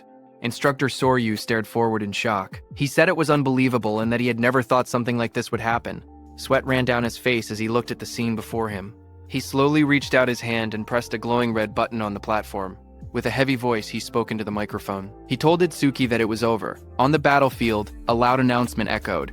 Instructor Soryu told Itsuki that all the Inferno Giants they had prepared had already been defeated. As the huge pile of fallen Inferno Giants lay scattered across the ground, Instructor Soryu told Itsuki that he had defeated every Inferno Giant they had prepared. Hearing that, Itsuki took off the chains around his body, exhausted and covered in wounds. He asked if he had really beaten them all, reminding Instructor Soryu that he had said the difficulty had no upper limit. He stood up slowly, trying to recall how many enemies he had taken down. He wondered how many points he had ended up getting. He thought to himself that if he had hit the ceiling, then the gap between him and Taewoo-jin couldn't be that big. As he walked forward, he noted that he had achieved his other goal too, increasing the clear orb's flight speed.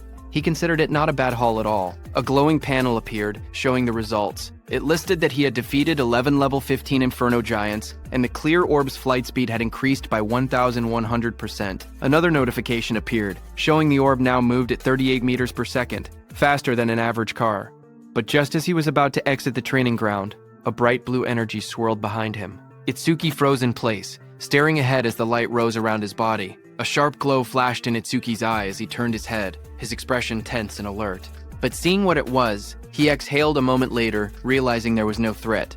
He muttered that he had mistaken it for another enemy for a second, because he had totally forgotten about it. Behind Itsuki, a huge glowing crystal had formed. He looked at the floating blue crystal beside him, knowing that since he couldn't level up, any experience from the disaster beasts he defeated turned straight into karma stones. The large blue stone hovered in the air, swirling with light.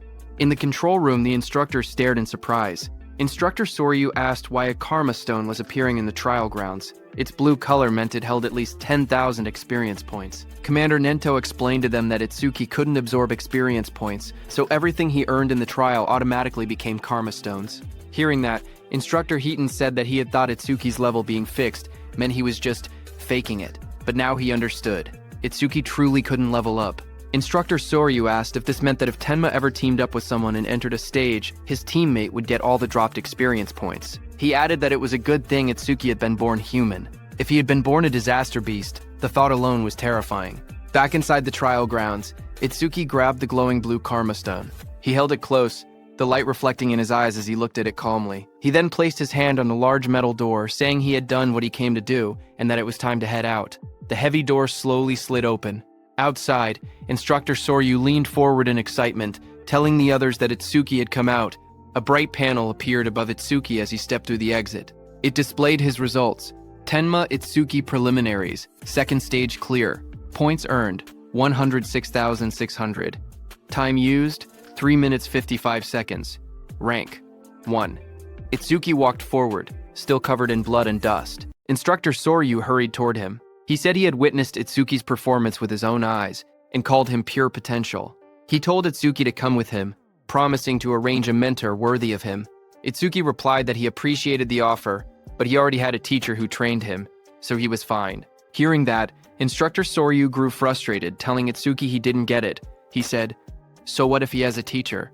He insisted that not just anyone was qualified to guide someone as talented as Itsuki. He said Tenma would be better off following someone like him, someone with connections and resources. Itsuki repeated that he was fine. Instructor Hitten, beside Instructor Soryu, leaned in and warned him that if he kept pushing, Itsuki would start disliking him, but Instructor Soryu refused to back down. He shouted that he couldn't give up so easily and told Instructor Hitten to talk some sense into Itsuki. He asked if he was really okay letting someone waste Itsuki's talent. When Itsuki looked toward Instructor Hitten, he recognized him as the one who had handled Kinoshita's lackeys before. Instructor Hitten waved it off, saying he had only judged someone who broke the rules. He then smiled and told Instructor Soryu that Itsuki was the disciple of Izumi, so there was no way he wouldn't help him. Hearing that, Instructor Soryu froze in shock. He asked Instructor Hitten what he had said. Whose disciple was Itsuki? Itsuki thanked Instructor Hitten for what he had done in the past. On the other hand, Instructor Soryu stiffened as he repeated the words. Itsuki is Commander Izumi Nento's disciple. Commander Nento, standing behind, confirmed it with a confident smile. Hearing that, Instructor Soryu muttered that an out-of-spec youngster had appeared, and of course he had turned out to be Izumi's pupil. Itsuki looked at Commander Nento and called him sensei. Commander Nento stepped forward and praised Itsuki, saying he had watched his performance closely. He asked if he was hurt anywhere and said he could have Choa heal him if needed. Choa, standing behind, blushed and told her father that Itsuki had been fired up about challenging Phase 7, so there was no way he could be hurt. Itsuki smiled weakly. He said he wasn't injured but admitted he was a bit worn out. He added that he would be fine after a short rest. Instructor Soryu nodded and said that if Itsuki was Izumi Nento's disciple, it made sense he could perform at this level. He then mentioned that his disciple had wiped out every disaster beast prepared for the second stage. Itsuki then asked if Taiwa had made it to Phase 6 as well. Instructor Soryu answered that back then, Phase 4 had been the maximum. Later they expanded it to Phase 6, but even that no longer seemed enough.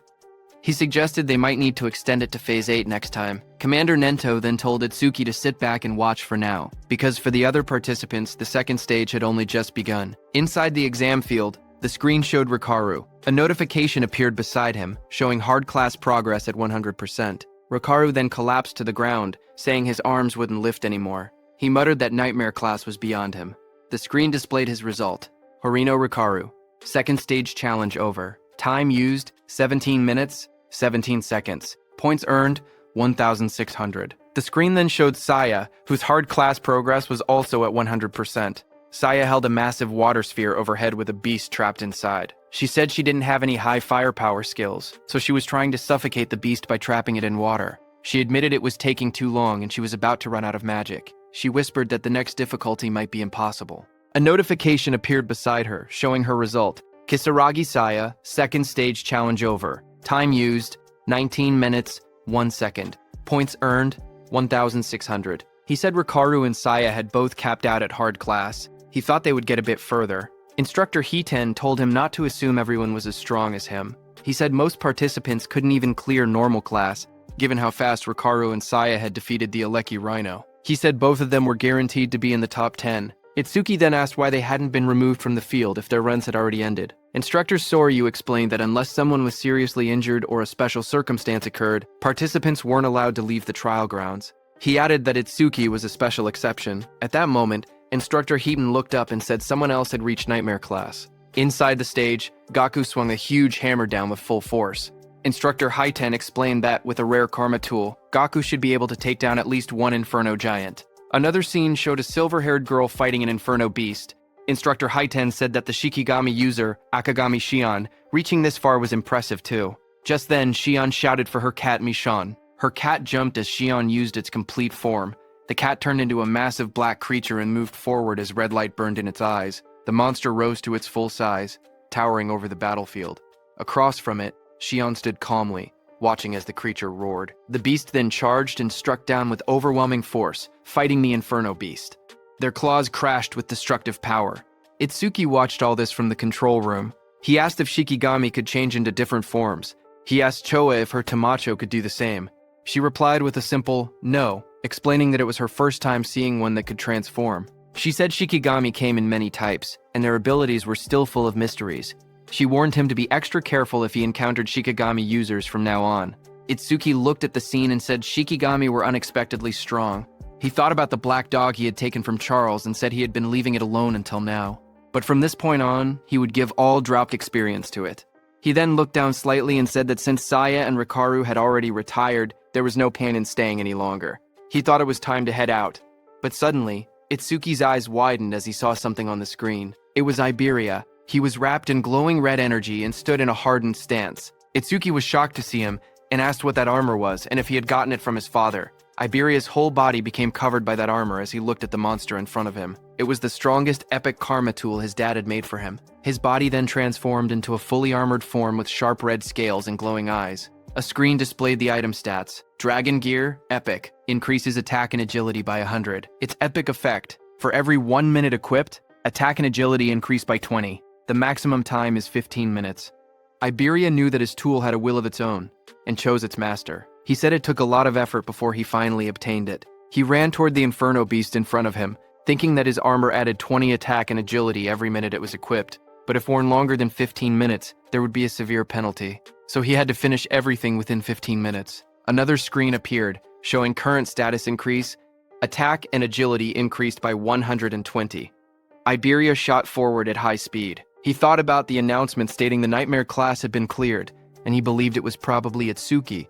He told himself he had to do his best so he wouldn't drag Itsuki down. He charged ahead, declaring that the two of them were double eye.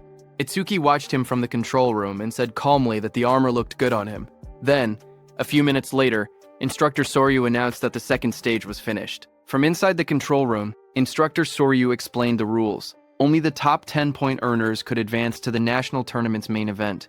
He added that the top 2 would receive special rewards in the main event. Lying on the ground, Gaku smirked. He said that aside from Hanayu, there was no way anyone had more points than him. He laughed to himself, claiming those special rewards would be his. Instructor Soryu then stepped forward and announced that he would now reveal the top 10 results. A large screen displayed the rankings. First, Tenma Itsuki. Clear time, 3 minutes 56 seconds. Points earned, 106,600. Second, Hanukana. Time, 23 minutes 43 seconds. Points, 16,600. Third, Gaku. Time, 24 minutes 23 seconds. Points, 6,600. Fourth, Iberia. Time, 27 minutes 59 seconds. Points, 6,600. Fifth, Akagami Shion. Time, 16 minutes 30 seconds. Points, 1,600. She failed at the Nightmare class attempt. Sixth, Horino Rikaru. Time, 17 minutes 17 seconds. Points, 1,600. Seventh, Kisaragi Saya. Time, 19 minutes 1 second. Points, 1,600. Seeing the results, the crowd reacted instantly. One man shouted in disbelief, saying Itsuki had scored over 100,000 points, far more than even Tewajin's 60,000. Another said that with a score like that, first place in the entire country was basically guaranteed. An injured man wondered aloud how many Inferno giants Itsuki must have killed, since each was only worth 5,000 points. Seeing this, Gaku suddenly sat up, shocked that he had fallen to third place. He asked who Tenma Itsuki even was, saying he had never heard of the name before. Haru looked at her weapon and said she wanted to cross swords with Tenma Itsuki. Saya lowered her gaze. She said she hadn't expected such a huge gap between herself and Itsuki. She wondered if a combat job had ever been right for her in the first place. Instructor Soryu then reported that all continental trials had ended and the national rankings were out. He revealed that Itsuki placed first in the entire nation, ahead of second place by a massive 65,000 points. Choa, watching her father, said that she couldn't see her father's face, but she could feel it. Her father was pleased. Commander Nento looked toward the sky and said humanity's new dawn was growing brighter. Meanwhile, on the battlefield, Iberia lay exhausted on the ground. He muttered that over 100,000 points was impressive, but if it was Itsuki, taking first place was expected. He added that he had also done enough not to shame the name of Double I. He was lying next to the defeated giant machine. Itsuki walked up to him and told him he did great, saying Iberia had surprised him. Iberia smiled weakly as he was still dizzy after using that karma tool. The instructors and Commander Nento stood on the platforms watching. Then Instructor Soryu announced that the 21st Salvation League National Tournament preliminaries had come to an end. On the battlefield below, Itsuki carried Iberia on his back and walked forward. The view shifted to the South Continent, District 1. A bright city square lay under the sun, with buildings, pools, and statues arranged neatly. At the center, an old man with long white hair and a beard sat quietly, eyes closed. Nearby soldiers in armor complained. One of them frowned, saying they had been called out at dawn just to watch an old man meditate. Another soldier warned him to watch his mouth. He explained that the old man was the South Continent Commander-in-Chief, someone who could see the future, a prophet. The old man remained still, his hands resting on his stomach. His name was Balgar, South Continent Commander-in-Chief. One soldier then questioned why. If Balgar could truly see the future, they always received warnings after the barrier had already been deployed. He said that if Balgar really had foresight, he should be able to tell them the Stella impact points ahead of time. Another soldier spoke calmly. He said it was true that Elder Balgar could only foresee a tiny sliver of the future. Even so, he explained that Balgar still stood on the same level as the North Continent commander, Izumi Nento, and was considered a pillar of humanity. He said the reason he was called a pillar of humanity was because Balgar's prophecies were correct 10% of the time. At that moment, Elder Balgar suddenly lurched forward, shouting in shock. His attendants rushed toward him in panic. Balgar's voice trembled as he tried to speak. The attendants asked if he was all right, but he pushed himself up with urgency. He shouted again that the North Continent was in danger. His eyes widened, filled with terror. He cried out that a massive disaster beast assault would soon strike the North Continent. Among them, he warned, were disaster beasts with levels that exceeded 100. Then, sometime later at night, the leaves rustled softly as the scene shifted to Itsuki standing under the trees. Blue system windows appeared beside him. While he looked ahead calmly, he said that his total stats had finally exceeded 1,500. The system display showed his information. Tenma Itsuki, human, level 0, fixed. His job was Order Breaker. His Nirvana gift was a special grade Nirvana. His skills were listed one by one. Overmemesis, Thunderbreaker level 2, Blackwall level 2, Lotus Burst level 1, and Shikigami Eater level 1. Another window showed his status. Attack 330, Agility 380, Defense 462, Magic 330, with passive increases from his skills. His total stat value was 1,502. Itsuki knew that when a person leveled up normally, they gained 50 stat points. So, looking at his status window, Itsuki realized that having 1,500 total stats was the same as being level 30 for a normal awakened person. On top of that, Itsuki's agility and defense could increase infinitely through passive skill effects. He remembered how his agility and defense rose by 10%. Not only that, but even his magic recovered infinitely with the passive effect of magic detection. However, there was no method to increase attack power. He looked down at his hand and quietly wondered if there was any way to do so. Just then, a voice called out from behind, shouting that the food was ready. Itsuki turned his head slightly at the sound, his expression calm. Behind him, Rikaru and Saya were standing. Rikaru raised a spatula happily and said he had made lots of Itsuki's favorite dishes. Saya stood beside him, smiling gently. Hearing that, Itsuki began walking toward them and said he would think about his problems later. He thought that he might get a new skill that increased attack power through overmemesis. Anyway, the scene shifted to the dinner table. Dishes were laid out everywhere, filling the table with a large meal. Itsuki sat among the others and remarked that it had been a while since he had eaten Rikaru's home cooking. As he sat down and looked around, he asked where Iberia was and whether he was still sleeping. Choa said yes and told him that she had healed all his wounds and that they had fully recovered, but he still seemed extremely exhausted and remained asleep. While eating, Rikaru said he was surprised that the Nightmare class dungeon, which he and Saya couldn't beat, was cleared by someone who was only level 7. Hearing that, Saya gasped in shock and covered her mouth. Rikaru looked at her and asked what was wrong, wondering if she was so moved by how delicious his cooking was that she had to cry out. But Saya pointed nervously and stuttered, telling him that something was behind him. Rikaru turned his head slightly and asked what she meant.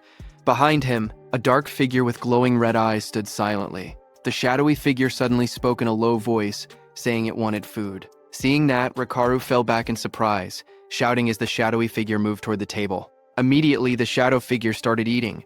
It was none other than Iberia, who sat down and stuffed food into his mouth. Seeing that, Rikaru stood up and scolded him, saying that sneaking up quietly like that was bad for the heart. He also asked why Iberia was eating in someone else's seat without permission. Hearing that, Iberia slammed his bowl on the table, holding it tightly as he ate with extreme force. Seeing that, Rikaru backed up slightly, sweating, and asked what Iberia was getting angry for. Iberia suddenly lifted his head with sparkling eyes and food crumbs on his face. He smiled widely and said the food was delicious. Seeing him so energetic, Rikaru laughed proudly and said that it was thanks to his cooking. Iberia laughed even louder in response. Iberia then pointed at the plate and asked if Rikaru had made the food. He told him that he should quit being an awakened and become a chef instead, because he had way more talent for cooking. Hearing that, Saya covered her mouth, trying not to laugh, while Rikaru stood there with an annoyed expression, asking if that was supposed to be a compliment. Across the table, Commander Izumi Nento leaned forward with folded hands. He said that since all of them were aiming to become saviors, he had one question for them. Everyone looked at Commander Nento as he asked what they feared the most. Hearing that, everyone paused. Rikaru thought for a moment and said that the thing they feared was probably the opposite of what they looked forward to. He explained his own dream, to become a savior, earn money, and enjoy gourmet food while traveling the world while he was still young.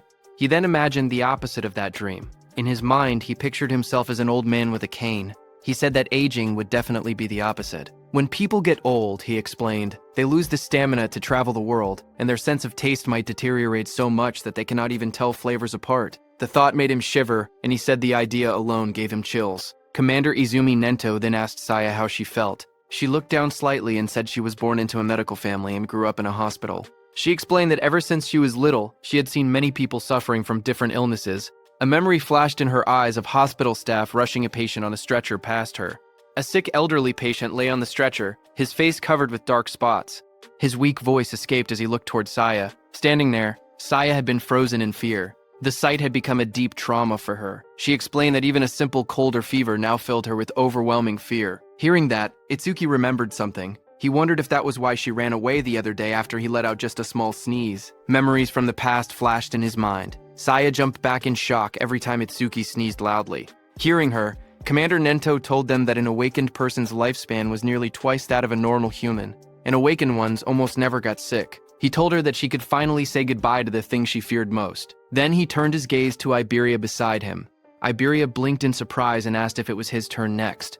Iberia admitted that what he feared most before was failing the preliminaries, but now his fear had changed. He smiled brightly and said he was afraid of not being able to fight alongside Itsuki. He turned to Itsuki with excitement and asked what he feared most. Itsuki looked surprised and asked why the question was directed at him, but the others wondered the same. Saya asked if Itsuki even had anything he was afraid of. Iberia told him to answer, saying it couldn't be possible that he feared nothing. They tried to imagine it, but none of them could guess what Itsuki might fear. Itsuki finally spoke. He said that after his parents died, he didn't know how to keep living. He explained that he had been overwhelmed with anxiety. Iberia stared at him, shocked, whispering his name. A dark scene appeared, showing Itsuki curled up alone. Helplessness, anger, sadness, hunger. He explained that all of those negative emotions had taken over his body. Itsuki remembered the moment everything changed. He had been sitting alone in the dark, tears running down his face, until Saya and Rikaru appeared before him. Rikaru's gentle voice asked why he was crying alone in a place like that. Saya told him the sky was beautiful and that it was a waste to look down. Young Saya leaned forward, asking if he had caught a cold and whether they should take him to the hospital. Rikaru held out a lunchbox with a bright smile, telling him they should eat something delicious so all his worries would blow away. Itsuki looked up, his eyes filled with tears. He said the warmth the two of them gave him pulled him out of that negative world. He continued speaking. He said that after that day, he met Sensei, met Choa, and even Iberia. Itsuki looked around the table and said they had become comrades. No, more than that. It felt like his family had grown. A soft smile formed on his face. He said that this sense of security was something he hadn't felt in a long time. Sometimes he thought he wished this moment could last forever. Itsuki continued speaking while everyone listened. He said the thing he had feared the most was living alone. Across the table, Saya, Rikaru, and Iberia watched him quietly as he shared his thoughts. Choa observed him with gentle eyes. She noted that the atmosphere around Itsuki felt calm and peaceful, completely different from the unsettling feeling she had sensed before. Suddenly, Iberia rushed forward. He called out Itsuki's name and threw his arms around him, shouting that he would never leave his side, not even a single step. Itsuki stumbled back in surprise, trying to explain that this wasn't what he meant. Commander Nento told them that he had asked earlier to confirm whether they might one day regret choosing their path. When they became saviors and faced true danger, regret would be the most unforgivable thing. He told them to remember that a savior's goal was to reach death without regrets. Everyone stood firmly and answered that they would engrave those words in their hearts. Commander Nento nodded and stood up.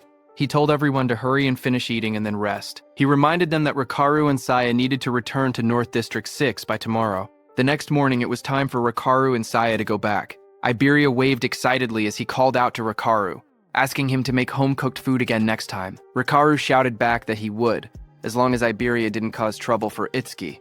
Their voices echoed as they walked ahead, promising to meet again at the national tournament. Seeing that, Itsuki walked up to Iberia, who wiped his tears.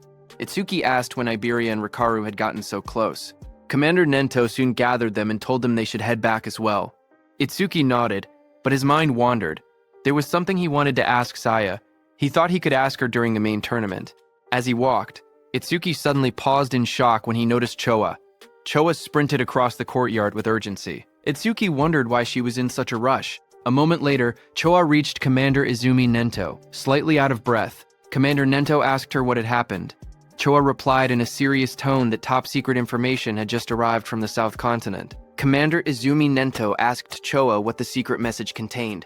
Choa explained that the information carried an extremely high clearance level. It was something only saviors above level 50 and continent commanders were allowed to know. Commander Nento then looked at Itsuki and Iberia and said that the two of them were also permitted to hear it. Iberia lit up with surprise, asking if he trusted him that much. Choa began delivering the message. A new prophecy had come from Elder Balgar, the commander of the South Continent. According to him, within the next 3 days, a large-scale disaster beast assault would strike the North Continent. Hearing that, Itsuki asked whether Elder Balgar's prophecies were reliable. Iberia confirmed that they were. Elder Balgar was the most renowned prophet across all 5 continents. His prophecies were as good as confirmed futures. Choa turned to her father and urged him to leave the North Continent immediately. But Commander Izumi Nento believed there had to be a reason the disaster beasts were launching an assault. This time, he said, the target was most likely him, the commander of the North Continent. The commander thought for a moment. He said that if that were true, then staying here would make him good bait. Choa stepped forward, insisting there was no reason for her father to remain in the North Continent. She reminded him that combat wasn't even his specialty, and if he already knew he was the target, then remaining here was far too risky. She urged him to evacuate to the Central Continent immediately. Itsuki agreed with her. He said that if they lacked manpower, he would remain behind and fight, but the commander raised a hand, stopping them. He told them he had already made his decision and warned them not to argue further. Then he turned to Itsuki, saying there was something else he needed him to do. Itsuki protested, insisting that nothing could be more important than protecting his sensei. Commander Nento explained his request. Iberia's father, Aiden, was the greatest crafter across all 5 continents, and they couldn't allow anything to happen to him. He wanted Itsuki to guard Aiden together with Iberia. Additional awakened fighters would also be dispatched to support them. Hearing that, Iberia looked troubled. He wondered aloud why their forces had to be split just to protect his father. Suddenly, a thought struck him as he realized that Sensei might be intentionally keeping him away from the battlefield. Nearby, Choa listened quietly until the commander turned to her as well. He said he had 3 requests for her. First, she had to announce the coming assault to the residents of the North Continent and help evacuate everyone below level 50 safely. Next, she needed to notify all awakened individuals level 50 and above to prepare for combat at any moment. Finally, she had to summon Hiiten to this location. Since North District 1 had a low population, there would be no danger of civilian casualties. Commander Izumi Nento's eyes glowed fiercely as he declared that they would face the disaster beasts head-on. Right there, Choa returned to her father and reported that she had completed every arrangement he had instructed. She told him that Hiiten would be arriving soon. Commander Nento thanked her for her trouble and said she could rest for now. Choa hesitated. Her expression softened as she looked at him in silence. Her father noticed her worry. He asked whether she was anxious about Itsuki, even though Aiden already had skilled guards accompanying him. He added that if that was the case, then, as her father, he simply needed to defeat all the smaller threats and lure out the main enemy. Choa lowered her gaze, her cheeks slightly flushed. She admitted that, as expected of her father, he saw through everything. Commander Nento continued speaking. He said a prophecy had revealed that a disaster beast of level 100 or higher would appear this time. In a battle of that scale, someone would be forced to reveal all their trump cards. That was the real reason he had sent Itsuki away. Hearing that, Choa nodded slowly as the meaning became clear to her. If Itsuki fought such a beast using his unusual methods, his abilities would be exposed, and the enemy would try to eliminate him at any cost. Commander Nento said yes, but added that there was another reason as well. Based on Itsuki's past battles, he seemed to lack raw attack power. Rumors said that Aiden possessed an artifact capable of increasing attack power, and sending Itsuki there might allow him to obtain it. Commander Nento explained that if Itsuki obtained the rumored artifact, everything would change. Attack, defense, mana, agility. He could become a perfect awakener who possessed every attribute. The prophecy began to unfold soon after. On day 1 of the prophecy, at 8 p.m., the northern continent was struck. In every district, stone monuments began falling from the sky like rain, crashing into the ground and signaling the start of the Disaster Beast assault. In North District 2, the skies were dark as Itsuki and Iberia sprinted through the cold winds. Itsuki asked how much farther Iberia's home was. Iberia estimated another 100 kilometers. Hearing that, Itsuki narrowed his eyes, thinking that a disaster beast could appear at any moment. They had to reach Iberia's father as fast as possible. Suddenly, from behind, Iberia shouted for Itsuki to look, pointing ahead in shock. Hearing that, Itsuki stopped and looked forward. Iberia's trembling voice barely formed the words. A blazing object was falling from the sky. It was a stone monument. Itsuki realized that the attack had already begun, and the monument had landed right in the middle of a populated area. The two watched as the fiery structure crashed straight into the city. The impact sent a massive explosion of light through the skyline. Itsuki's expression tightened. The warning had only been released moments ago. Civilians were still evacuating. If a disaster beast appeared now, the situation would become catastrophic. Elsewhere in the city, awakened warriors stared at the monument that had descended. Chaos erupted as they shouted that massive casualties were unavoidable and that a disaster beast was already approaching. Someone recognized the scene. It was exactly as Elder Balgar had foretold. They cursed at how early the event had arrived. Back with Itsuki and Iberia, a glowing barrier began forming around the impact zone. Iberia panicked as he watched it rise. Itsuki was also panicking inside, thinking that if they left the citizens behind, many would die. But if they stepped in to help, their main mission would be delayed. Itsuki glanced at Iberia and thought quietly to himself. Iberia had traveled a long distance, yet he hadn't asked for a single break. He must have been that worried about his father. If he suggested stopping to save citizens now, Iberia would surely hate it. But before he could decide, Iberia suddenly pointed forward, shouting for them to go help. The barrier had trapped a disaster beast inside the city, and he insisted they couldn't ignore it. The creature inside was at least level 20. If no high-level awakeners were present, countless people could die. Hearing that, Itsuki's worries vanished. Then, with a firm voice, he agreed to change the plan. They would take care of the disaster beast in the city first. Just then, the ground shook violently as the stone monument split open. Flames burst out, and a massive creature emerged from within. It was a flame golem, level 21, its entire body wrapped in blazing fire. Nearby, the awakened fighters assessed the situation. They counted their strength, 3 level 15 and 1 level 16. It would be difficult, but against a level 20 disaster beast, they believed they still had a chance to win. A defender stepped forward and activated his C-rank skill, Rock Shield. Jagged stones shot up around his arms as he braced himself against the incoming flames. He shouted for the others not to break formation, promising to hold off the monster's attacks. The flame golem roared and hurled fire straight at him. Through the heat and sparks, the defender yelled for his teammates to find an opening and counterattack. But the creature's power was overwhelming. It struck with massive force, smashing the ground and scattering debris across the street. The defender was thrown violently backward, crashing into a wall. As the dust settled, he struggled to lift his head. His armor was shattered. His voice trembled. He couldn't believe what had happened. It was impossible. The other Awakeners froze in terror because the Earth user had the highest defense among them.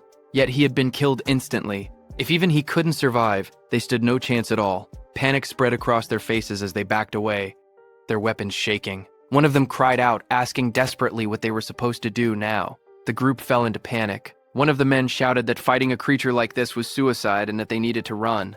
As he sprinted away, flames chased behind him. Another teammate yelled for him to watch out, but the fleeing man only snapped back that they should worry about themselves. Before he could get far, a sharp presence appeared right behind him. His eyes widened in shock as the fiery monster loomed over his shoulder. Terrified, he begged for his life, promising to do anything as he activated his ability. Water surged around him as he used his B-rank skill, Water Cannon. A massive stream of water blasted toward the creature. For a moment, he caught his breath. He wondered when the beast had gotten behind him and regretted shouting something so pathetic. But now, he stood firm. He was a water elementalist, the natural enemy of fire disaster beasts. This attack should have been its end.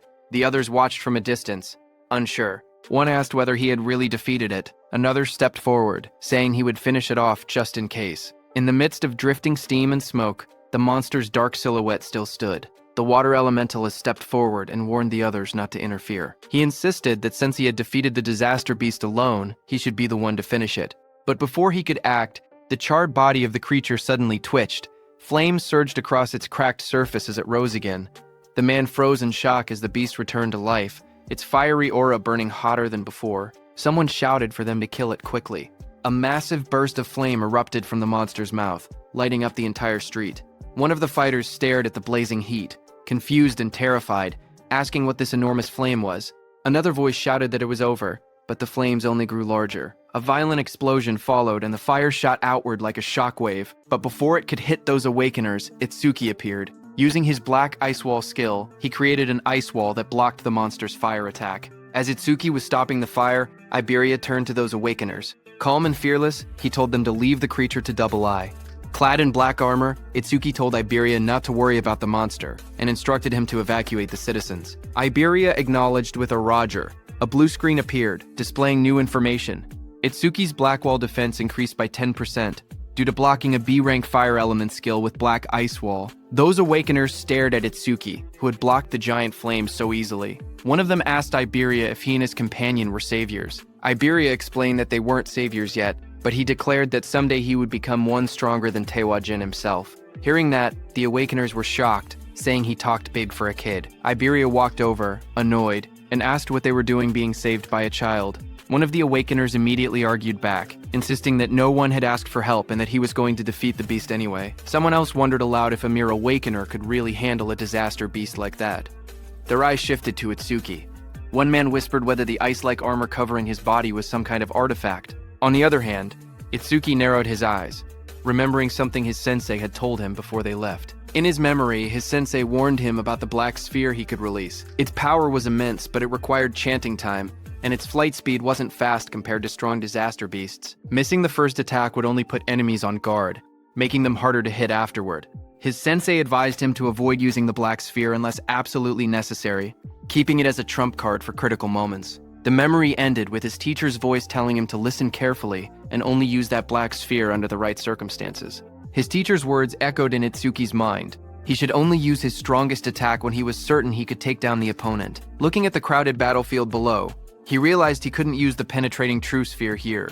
There were too many people around. Down on the streets, civilians stared up at him in shock. Some wondered if he was an awakener who had come to help. Others pointed out the equipment he wore, guessing he must be a high-level awakener. High above, the fiery disaster beast roared as it swung its massive body. Itsuki, covered with lightning, shot forward, slamming straight into the creature's rocky surface. He made up his mind. If he couldn't use his special skill, he would suppress the beast with brute strength instead.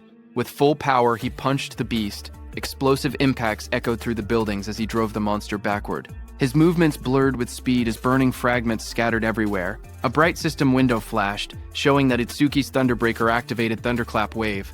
Lightning surged across his entire body as he appeared above the beast.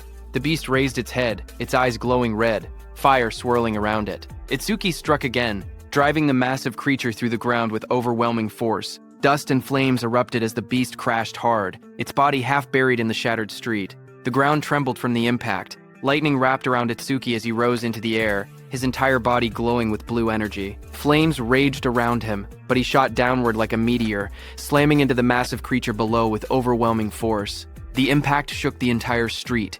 A huge shockwave burst outward, cracking the ground and sending flames scattering. A crater formed where the blow landed, smoke rising from the broken asphalt. People watching from a distance stared in disbelief. One person said the disaster beast was being pushed back completely, even though it was supposed to be powerful.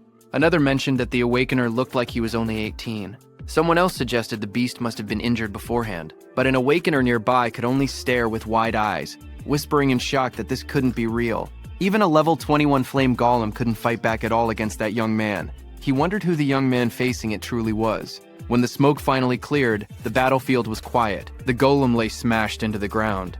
One of the awakeners looked around in confusion and asked where the young man had gone. Another man explained that as soon as the young awakener had defeated the disaster beast, he left the area with the blonde boy. That water-type awakener claimed that the only reason a level 0 awakener could do something like that was because he had already weakened the flame golem's health beforehand. But the first awakener looked uneasy. Even he, a level 15 awakener, couldn't track the young man's movements with his eyes. He said that the power to send a flame golem flying with bare hands was unbelievable. He added that if the young man's status showed level 0, his real strength had to be comparable to level 30. On the other hand, Itsuki and Iberia were already running. While running, a thought troubled Itsuki. If a beast of that level couldn't be killed instantly, things would only get harder in the future. He muttered that he had to increase his attack power somehow. Just then, a system window appeared, displaying Itsuki's current stats. Attack, 330. Agility, 760, plus 100% due to Thunderclap wave activation. Defense, 495, increased by 50% due to Black Ice Wall. Mana, 330, recovers 10% of mana upon detecting one enemy unit. Itsuki stared at the numbers, knowing he needed to grow stronger as quickly as possible. On the first day of the prophecy, at 10:30 p.m., Itsuki and Iberia ran through the rain-soaked streets. Iberia stared in awe and said, Itsuki's speed was so incredible that he couldn't even track him with his eyes. Itsuki replied calmly that speed meant nothing without power. While they were running, Iberia suddenly started panting heavily, admitting that he had never thought of Itsuki that way before. When they stopped, he told Itsuki that if he wanted to raise his attack power, he knew a good method. Itsuki looked at him and asked what he meant. Iberia explained that his dad's warehouse contained tons of artifacts, and there had to be one that boosted attack. He said Itsuki was strong and was also Sensei Izumi's student, so his dad would definitely be happy to let him have one. As he spoke, he imagined Itsuki wearing a powerful artifact, standing tall in a dark, glowing armored suit. The thought made him laugh to himself in a strange way, but Itsuki looked unimpressed and asked what that creepy laugh was about and what exactly he was imagining. Iberia cheered excitedly and told Itsuki to follow him. Once they arrived, he said he would ask his father to prepare a useful artifact for Itsuki. Itsuki watched him struggle to stand straight and thought to himself that he had already slowed down on the way. But even with all that agility, Iberia must have had trouble keeping up. Itsuki then stepped forward and grabbed Iberia by the arm. Iberia panicked and shouted, asking what Itsuki was doing. Itsuki told him not to push himself if he was tired. If they ran into a calamity, he wouldn't be able to fight properly in that condition. Before Iberia could answer, Itsuki lifted him and dashed forward at full speed.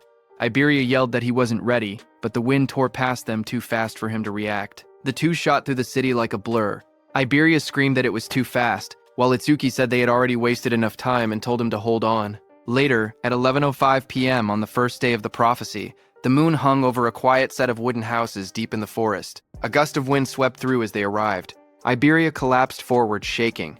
He gasped that they had finally made it and complained that he thought his arms were going to rip off. As they walked deeper into the woods, Itsuki asked why his father chose to live so far from town when the town was much safer. Iberia replied that his father said the town was too noisy for him to focus on his crafting. Ahead of them stood an old wooden house. Iberia explained that the place might look run down, but its defenses were strong. His father had traps set all around the perimeter. Itsuki nodded, saying he thought he felt a faint magical fluctuation. Iberia told him not to worry. As long as Itsuki followed him closely, he wouldn't trigger anything. Itsuki silently thought that with his detection ability, he could avoid them on his own. Iberia walked ahead proudly as Itsuki asked him to watch his step. But Iberia grinned to himself, happy that it was finally his turn to take the lead. The next second, however, a small trap placed on the ground clicked under Iberia's foot. Iberia froze. He started sweating as he realized he had stepped right on one of the traps. He shouted that he had gotten carried away and forgotten about it. Itsuki stared at him blankly and asked if he was sure this was really his own house. Iberia froze the moment the trap activated. He shouted that this was bad because he had stepped on the nastiest trap of all. Itsuki focused for a moment and noticed the magical fluctuation around them growing stronger. A loud mechanical roar echoed through the forest as the ground shook. From the dust rose a massive humanoid construct, an iron golem glowing with red eyes and a core embedded in its chest. A system window appeared, listing its stats: attack 500, defense 500, agility 300, magic 200. Itsuki's eyes widened in surprise.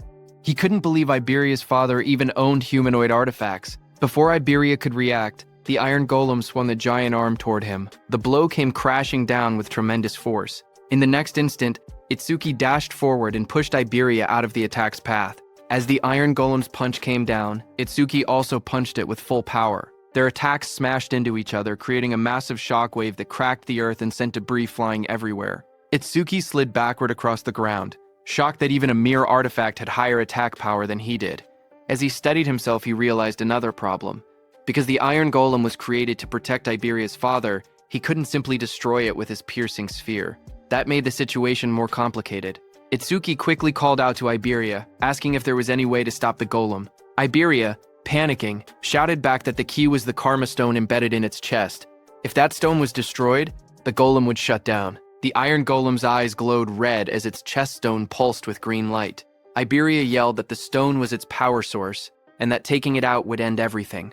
A system window appeared as Itsuki activated Thunderwave. Lightning surged around his body, crackling across his arms and shoulders. He smirked, realizing that knowing the golem's weak point made the fight much simpler. The golem had strength, but he had speed. He dashed forward, lightning trailing behind him as the iron golem slammed its massive arm into the ground. Stone shattered everywhere, but Itsuki slipped past the attack, aiming straight for the glowing stone.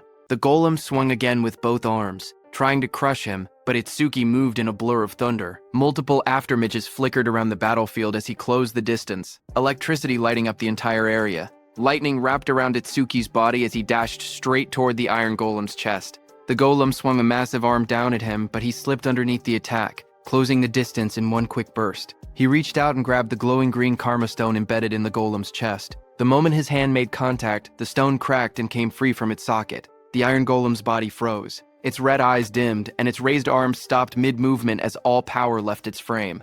Itsuki stepped back, holding the fractured stone in his hand. Just then, a shadow loomed behind him, raising a sword to attack. As Itsuki calmly asked if that was enough, Iberia rushed forward in panic, shouting for Josuke to stop. But before he could reach him, that figure suddenly blurred into motion. A fierce strike came swinging toward Itsuki from the side, his eyes glowing red at the moment of impact. But the blade stopped inches from his chest. Itsuki froze in shock. He wondered when his opponent had even moved. Josuke stood in front of him, lowering the heavy sword. He looked confused as he recognized Iberia behind the stranger. He admitted that he had thought the intruder was just a group of lost bandits. Smoke drifted from the sword as Josuke introduced himself. Itsuki stepped forward calmly, but confusion rose in his eyes. He questioned why he hadn't sensed any magic until the moment of the attack. Josuke's gaze moved between Iberia and the newcomer as he asked who this person was. Just then, Itsuki glanced down, startled to see that the massive sword in Josuke's hand had vanished without a trace. Iberia quickly jumped in, explaining that the stranger was his friend, Itsuki Tenma. He boasted that Itsuki was level 0 but incredibly strong. He added that they had formed a duo and were trying to decide on a team name. Before Iberia could continue, Itsuki told him never to mind that and instead asked where Iberia's father was. Josuke told them that his master was in the back and warned Iberia to be careful. Just then, an older man with a white beard stepped out from the back of the forge. Iberia recognized that man as his dad. The old man stepped forward, his expression dark and heavy. Even Josuke quietly noted that he didn't seem to be in a good mood. Iberia ran up to him excitedly, waving his arms. He shouted that he had passed the qualifiers. The old man remained silent. Iberia proudly continued. He explained that he had ranked 4th in the region on nightmare difficulty and demanded the reward he was promised, being allowed to choose any artifact he wanted. But before he could finish boasting, a sharp slap struck his cheek. Iberia's head snapped to the side, his eyes wide in shock. He touched his face with trembling fingers and asked why his father had hit him. The old man glared at him furiously, his voice rising as he demanded that he return the dragon gear. He accused him of stealing it. Iberia staggered back, clutching his cheek. He shouted that he had only borrowed an epic artifact and complained that there was no need to hit him. His father pointed angrily at him from the ground. He warned that the dragon gear caused irreversible damage if worn for too long. He added that if Iberia ever took it without permission again, he would not be so lenient next time. Frustrated, Iberia turned and ran off into the forest, yelling that he would never use his father's crappy artifacts again. The dragon gear dropped from his shoulder and landed on the ground behind him. The old man then turned toward Itsuki and asked if he was Izumi's second student. Itsuki nodded politely. He introduced himself as Itsuki and explained that his sensei had sent him to protect Mr. Aiden because of a prophecy about a massive calamity approaching from the north. Mr. Aiden responded that he already knew. He studied Itsuki closely and muttered that Izumi was demanding and rarely accepted disciples. He wondered why a strict master would choose someone who looked as plain and ordinary as this kid. But then he suddenly froze, his eyes wide. He asked in shock if Itsuki's level was fixed. Itsuki said yes, as a glowing status window appeared beside him showing his information. Tenma Itsuki, human, level 0 fixed. Job, order breaker. Gift, undisclosed. Skill, undisclosed. Stats, undisclosed. Itsuki stood calmly, the blue display shining around him. Mr. Aiden narrowed his eyes and studied Itsuki carefully. With a trace of suspicion in his voice, he asked whether Itsuki was using some kind of karma artifact to falsify his stats. Itsuki calmly replied that he was not. Mr. Aiden looked at him once more and finally seemed to grasp something. He muttered that it now made sense why Izumi Nento had specifically requested that particular item. Walking slowly with his hands clasped behind his back, Mr. Aiden explained that Itsuki's master was someone who meticulously calculated gains and losses. According to him, Commander Nento always demanded something in return. Itsuki responded honestly, saying that his master had only asked him to guard Mr. Aiden and that he had heard nothing about any reward. Mr. Aiden then revealed the truth.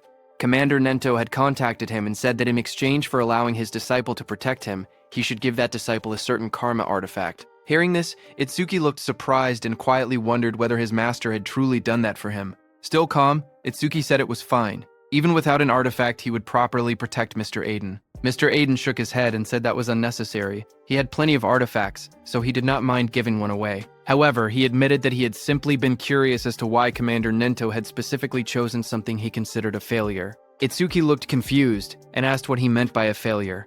A memory flashed as Mr. Aiden explained that the artifact was originally a masterpiece designed to draw out an awakened person's attack power to its absolute limit.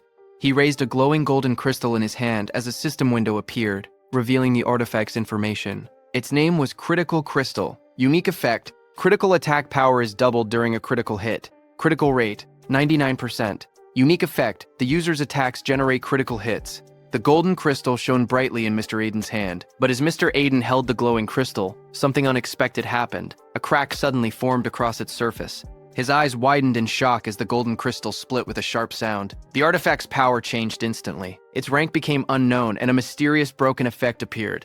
A system window appeared revealing the new information. Broken critical crystal. Rank unknown. Effect: power is multiplied by 10 during a critical hit. Critical rate: 0%. It increases by 1% every time an enemy unit with higher attack power than the user is defeated. Broken effect: the critical rate resets whenever the user levels up. Mr. Aiden showed the cracked crystal to Itsuki and explained its problem. Because the critical rate reset every time someone leveled up, it was completely useless for a normal awakened person. Anyone who trained hard to increase their critical rate would lose it the moment they gained a level. He said that was exactly why he had been confused when Commander Nento specifically requested this artifact. But after seeing Itsuki's stats, he finally understood the reason. Itsuki carefully reached out and took the broken crystal into his hand. The red cracks inside the golden crystal glowed faintly as energy flowed through it. Mr. Aiden smiled slightly and said that Itsuki was quite special. He admitted that he did not know how Itsuki became stronger, but since Itsuki would never level up, the artifact was perfect for him. He then explained that as Itsuki continued defeating Calamity Spirit Beasts, his critical rate would slowly increase until it eventually reached 100%. Just as he said that, Itsuki used the crystal. Golden energy began swirling around him as the crystal reacted. Golden energy suddenly burst out from the crystal and wrapped around Itsuki's body. The power surged violently as the artifact synchronized with him. As Itsuki struggled, Mr. Aiden told him that in the future, every single attack Itsuki made would be buffed 10 times. Hearing that, Itsuki clenched his fist as the golden aura intensified around him. With the power flowing through his body, he unleashed a technique.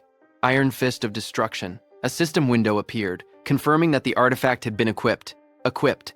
Broken Critical Crystal. Itsuki looked at the information and thought about the artifact's conditions.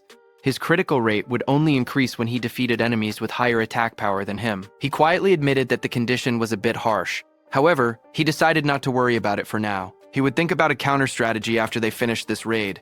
Just then, another system notification appeared, showing the crystal's information. Its effect was that it increased attack power 10 times on critical hits. Its current critical rate was 0%, but it would increase by 1% for every kill of a stronger enemy. The broken effect was that it reset upon leveling up.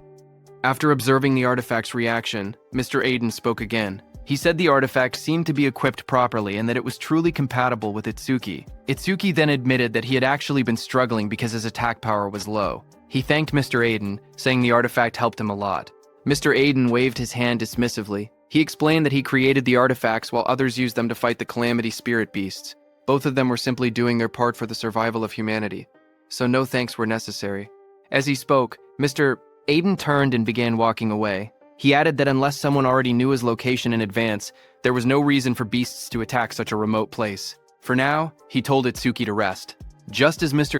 Aiden finished speaking, something strange suddenly appeared in the sky above the forest. His eyes widened in shock as he noticed a massive pillar of energy descending from the sky. The atmosphere trembled as the force rushed downward. A loud impact followed as the energy slammed into the forest. The force spread outward like a shockwave nearby. Itsuki and Josuke instinctively raised their arms to shield themselves as the powerful energy burst through the air. Iberia, who was inside the house, opened his window and stared in disbelief, shouting in confusion and asking what had just happened. He looked toward the sky with wide eyes and realized something unexpected. A barrier had appeared. Looking up, they saw a massive green dome covering the entire area. The strange barrier surrounded the forest, glowing with an eerie green light. Seeing the enormous dome above them, Iberia shouted in shock, wondering why there was a green barrier there. Mr. Aiden looked toward the sky with a serious expression. In his mind, a troubling thought appeared. Only the commanders and the chief of the 5 continents should know his location. He wondered whether it was truly a coincidence that a stone monument had fallen here, or if something else was happening behind the scenes. Before he could think further, Josuke suddenly shouted loudly, quickly warning everyone to get back. The Calamity Spirit beasts were coming, and they were already heading straight toward them. Itsuki stood quietly and focused his senses. His eyes sharpened as he felt a powerful presence approaching. He calmly said that he could feel it. Something was moving toward them at an incredible speed. Moments later, the ground began shaking as multiple creatures rushed forward through the forest. At first, Itsuki counted 6 of them. Then they realized there were even more. The monsters burst out of the trees, charging straight toward them. One of the creatures revealed itself clearly. A system window appeared, identifying it. One horned demon from the Horned Demon tribe, level 14. Seeing the monster rush forward, Itsuki shouted that they were here. The demon lunged toward Itsuki with its massive arm raised, aiming a brutal strike at him, but Itsuki stopped its attack with his bare hands. The next second, Itsuki pierced the monster's body with his black ice wall. Blood burst out as the blade tore through its flesh. At the same moment, a system notification appeared, activating Black Ice Wall. More monsters rushed forward from different directions, opening their jaws wide as they attacked together. Electricity crackled around Itsuki's body as he moved calmly through the battlefield. Inside his mind, he thought that enemies at this level were not a problem.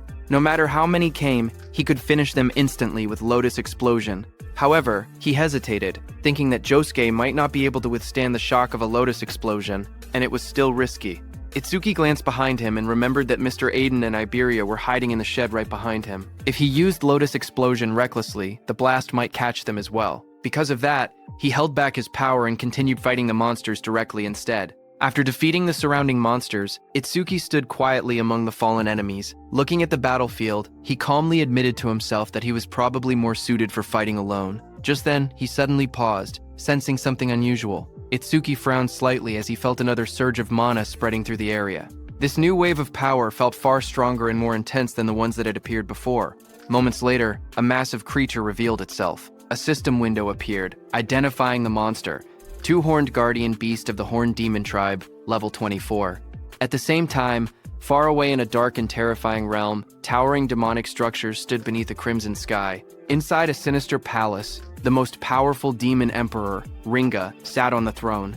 An orange-haired figure standing in front of him spoke calmly. He reported that the first wave of the advanced party had already been teleported to the human realm, consisting of lower-class slave demons. Then he asked another question. Among the 8 demon kings, which one should be entrusted with leading the main force? At that moment, Demon Emperor Ringa said that thanks to the eye he had left behind during the last descent into the human realm, the demon race had already discovered the existence of a certain important person. With a cold command, the Demon Emperor told him to capture them. This orange-haired figure was Enmaraku, also known as Yama, one of the 8 demon kings. He asked whether the task should also be entrusted to one of the 8 demon kings. However, the Demon Emperor sitting on the throne calmly refused the idea. He said that sending a demon king might destroy the very eye that had been secretly left behind in the human realm. Because of that risk, he decided that the matter would instead be handled by a demon general. The order was accepted without hesitation. Demon King Yama simply replied that it would be done as commanded. Then, Demon Emperor Ringa declared that the command of the main force would be completely handed over to Inshokuma, also known as the AP-eating Demon King. This was one of the 8 demon kings, Inshokuma. Demon Emperor Ringa said that since Inshokuma had not eaten a living human in a very long time, he was certain that Inshokuma must be extremely hungry. Meanwhile, on the battlefield, while Itsuki was fighting, a loud scream suddenly echoed throughout the area. Hearing it, he instantly recognized the voice. It was Iberia. His expression changed as he realized something was wrong. He wondered if a disaster beast had broken into the room. But before he could react any further, a disaster beast burst forward to attack. A system window appeared in front of him, identifying the beast as a double-horned guardian from the Horned Demon clan. Level 24. The beast attacked with overwhelming force, striking toward him without hesitation. Seeing the situation, Itsuki's eyes sharpened. He realized that things had reached a critical point, and he had no choice but to use that power.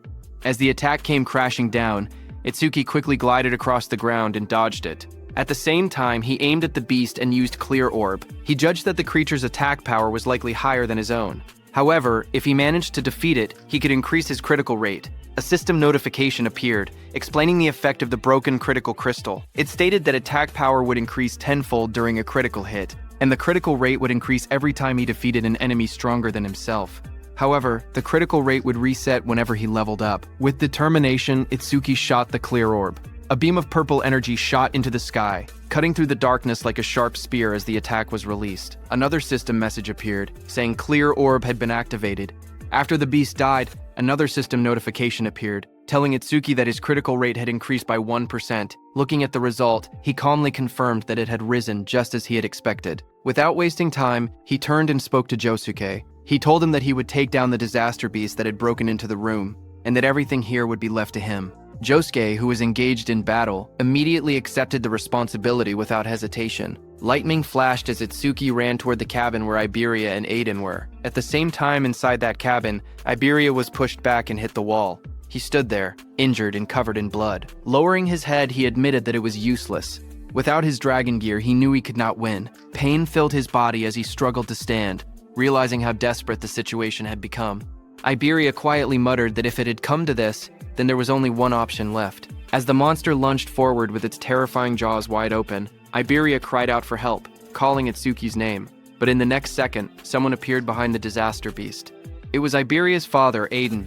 He swung his massive weapon down with overwhelming force, hitting the beast on the head. Watching this, Iberia was shocked. He wondered how his dad, who was a non-combat class, could face a disaster beast without any fear. Seeing that nothing happened to the beast, Aiden remained calm and called it stubborn.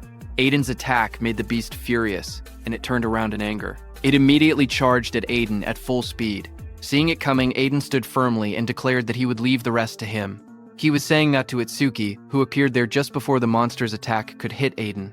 Itsuki moved instantly, his body wrapped in crackling electricity as he intercepted the attack. The beast tried to strike again, but Itsuki stepped in from behind and using his black ice spike, pierced through the monster's body. A system message appeared, announcing that his black ice wall had activated. Blood splattered as the creature's massive frame was struck down. After the clash ended, Itsuki apologized to Aiden for being late. He explained that it had taken a little time to deal with the lookouts. Aiden then asked about the situation outside. Itsuki immediately used his magic detection skill, but he could no longer sense any magic fluctuations from outside. Seeing that, he told Aiden that Josuke had likely wiped out every last disaster beast. As they went outside, the battlefield was covered with the bodies of disaster beasts. Iberia looked around in shock and stammered in disbelief, wondering if Josuke had really done all of that by himself. Josuke immediately warned everyone not to lower their guard. He explained that unless they destroyed the barrier, disaster beasts would continue spawning from within it without end. As time passed, they would only grow stronger. With a firm expression, he declared his intention to head toward the barrier and destroy it while eliminating as many disaster beasts as possible along the way. Looking at Itsuki, he added that if any beast managed to slip past him, he would have to deal with it. However, Itsuki stated that he would be the one to slaughter every disaster beast within the barrier. His eyes were filled with hatred as he instructed Josuke to remain there and protect Aiden and Iberia. Seeing Itsuki's expression, Aiden narrowed his eyes. He muttered that those eyes showed no trace of fear. Instead, they were filled with a burning thirst for battle. Finally, with firm resolve, Aiden declared that they would leave the destruction of the barrier to Itsuki. Josuke warned Itsuki seriously. He explained that if the barrier was green, then the disaster beasts inside would be at least level 250. He asked if he was truly prepared for something like that. Without hesitation, Itsuki answered calmly that he was sure. Lightning crackled violently around Itsuki as he ran toward that green barrier. A sharp smile formed on his face as he admitted that finally, he could fight to his heart's content. Seeing him go, Iberia immediately spoke up. He declared that if Itsuki was going, then he would go too. He told Josuke to look after his old man, but his father, Aiden, stopped him. Iberia protested, asking why not. He reminded them that they were a team. Aiden answered bluntly, telling him to stop pretending they were a team. He said it was pathetic. He added that he and Itsuki lived in two completely different worlds. Iberia clenched his fist, anger rising in his voice. He argued that they had walked this path together all this way and demanded to know what he meant by different worlds. Aiden also shouted, telling Iberia that a team was meant to support one another and cover for each other's weaknesses. Aiden's eyes widened with anger as he spoke harshly. He told Iberia that he was not supporting Itsuki at all. Instead, he said he was only dead weight at this rate. His voice grew even colder as he warned that he would end up getting Itsuki killed. Hearing that, Iberia froze, shock spreading across his injured face. Aiden continued, saying that he was not just talking about him alone. He explained that Itsuki was special. No one else from his generation could even stand on the same stage as him. Then he asked Iberia if he had ever truly seen the look in Itsuki's eyes when he faced a disaster beast. He told Iberia that those were the eyes of someone drowning in hatred. At the same time, while Itsuki was running toward the barrier, a system window appeared showing, "Mana, 5 enemy units have been detected. 50% of Itsuki's mana recovered." Itsuki noticed it immediately. He realized that 5 disaster beasts must have just come out of the barrier. He calmly acknowledged that this had brought his mana back to full. Ahead of him, massive disaster beasts with sharp purple spikes and rows of jagged teeth emerged, blocking his path as lightning continued to crackle around his body. Lightning surged wildly around Itsuki as he faced them. His eyes burned with determination as he shouted for them to get out of his way. A system window suddenly appeared, showing that Lotus Blast had activated. In the next instant, a massive explosion erupted in the forest, flames bursting outward with overwhelming force. Another system message appeared, showing 5 enemies defeated with Lotus Blast. Range of all skills increased by 5%. Now your broken critical crystal critical rate is 2%. Itsuki moved forward through the fading flames, his expression calm but focused. He admitted to himself that the double-horned guardian's defense had been far too high. It had taken 80% of his mana just to bring it down with Lotus Blast. Even so, he firmly decided that he would not allow a single one of them to reach Iberia or the others. In the distance, smoke and fire from Lotus Blast rose above the trees. Josuke turned toward the explosion in shock and demanded to know where it had come from. Iberia immediately realized and stated that it was Itsuki's skill and that he must have run into disaster beasts in the forest. Josuke stared toward the forest, his expression serious. He thought that an explosion of that scale was not something a mere level 0 should be able to trigger. A troubling thought crossed his mind. He wondered if the reason Itsuki could not level up was because of a debuff from his gift. Meanwhile, Itsuki reached and stood before that glowing green barrier. He quietly acknowledged that this was the green barrier. He realized that the disaster beasts inside seemed to be on a completely different level from the ones he had faced so far. He immediately activated his mana detection. However, Itsuki was shocked to see that his mana detection could be blocked. Because of that, he could not judge the number or strength of the disaster beasts inside. Then he remembered something his teacher once said. The level of disaster beasts inside a barrier could be determined by its color. Gray barriers contain disaster beasts from level 1 to 25. Green barriers hold level 51 to 75. Purple barriers hold level 76 to 100. Red barriers contain level 100 and 1 and above. Since this barrier was green, the disaster beasts inside were between level 26 and 50. Itsuki looked at his hand calmly and concluded that if he killed them all, they would drop a massive amount of experience. Itsuki then summoned his Shikigami, Death Hound. White petals of light swirled around him as a massive spectral hound formed at his side, its sharp teeth glowing in the darkness. Just as the Death Hound appeared, a system window displayed its information. Death Hound, B rank, level 16. Skill, Death Smell. C rank, detects all traces of mana within the area to locate and track the source. Respawn design, Death's Craving, B rank, drastically reduces respawn time after the Shikigami dies. Its attack stat was 250, agility was 250, and mana was 150. The Death Hound's glowing eyes shone in the darkness as it stood beside Itsuki. Itsuki placed his hand on the hound's head and told it that it would receive all the experience that dropped later. However, he made one thing clear. Until he gave the order, it was not allowed to lay a single finger on them. The green barrier loomed in front of him as the hound crouched low, teeth bared and ready. Before entering the barrier, Itsuki's eyes sharpened. He declared that every disaster beast inside the barrier was his prey. Meanwhile, on prediction day 1 at 11:30 p.m., Commander Izumi was seated in a garden when Choa arrived with a man. She informed her father that the awakened guards had arrived. A young man stepped forward confidently. He introduced himself politely, explaining that from that moment on, he, a first-class savior, would serve as Commander Izumi's protector. This man was Kei Chirajima, a level 63 wind elementalist and first-class savior.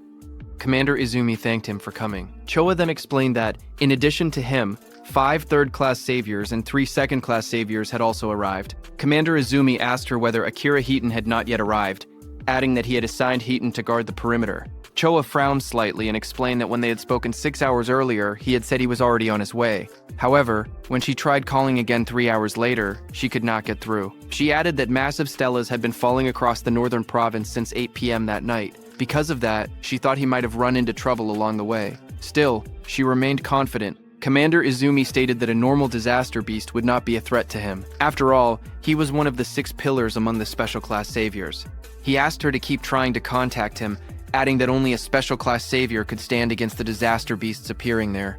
Choa quietly responded that she understood. Hearing all that, the wind elementalist spoke up, questioning whether they were overestimating the special class saviors a bit. He argued that no matter how strong Tewajin and Akira Hitten were, they were still only human. He continued confidently, saying he did not believe there was such a vast gap between the special class saviors and those in the first class. They might struggle a little, but there was no way they could not defeat a disaster beast that a special class savior could. Commander Izumi told the wind elementalist that it was good to be confident, but thinking one could stand on the same level as a special class savior was another matter entirely. He added that such thinking likely came from never having fought a truly powerful disaster beast before. Just as he said that, suddenly there was a blast in the sky as a huge pillar fell down. Seeing that, the wind elementalist reacted instantly, saying a stele was approaching and a disaster beast was coming with it. He raised his sword as the air trembled around him. As the stele fell to the ground, it created a huge purple barrier. Seeing that, Commander Izumi declared that it had finally arrived.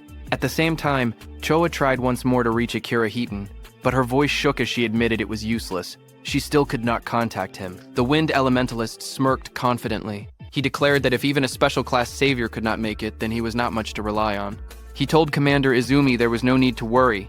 They would finish every last one of them off. His expression then turned serious as he looked toward the purple barrier. He boldly stated that he would prove right now that a first-class savior was just as capable as a special class one. On the other hand, at Itsuki's side, he entered the green barrier with his death hound. Inside the barrier, a strange green glow filled the surroundings. Itsuki walked beside his death hound, quietly observing the area. He noted that the scenery inside the barrier was not any different from the outside. However, he admitted that there was an aura in the air that made him feel uneasy. A system notification appeared, saying mana detection activated. Itsuki focused and sensed the fluctuations of mana inside the barrier from where he stood. But, just as he expected, he could not grasp the situation outside. After observing carefully, he concluded that the inside and outside of the barrier seemed to be separate spaces. Just then, his mana detection detected 5 enemy units, which restored 50% of Itsuki's mana. Itsuki calmly observed the surroundings and said that he now had a general idea of where the 5 detected units were located. He then turned to his death hound and gave it a clear order to stay there and wait. If it found any disaster beasts that had fled, it could eat them. After giving the command, he softly praised it, calling it a good boy. Another system notification appeared, showing activating Thunderbreaker, roaring wave. Blue lightning began to crackle around his body as his eyes sharpened with focus. He decided that he should start moving as well. At that moment, 2 muscular disaster beasts charged forward at high speed, their claws digging into the ground as they rushed toward him. Suddenly, electric energy surged through the air as one of the beasts reacted in surprise. It was Itsuki. He activated his Black Wall skill and struck the 2 disaster beasts. With a single attack, he killed both of them by piercing their bodies with Black Wall. Just then, 2 more beasts appeared. Lightning exploded across the battlefield as Itsuki struck the first disaster beast directly. Blue energy tore through its body, and blood burst from its wound as it was slammed into the ground. The second beast immediately rushed forward, but Itsuki's electric current surged between them like a roaring wave. The ground cracked under the force as his attack ripped through both monsters. While Itsuki was killing those 4 one-horned beasts, suddenly a 2-horned beast charged at him. Blue lightning surrounded Itsuki as he drove forward with unstoppable momentum. He dodged the beast's attack and jumped high. A system notification appeared, activating Clear Orbs, Piercing Sphere. A glowing purple sphere formed around Itsuki's finger. It shot forward with incredible force, piercing straight into the beast's chest and drilling through its armored body. The impact cracked the monster's armor apart as the energy pushed deeper inside. That beast fell to the ground. A system notification appeared, showing critical rate increased by 1%. Itsuki landed on the ground, lightning still flickering around him. His broken critical crystal had reached a 3% critical rate. After killing those 5 beasts, Itsuki immediately moved forward. Seeing that his critical rate had gone up again to 3%, he calculated that statistically this meant about 3 critical hits for every 100 attacks. He thought he might get to see his first real critical attack soon. While moving, something else caught his attention. This was the first time he had seen a stele from this close. He narrowed his eyes and thought that if he broke the stele, then the barrier should disappear. He thought, 1 hit should be enough. But at that moment, a system notification appeared, showing 1 enemy unit detected and 10% of mana restored. Itsuki's eyes widened as he realized that there was still 1 left.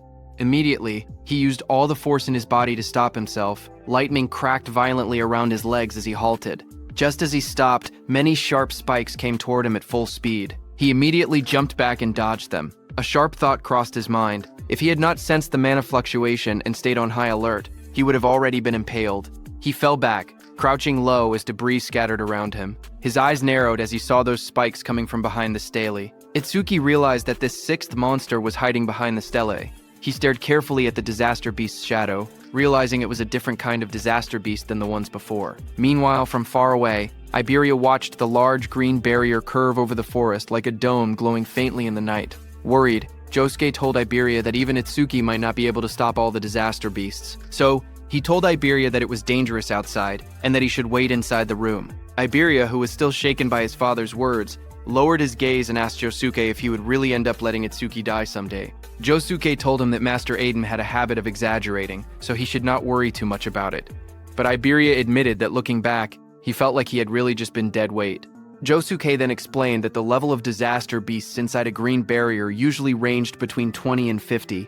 He asked Iberia honestly whether he had the confidence to defeat even a level 26 disaster beast. Iberia quietly answered that he did not at all. Seeing his discouraged expression, Josuke told him not to be so down. He clarified that he was not saying Iberia was useless. When he himself had been about that age, he had not even had the courage to step into a green barrier and fight a disaster beast. Iberia looked at him in surprise and asked if that was true, even for Josuke. Josuke's expression turned serious as he explained that the difference between gray barrier disaster beasts and green barrier disaster beasts was not simply a matter of levels. Iberia asked him if there was something else. Josuke told him that the disaster beasts inside gray barriers had no intelligence. They were merely creatures that endlessly repeated cycles of slaughter and destruction. They were strong, yes, but with a proper plan, there were many ways to defeat them. Then, with a serious tone, he explained that inside a green barrier, things were different. Inside a green barrier, just like humans, there could be disaster beasts with intelligence. At the same time, on Itsuki's side, from behind the green stele, a towering armored beast surrounded by crackling blue lightning appeared. This was a level 34 square general beast. The beast wondered if it had made a mistake, as it realized that Itsuki possessed a detection type skill. Seeing that square general beast, Itsuki's face darkened. He said that, as expected, the disaster beasts inside this barrier were different from any he had encountered before. At that moment, Josuke told Iberia that among the youth of the same generation as Itsuki, only a few could stand against a disaster beast of that level. And the reason Iberia seemed like a burden to Itsuki was not because of immaturity, it was simply because Itsuki was too strong. On the other hand, when Itsuki saw that the creature had seen through his skill within seconds, and on top of that, it could even speak the human tongue, a smile formed on his face. He said that he had finally met the intelligent disaster beasts he had only heard rumors about. The beast looked down at Itsuki and asked what he was muttering about. Was he begging for his life? The beast sneered, saying it had thought Itsuki was strong, but he was only level 0. To it, Itsuki was nothing more than a coward who could not stop trembling just from looking at it. Hearing that, Itsuki smiled faintly and admitted that he was simply excited. He revealed that he had wanted to ask their kind something for a long time, and since the creature could speak, he asked it to give him an answer. The disaster beast looked down at him and agreed. It declared that if this was his final wish, it would grant it. Flames suddenly flared around Itsuki as his expression changed. His eyes glowed red, and a dangerous smile spread across his face. Then, with burning intensity in his gaze, he asked the creature a single question. "Do you feel pain?" Hearing this, the disaster beast sneered and mocked him. It declared that the idea of a mere human making it feel pain was ridiculous. It warned him not to get cocky. With arrogance in its voice, it proclaimed that inflicting pain was their exclusive privilege. In the next moment, the disaster beast launched itself into the air. Its blue spikes came toward Itsuki with overwhelming force. The attack crashed down violently, sending shockwaves through the ground. But Itsuki vanished from his spot. Lightning crackled around his body as he rushed straight toward the monster. In an instant, he closed the distance and drove his fist into the creature's chest. The impact echoed loudly as his strike connected, sending the beast flying. It hit the ground, kicking up dust and debris. Itsuki watched with wide eyes, wondering if he had gotten it. But then realization struck him. The beast's magic was swelling even more. From the smoke, the beast attacked again with its spikes. Itsuki jumped and dodged, but noticed that even the beast's antennae had grown faster. Still, he remained confident because when it came to speed, he believed he still had the edge. Itsuki used his black ice skill, creating a blade on his hand. But when he struck the beast with it, frustration crept into his thoughts. He cursed under his breath, realizing his power was too low. He could not even cut off the monster's head, and his attacks barely did any damage. The disaster beast stared at him in disbelief. At that level, it said, he should not be able to move that fast. It demanded to know his real level.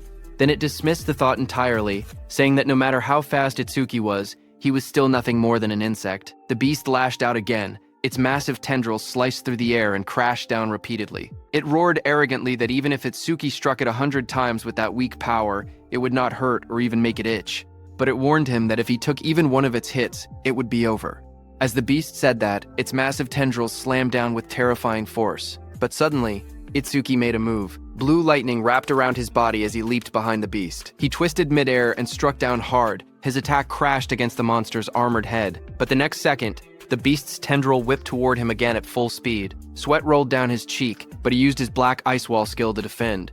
The tendril smashed into him and sent him flying backward. His body crashed violently into a tree. Splinters and debris exploded into the air as the force drove him deep against the trunk. The disaster beast didn't stop there. It immediately attacked him with its tendrils again, but Itsuki quickly steadied himself. Lightning flickered around him as he jumped into the air to dodge. Standing firmly against the tree, he looked forward and told the creature to try it if it could. From a distance, the armored disaster beast watched him coldly. It remarked that the lightning surrounding Itsuki was nothing more than a skill that boosted his speed. It declared that it would see how long Itsuki's magic could hold out. Saying that, it continued attacking with its tendrils. Itsuki observed the creature carefully and came to a realization. Those antennae were not a skill. They were part of the monster's body. That was why overmimesis would not trigger against them. He got near the beast and struck again as lightning flickered around his body. He wondered how many attacks it had been so far. The 18th or maybe the 19th. The monster spread its massive frame and attacked Itsuki with its tendrils, declaring that it was useless. At that moment, a status window appeared before Itsuki, showing he only had 97 magic. He understood the situation immediately. He had been pushing his skills non-stop, and his magic was about to run dry. His stamina was being worn down as well. If this continued, his speed would only decrease. Itsuki's red eyes sharpened with resolve as he decided that he would pour everything into offense. Itsuki charged at the disaster beast, thinking he would boost his attack frequency so that if he could land even one critical hit, he would win. Itsuki was trying to use the power of his broken critical crystal, whose effect was that on a critical hit, it increased attack power by 10 times. But currently, its critical rate was only at 3%. With lightning surging violently around him, Itsuki launched forward once more, striking directly at the armored beast. He continually punched the beast with his fists. Sweat rolled down his face as his eyes burned with determination. He told himself that he had to attack more to trigger a critical hit. All he could do was keep swinging. There was no other choice. His fists slammed into the monster's body with explosive force, the impact echoing loudly. But suddenly, a blue tendril flashed through the air as it rushed at Itsuki. It hit and tore through his stomach. Blood spilled from Itsuki's mouth as his body trembled violently in pain. Dark stains spread across his shirt as he struggled to stay upright. The towering beast looked down at him and mocked him coldly. It said that throwing himself at it like that was idiotic. The creature leaned closer, its sharp teeth gleaming as it taunted him again. It asked, "What's wrong?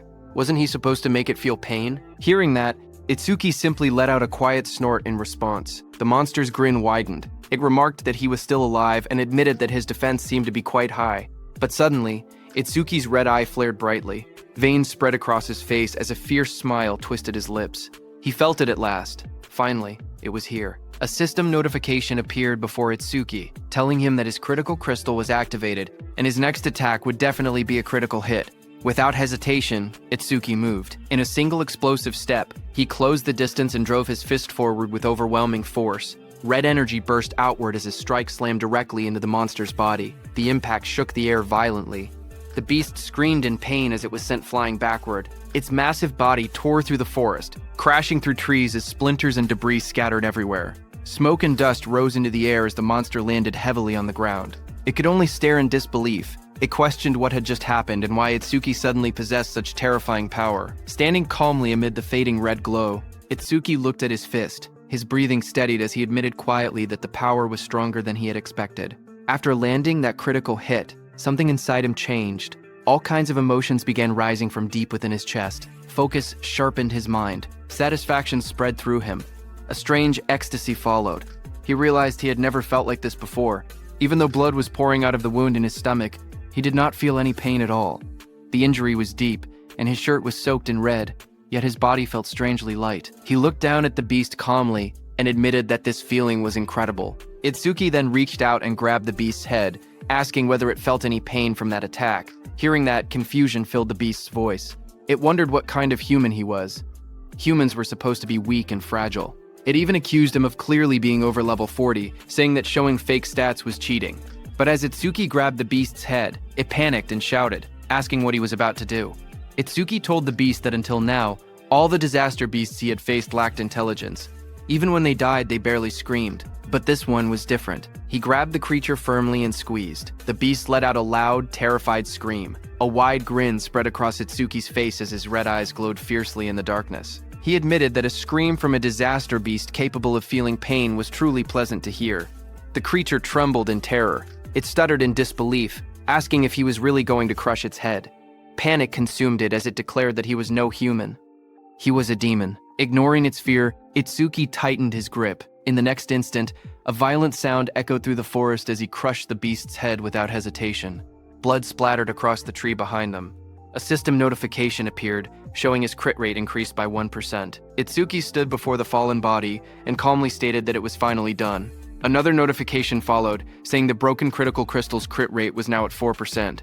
As the tension faded, Itsuki felt the strange excitement from earlier slowly disappear. The special sensation that had filled his chest was vanishing. Then, reality returned. The searing pain from the wound in his stomach began to kick in. He steadied himself and observed the surroundings. The barrier around the area had turned transparent, which meant there were no disaster beasts left inside. He looked at the transparent pillar in front of him and thought that if he crushed it, all that would remain would be the stele. Without hesitation, he pulled back his fist and drove it forward with force. A sharp cracking sound echoed as his punch struck the structure. The ground around the stele shattered. Cracks spread across the area as debris scattered in every direction. Itsuki calmly admitted that it was weaker than he had expected. Exhaustion finally caught up to him. He leaned back against the broken structure. Blood still stained his clothes. Before returning to Iberia, he reminded himself that there was something he needed to check. His expression turned serious as he quietly called his death hound. A dark figure rushed overhead. Itsuki lifted his head slightly and ordered it to show its face. Death stepped forward, its red eyes glowing fiercely in the darkness. It looked larger than before, its claws digging into the ground as it growled. Itsuki, sitting on the ground nearby, looked up at it calmly and noted that it seemed bigger than before. Then he paused for a moment and continued observing it carefully. Then he realized the reason. Its level had increased by 3. Not only that, but it had also gained 150 stat points. A system window appeared before him showing the Death Hound's stats. It was a B-rank Shikigami at level 19. Its skills were Death Smell, a C-rank skill that detected all magic traces in the area and located and tracked their source, and Respawn Desire, a B-rank skill that greatly shortened respawn time after a Shikigami's death. It had 250 attack points, 250 agility, 150 defense, and 150 magic. It also had 150 unassigned stat points. After reading the information, Itsuki understood that as its level increased, its body also grew larger. He realized that it had not been his imagination. This meant that if it gained dozens more levels, it would grow even bigger. He imagined an enormous beast towering over him and calmly admitted that he could not wait to see how large it would become. It was 11:35 p.m. on Prophecy Day 1 when Itsuki destroyed that stele. Just as he destroyed it, the dark green barrier above the forest vanished, leaving the crescent moon shining clearly in the night sky. Iberia and Josuke stood among the trees, staring upward in shock. Iberia pointed toward the sky and shouted that the barrier had disappeared. He declared that Itsuki had done it. Seeing that Itsuki had destroyed the green barrier in about 10 minutes, Josuke admitted that there were probably no intelligent disaster beasts inside. But even so, that speed was incredible. He acknowledged that Itsuki was already far stronger than he himself had been back then. Meanwhile, Itsuki leaned against Death's large body. Blood stained his clothes as he struggled to remain steady. With long-distance travel and continuous battles, Itsuki's stamina was almost gone. On top of that, the blood loss had pushed his body to its limit. Itsuki looked at Death and spoke weakly. He told Death that since it could track magic, he instructed it to follow his magic trail and carry him to Iberia. Death lifted its head and let out a low howl into the night, ready to obey. Its loud, echoing cry rang out across the dark forest. The sound tore through the night, heavy and ominous, making the air feel tense. Josuke narrowed his eyes as he listened carefully. He muttered that it sounded like a disaster beast's cry, but the barrier was supposed to be gone. He questioned why that sound could still be heard. Without hesitation, he turned sharply and ordered Iberia to return to his room immediately. Iberia, while leaving, listened closely and said that the cry felt familiar, as if he had heard it somewhere before. On the other hand, Death's heavy claws slammed onto the ground as it came toward them. Josuke instantly drew his sword and took a defensive stance. His expression turned serious as he sensed the presence moving closer. He shouted that it was getting closer and closer. Then, with firm resolve, he declared that wherever it had come from, if it truly was a disaster beast, he would cut it down. The next second, the massive Death came out of the forest with its jaws wide open, sharp teeth glinting under the moonlight. Josuke gripped his sword tightly and swung it with full force. Before the blade could land, Iberia's eyes widened in shock. He suddenly realized what he was looking at. He exclaimed that it was the mad dog Shikigami that Itsuki had tamed before. Panic flashed across his face as he shouted for Josuke to stop, telling him that the creature belonged to Itsuki. Death abruptly tilted its head, stopping right in front of them. Josuke, who had heard Iberia's words, also stopped his heavy sword right before hitting it. Itsuki, who was lying on Death's back, fell onto the ground. Standing there, Josuke stared at Death in disbelief and questioned whether it was Itsuki's Shikigami. He remembered that only Shikigami users were supposed to be able to command Shikigami. Thoughts ran through his mind about Itsuki's overwhelming strength, combat power far above his peers, a level that never seemed to rise, and even skills that belonged to other jobs. Iberia rushed forward in panic, calling out loudly and asking if Itsuki was okay. Seeing him lying motionless on the ground, Josuke felt that Itsuki was always one mystery after another. Iberia dropped to his knees beside Itsuki and noticed the blood covering his clothes and face. His voice trembled as he asked what had happened to him and why he was covered in blood. Itsuki slowly opened his eyes and weakly called out Iberia's name. His vision blurred as darkness crept in. In a faint voice, he asked to rest for a bit. Seeing this, panic completely overtook Iberia. Tears streamed down his face as he shouted helplessly, asking what he should do. His sobs echoed in the night. Just then, Josuke spoke behind him, saying that Itsuki was not dead, so there was no need to cry. Iberia turned around, tears still falling from his golden eyes, and asked in disbelief if Itsuki was really not dead yet. Josuke pointed at Itsuki's chest, telling Iberia to look carefully. He explained that Itsuki was still breathing properly. However, he added that the injuries needed treatment as soon as possible. He mentioned the Kodama bandage and asked Iberia if he still had it. Supporting Itsuki's unconscious body, Iberia immediately responded that he would handle it. Later, as Itsuki lay resting on a bed with bandages wrapped tightly around his torso, Iberia stood nearby, looking at him quietly. He admitted to himself that he might never catch up to Itsuki in combat power, but there were things only he could do. His job was Wind Elementalist, someone who controlled air and airflow. He looked at his hands and thought about his gift. Iberia was level 9, and his gift was Heal Focus, which was grade 2. It was a bottom grade 2 gift that could only heal himself and his allies. He had hated it so much before that he had never used his skill even once. But for Itsuki, he resolved that he would use it as many times as it took. A system message appeared before Iberia as he used his C-rank skill, Heal Wind. Green wind energy began to gather around his body, swirling like soft flames as he activated the skill. Standing beside the bed, he stretched out his hand toward Itsuki. Bright green light wrapped around Itsuki's body, floating gently in the air along with glowing symbols of healing. Iberia quietly urged him to get better soon for the sake of their duo. Sweat rolled down Itsuki's face as the healing wind surrounded him. Iberia called out his name anxiously. At the same time, on Commander Izumi's side at 11:35 p.m., on Prophecy Day 1, something changed. From the stele that had fallen near Commander Izumi's estate, a massive purple barrier unfolded and spread outward. The ground trembled as someone came flying and struck against a tree, sending debris flying. It was the level 63 Wind Elementalist, First Class Savior Kei Churijima, who fell beside Commander Izumi. Choa was shocked to see the Wind Elementalist come flying. She quickly used her healing powers, telling him to stay with her. She said she would treat him immediately and asked what it was like outside that barrier. The injured wind elementalist struggled to speak. With fading strength, he told them to run. Breathing heavily, he explained that the creature's build, defense, power, and speed were all off the charts. He said that not even special-grade saviors could stand against it. He concluded grimly that humanity could never possibly defeat a monster like that. Just then, that powerful beast descended through the smoke. A system window appeared, showing that it was a level 81 Minotaur warrior of the Bull tribe. The injured wind elementalist told Commander Izumi that he must flee. The enormous Minotaur stared down at Commander Izumi and remarked on his strange outfit. It asked if he was Izumi Nento. The monster grinned and swung its massive fist toward Commander Izumi, saying it was lucky to run into the target so quickly. There would be no need to trouble Lord Inshokuma over this. Hearing that, Commander Izumi realized that he was really their target. He said that in that case, it was one less thing to worry about. Its massive fist slammed down, bursting outward in a blinding shockwave that shook the surroundings. Choa cried out desperately, calling for her father as violent wind and debris swept past her. Behind her, the wind elementalist stared ahead with wide, trembling eyes. With despair in his voice, he declared that this was the end of everything. But in the swirling smoke, Commander Izumi stood firm, telling someone that he was late. From within the rising dust and red aura, Heaton stepped forward. His eyes glowed crimson as blood streaked across his face. He had blocked the Minotaur's attack with just one hand, red energy flaring around him. With determination in his voice, Heaton apologized and told Commander Izumi to leave this one to him. Hearing that, the massive Minotaur let out a mocking laugh. It admitted that it had no idea where he had appeared from, but sneered that he certainly talked big. Saying that, the Minotaur raised its second hand to punch. From the side, the wind elementalist, battered and covered in blood, shouted a warning. He told Heaton to be careful, stressing that the monster was strong. Ignoring the warning, Heaton moved with red energy swirling around his body. He drove his fist forward and struck the towering creature with explosive force.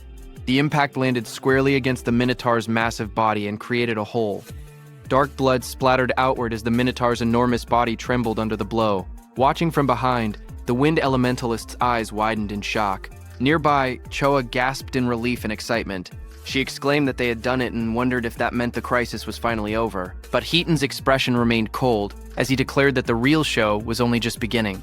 At 11:40 p.m. on Prophecy Day 1, the barrier near Izumi Nento's estate changed from purple to red. Inside the red barrier, a voice wondered how Lord Inshokuma would torment humanity. The one who said that was the level 37 Red Flame Demon King. He said he would love to watch it from there. Behind him, another massive being appeared. It was the White Ogre, level 49. The Red Flame Demon King glanced forward and remarked that the White Ogre had been thinking the same thing. But then, a third voice spoke calmly, warning the others not to do anything unnecessary. Their mission was clear: to capture that person. He added that if they failed, they already knew what would happen. This third figure was a level 87 Demon General, Curse of Frost, the King of Resentment. The Red Flame Demon King asked the Demon General why they had not been sent directly to the target's location, but instead into the same barrier as Lord Inshokama.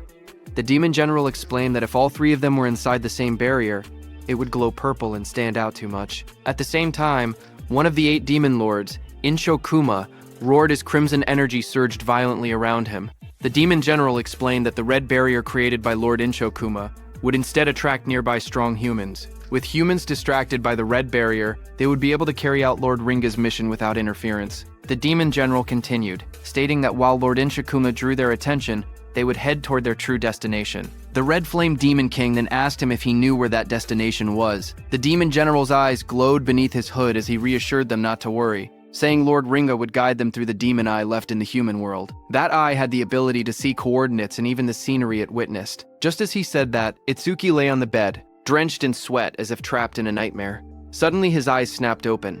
One eye remained normal, but the other glowed an ominous red. The Demon General's voice rang out as he told the Red Flame Demon King that right now, the demon eye was in the same place as their target. On the first day of the prophecy, at 11:35 p.m., Itsuki lay asleep on his bed after Iberia had healed him. In his dream, he found himself standing in a vast, pale space that felt like a dream. Young Itsuki ran toward his mother and shouted excitedly. He told her that he had finally found a disaster beast that could feel pain just like they did. His face was filled with pride and joy. He declared that he had crushed its skull and that now her death had finally been avenged. But before he could finish, his mother gently called out to him and told him to stop. Her voice was calm but firm. She explained that there were things far more important than revenge. Young Itsuki looked at her in confusion and asked if anything could be more important than wiping out every last disaster beast. His mother gazed at him softly and told him that he should not use his power for vengeance.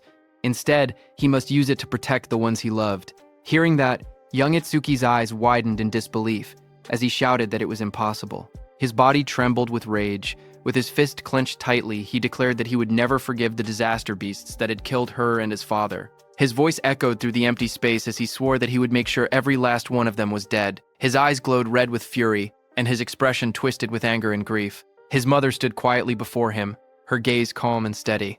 There was no anger in her eyes, only gentle understanding. After a moment of silence, she softly told him that it was time for her to go and slowly began to disappear. Her words froze him in place. Young Itsuki rushed forward in panic, shouting and asking where she was going. His voice trembled as he told her that he still had so much more to say. His mother looked at him gently as her body slowly began to dissolve into drifting light. In a soft voice, she called his name and pleaded with him not to let hatred consume him. Her form continued to scatter into glowing fragments, fading little by little into the surrounding emptiness. Young Itsuki reached toward her desperately, his hand stretching out as if he could still hold on to her. His voice broke as he cried out for his mother. Their fingertips nearly touched, but the light swallowed her hand before he could reach it. Tears welled up in his wide eyes as he stared helplessly at the space where she had been. Moments later, he stood alone. A tear slid down his cheek as he looked upward, his expression lost and hollow. Behind him, a dark presence emerged. A cold voice mocked him, saying that shedding tears for the dead was typical of a lowly creature. Hearing that, Itsuki's jaw tightened. He returned to his adult form, his eyes burned with emotion as he struggled to contain his feelings, fury and sorrow mixing within him. He clenched his teeth as he recognized the presence before him. He called it by name, Ringa, the devil of ruin. From the swirling red abyss, a towering demonic figure, Ringa, emerged. Its body was muscular and covered in dark, twisted markings. Horns curved from its head, and a crimson aura pulsed around it like a living flame. Ringa looked down at him calmly and asked if he had finally come back to his senses. It remarked that he only took the form of a child when he was with that woman. Rage exploded within Itsuki. With blazing eyes, he shouted at the demon, calling it a bastard. His body burned with fury as he jumped toward Ringa, shouting that he would kill it. Red energy surged violently around him, but as his punch passed through Ringa's body, Ringa only sneered. It told Itsuki not to be in such a hurry, promising that he would taste that feeling again soon enough. The air trembled as dark purple power gathered around Ringa's body, swirling like a storm that froze around Itsuki. Then, in a cold whisper, Ringa declared that true despair was what awaited Itsuki. As he spoke, the space around Itsuki shattered and he fell into darkness. While falling, Itsuki's muscles tensed, veins bulging as fury burned through him. With blazing red eyes, he roared into the void, shouting that he would kill Ringa no matter what it took. His voice echoed fiercely through the shattered space. In the next moment, everything snapped. He jolted upright, drenched in sweat. His breathing was heavy and uneven, and his eyes trembled as pain throbbed through them. A dream, he muttered to himself in confusion. In front of him, he saw Iberia and his death hound standing nearby. Suddenly, Itsuki pressed his hand against his face, wincing. His eyes were not even injured, yet they hurt unbearably. Slowly, realization dawned on him. Come to think of it, he blinked, noticing something strange. His wounds had healed. Just moments ago, he had been in critical condition. He wondered if Iberia had used the Kodama bandages to fix him up. He slowly shifted his gaze toward the side of the bed.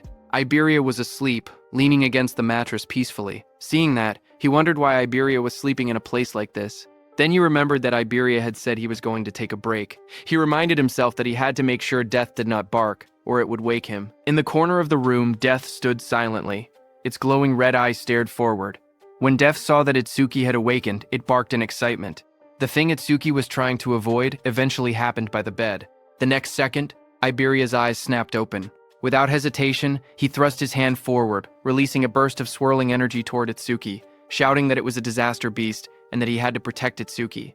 The wind spiraled through the room, wrapping around Itsuki as he sat on the bed, but he remained calm. He glanced at the rushing force and told Iberia that a light breeze like that would not even make a disaster beast flinch.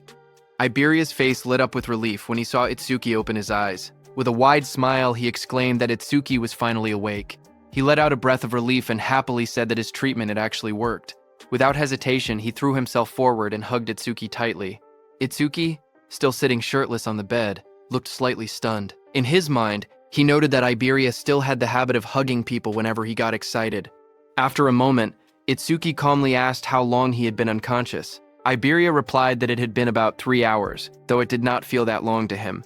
Itsuki calculated quietly, 3 hours meant it was around 3 a.m. on the second day of the prophecy.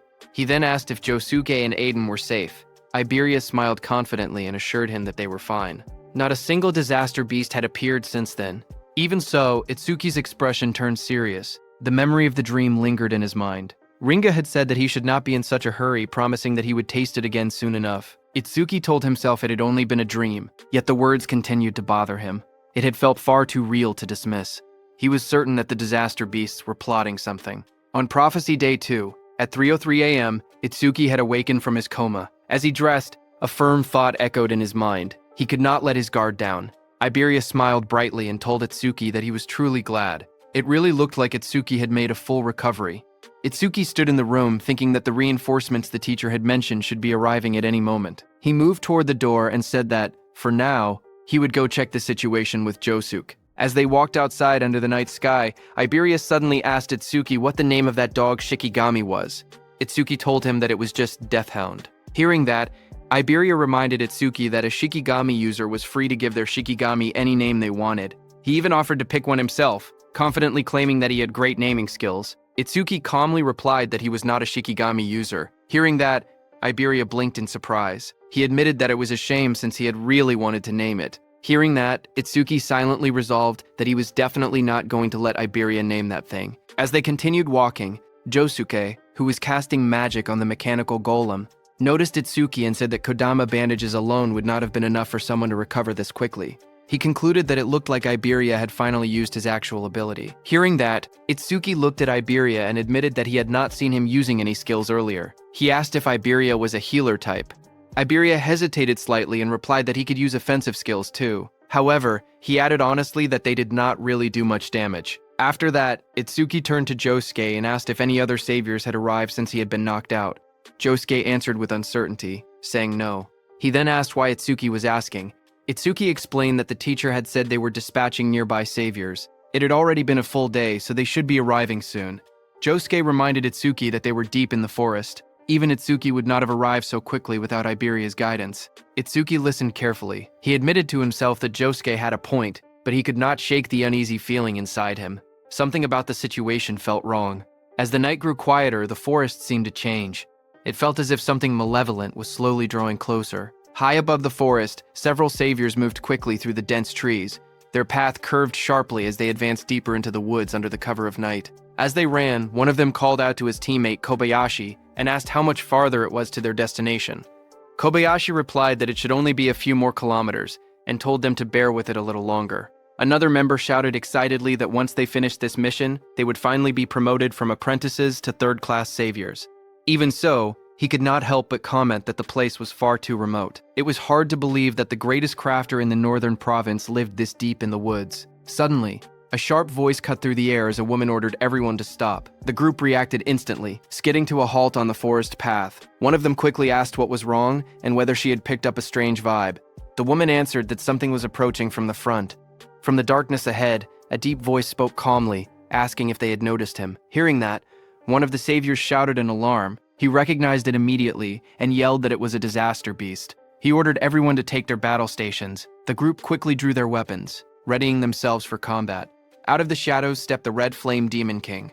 Behind him stood the White Oni. The air around them felt heavy and threatening. The Red Flame Demon King looked at the group with a faint smile and asked where they were all going in such a rush. His red eyes glowed brightly in the darkness as he asked if they were headed to the same destination as he was. A conflict erupted, and one of the saviors was consumed by roaring flames that radiated intense heat and destruction. The one who killed him was the Red Flame Demon King. Standing calmly in a long robe, he observed the aftermath of the devastation. With cold indifference, he remarked that it was astonishing how a single fireball could cause such destruction, concluding that humans were truly fragile creatures. Turning his attention to his companion, he called out and asked White Oni if he had finished on his side. At that moment, White Oni completed his attack and struck another savior with overwhelming strength. He slammed his fist down, crushing his target into the ground with a violent impact. Blood splattered across the cracked earth as White Oni lifted his hand. Looking at the flattened savior embedded in the crater, the Red Flame Demon King mockingly commented that his body was as flat as a pancake, adding that White Oni was certainly a cruel one. A red-haired savior stood on a slanted tree trunk, watching them in fear. She pointed out that there wasn't even a barrier nearby and demanded to know where they had come from. The Red Flame Demon King smirked as he raised a blazing fireball in his hand. With a confident and casual tone, he remarked that they had traveled quite a long distance to get there. Seeing the fireball in his hand, the red-haired woman became terrified. Tears streamed down her face as she closed her eyes and accepted her death. At that moment, a demon general appeared in the distance. His presence was overwhelming as he told the Red Flame Demon King that he must not kill them. The Red Flame Demon King frowned in annoyance and replied that he had been bored for ages, warning the demon general not to interfere now that he was finally having some fun. Before he could act further, a sharp, chilling sound cut through the air. In an instant, jagged ice crystals erupted around the Red Flame Demon King, encasing his body in thick, glittering frost. The demon general advanced steadily, asserting his authority and warning that if the order was ignored again, the consequences would not be so light. Frozen and struggling within the ice, the Red Flame Demon King's expression shifted from arrogance to alarm. Realizing the danger, he hurriedly admitted that he understood and pleaded for the spell to be released, fearing that his body would not be able to withstand the freezing power any longer. The demon general released his spell, and the ice around the Red Flame Demon King shattered and fell to the ground. The Red Flame Demon King exhaled heavily, steam rising from his blazing body as he recovered from the freezing attack. With lingering unease in his voice, he admitted that he had thought he was going to freeze to death. Watching as the demon general stopped the Red Flame Demon King, sweat rolled down the red-haired girl's face as a fragile hope surfaced in her mind.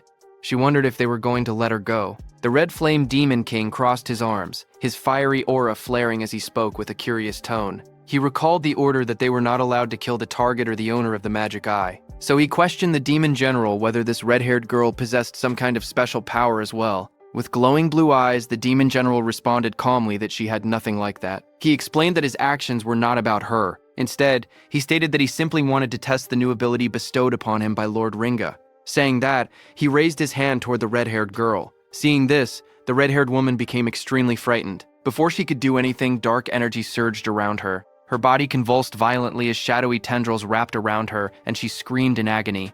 Moments later, the violent transformation subsided, and she slumped forward, her head hanging low as her hair fell over her face, leaving her eerily still against the tree. Observing the scene, the Red Flame Demon King remarked with casual indifference that she had ended up dying anyway. The demon general corrected him, stating that she was not dead but simply undergoing demonization. Suddenly, the woman's head snapped up. A glowing sigil ignited on her forehead, and her eyes turned bright and unnatural as dark energy pulsed around her transformed face. The oppressive aura signaled that the change was complete. Intrigued, the Red Flame Demon King repeated the term demonization, waiting for an explanation. The demon general told him that humans who undergo demonization become completely subservient to Lord Ringa. In other words, this red-haired woman was now on their side. As the transformation finished, the woman dropped to her knees and bowed deeply before the demons. In a submissive and obedient tone, she addressed him as the Wrath King and asked for his orders. The demon general issued his command in a cold, authoritative tone. He instructed the newly demonized woman to hide her identity and remain undercover within the human community until the day Lord Ringa descended. Bowing her head obediently, she acknowledged the order and replied that she would do as commanded. The demon general continued outlining her cover story. He told her that when the time came, she would report that her team had been attacked by disaster beasts in the forest and that she was the only survivor, saved by the sacrifice of her comrades. With her head still lowered in submission, she answered simply that she understood. Satisfied, the demon general ordered her to get going. Moments later, the woman's eyes, now shadowed and eerie from demonization, stared forward blankly. But in the next instant, her expression shifted. Shock flashed across her face as if a fragment of her original will had resurfaced. Startled, she stumbled backward in the forest, her breathing quick and uneven. Realizing the danger and urgency of her situation, she turned and fled at full speed through the trees. The Red Flame Demon King and the Demon General stood watching her departure without concern as she disappeared into the distance. After she left, the Red Flame Demon King questioned the decision with a hint of disdain, stating that while making humans do their bidding was fine, he did not see the point of recruiting such a weakling. In response, the Demon General explained that it was not just about her. He revealed that tens of thousands of humans had already been demonized, including the Awakened. He said that when Lord Ringa unified the world, these infiltrators would play a crucial role. With the explanation given, the Demon General walked ahead and ordered them to stop dawdling and follow him, emphasizing that the mission was more important than ever. On the other hand, on Prophecy Day 2, at 3:05 a.m., the golem that Itsuki had destroyed before was completely repaired. Its glowing eyes and sturdy frame radiated power. Observing it, Josuke explained that the Iron Golem's stats were roughly equivalent to a level 30 Awakened, making it a valuable asset to compensate for their labor shortage. However, Iberia remarked that they likely would not even need such assistance if Josuke and Itsuki were present. While discussing their preparations, Josuke suddenly brought up Itsuki, asking where he was. Iberia replied that Itsuki had gone to the workshop. He explained that Itsuki wanted to ask his father something about the critical crystal. Inside the workshop, Itsuki stood beside Eden as they discussed the recent battle. Eden asked if Itsuki had truly landed a critical hit during the fight with the Disaster Beast, and inquired about his critical rate at the time. Itsuki revealed that his broken critical crystal had originally given him a 3% critical rate, but after defeating the creature it had increased to 4%. Hearing that, Eden remarked that achieving such a feat with only a 3% critical rate was incredibly lucky. Itsuki agreed that he thought so as well. He then explained that after landing that critical hit, it was not just his concentration that had improved. He described entering a strange state where he felt as if he were omnipotent, and asked whether this was also an effect of the critical crystal. Hearing this, Eden reacted with surprise. He asked if it was a sensation where a person's senses become sharp enough to perceive everything around them, yet they remain calm and completely unaffected. Itsuki thoughtfully touched his chin and agreed that the description perfectly matched what he had experienced. Hearing this, Eden expressed his surprise, realizing that Itsuki had entered a flow state. Itsuki repeated the unfamiliar term in confusion and asked Eden to explain. Eden explained that a flow state occurs when a person becomes completely immersed in a task. In this state, one's sense of time becomes distorted, and both concentration and excitement reach their peak simultaneously. Hearing that, Itsuki became more confused and tried to understand. Eden then simplified the explanation, saying that, in short, it meant being in the zone. To illustrate, he described how a painter might forget to eat because they are so absorbed in their work. He added that an athlete whose body moves instinctively during a match is also in a flow state. Likewise, a student who loses track of time while solving a difficult problem is experiencing the same phenomenon. He concluded by explaining that when an awakened individual enters a flow state, they do not merely gain heightened focus. Their senses become extraordinarily sharp. He explained that when someone enters a flow state, their stats and skill effects increase simultaneously to 120% of their original values. Hearing this, Itsuki expressed his surprise. He admitted that he had never heard about such a phenomenon from his teacher or any other awakened individual. He added that he had never met anyone who had actually entered a flow state before. Eden responded with astonishment, emphasizing that only a handful of people were capable of achieving such a state. He went on to explain that entering a flow state requires the awakened individual's own skill, a clear and focused mind, and a great deal of luck. If even one of these elements is missing, entering a flow state becomes impossible. Itsuki, absorbing this information, remarked that he had not realized the requirements were so strict. Eden then stated that it was no exaggeration to say that entering a flow state marks the boundary between a genius and an average person. He added that among the awakened across the 5 continents, including the Teijin, there was not a single person who could enter a flow state at will. Itsuki was shocked to hear that not even the Teijin could do that. Eden told Itsuki that he had first entered a flow state 2 years after becoming an awakened. He noted that while 2 years was considered quite early, for Itsuki to achieve it after only a month of being awakened was truly extraordinary. But suddenly, Eden noticed Itsuki's distracted expression and paused, asking if he was listening. Itsuki snapped back to attention, his gaze sharpening as he sensed something unusual. Turning slightly, he informed Eden that 3 individuals with immense mana were approaching. Eden initially speculated that they were likely awakened sent by Nento Izumi to act as his guards. However, as Itsuki focused more closely on the energy, his expression hardened. The rough and stagnant aura did not feel like that of awakened individuals. It felt more like the presence of disaster beasts. Without hesitation, he decided to investigate just in case. Moving swiftly, he headed for the exit. As he went, he reflected that he had already wiped out the disaster beasts within the barrier and that there were no signs of new ones being deployed nearby. Even so, an uneasy feeling lingered, and he hoped it was merely his imagination. In the next moment, he slid open the door and stepped outside. As Itsuki stepped outside, Iberia greeted him with a bright expression, saying that Itsuki was finally out, though he noticed Itsuki's tense demeanor. Josuke, standing beside him, asked what was wrong and why he seemed so on edge. Itsuke, still alert, explained that he had felt a sudden surge of mana and thought it might be a disaster beast. Josuke reassured him, stating that there were no barriers being generated in the area. So that shouldn't be the case. Iberia added that even if it were a disaster beast, he had already reactivated the Iron Golem, meaning they could easily handle any common threat. Before his words could settle, Iberia's expression froze in shock, as a violent impact shattered the Iron Golem.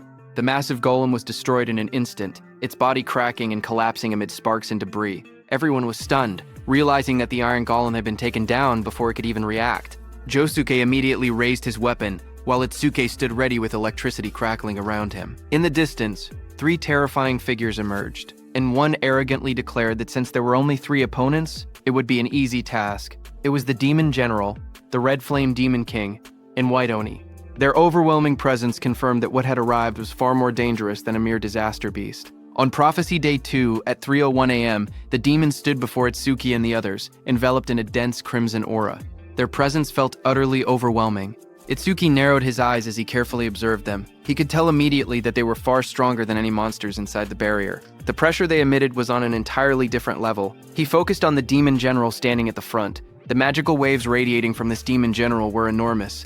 Unlike anything he had ever seen before, the Demon General, clad in dark armor, stepped forward, its glowing eye gleaming coldly. In a calm yet commanding tone, it declared that it would go capture the target and leave the rest to the others.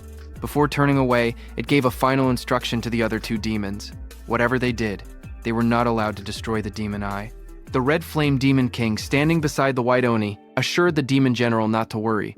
Itsuki stared ahead in shock as the enemy's words echoed in his mind. He questioned whether the target they mentioned was Aiden. Behind him, Iberia's eyes widened. He could hardly believe what he was hearing. The disaster beasts were talking. Before they could react further, the Demon General moved toward them. Josuke's voice rang out firmly as he declared that he could not let them pass. But in the next instant, the Demon General had already moved behind them. Everyone was shocked by what had just happened, and Josuke's expression tightened in disbelief. He wondered when the enemy had moved. Itsuki gritted his teeth.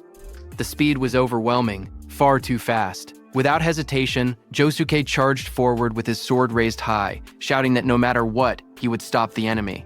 At the same time, lightning surged around Itsuki's body as he swore that he would not let the demon get anywhere near Aiden. Without looking back, the Demon General raised its clawed hand. A cold blue aura swirled around its fingers as sharp energy gathered in the air. In the next instant, a massive surge of icy power shot forward, creating an ice wall behind him. Josuke, who had charged straight toward it, was stunned to see the towering wall of ice rise in front of him. But without slowing down, he swung his blade with all his strength and struck the frozen barrier. The impact echoed loudly, but the wall did not break. Sweat ran down his face as he gritted his teeth. The surface was incredibly tough, far harder than he had expected. Before he could react again, Itsuki shouted from behind him, telling him to watch out. Josuke's eyes widened as he realized that the White Oni, with rows of sharp teeth, was right behind him. With a terrifying roar, the White Oni brought its massive fist crashing down toward Josuke, who raised his sword to block the incoming blow. The White Oni's fist came down with terrifying force. The impact sent a violent shockwave across the ground, and Josuke was thrown back by the sheer pressure of the blow, his body spinning as he struggled to keep hold of his sword. Itsuki called out his name as he tried to go help him, but at that moment, the Red Flame Demon King, surrounded by blazing flames, coldly told Itsuki that he had no time to worry about others. As he said that, a burning sphere of fire gathered in the Red Flame Demon King's hand. With a sharp motion, he launched the attack. The blazing projectile tore through the air at incredible speed. A notification appeared, telling Itsuki that this was Red Flame Bullet. That Red Flame Bullet rushed forward like a comet. Seeing the incoming attack, Itsuki shouted for Iberia to get away from there immediately. Iberia, startled and pale, quickly responded that he understood. In that instant, Itsuki also activated his Black Wall skill and formed a shield of black ice around his hand. The Red Flame Bullet struck the ground with explosive force, erupting in a violent blast of fire as Iberia ran toward his house. Itsuki's hands were completely burned. Flames roared wildly as shards of black ice were blown apart from his hand in the explosion.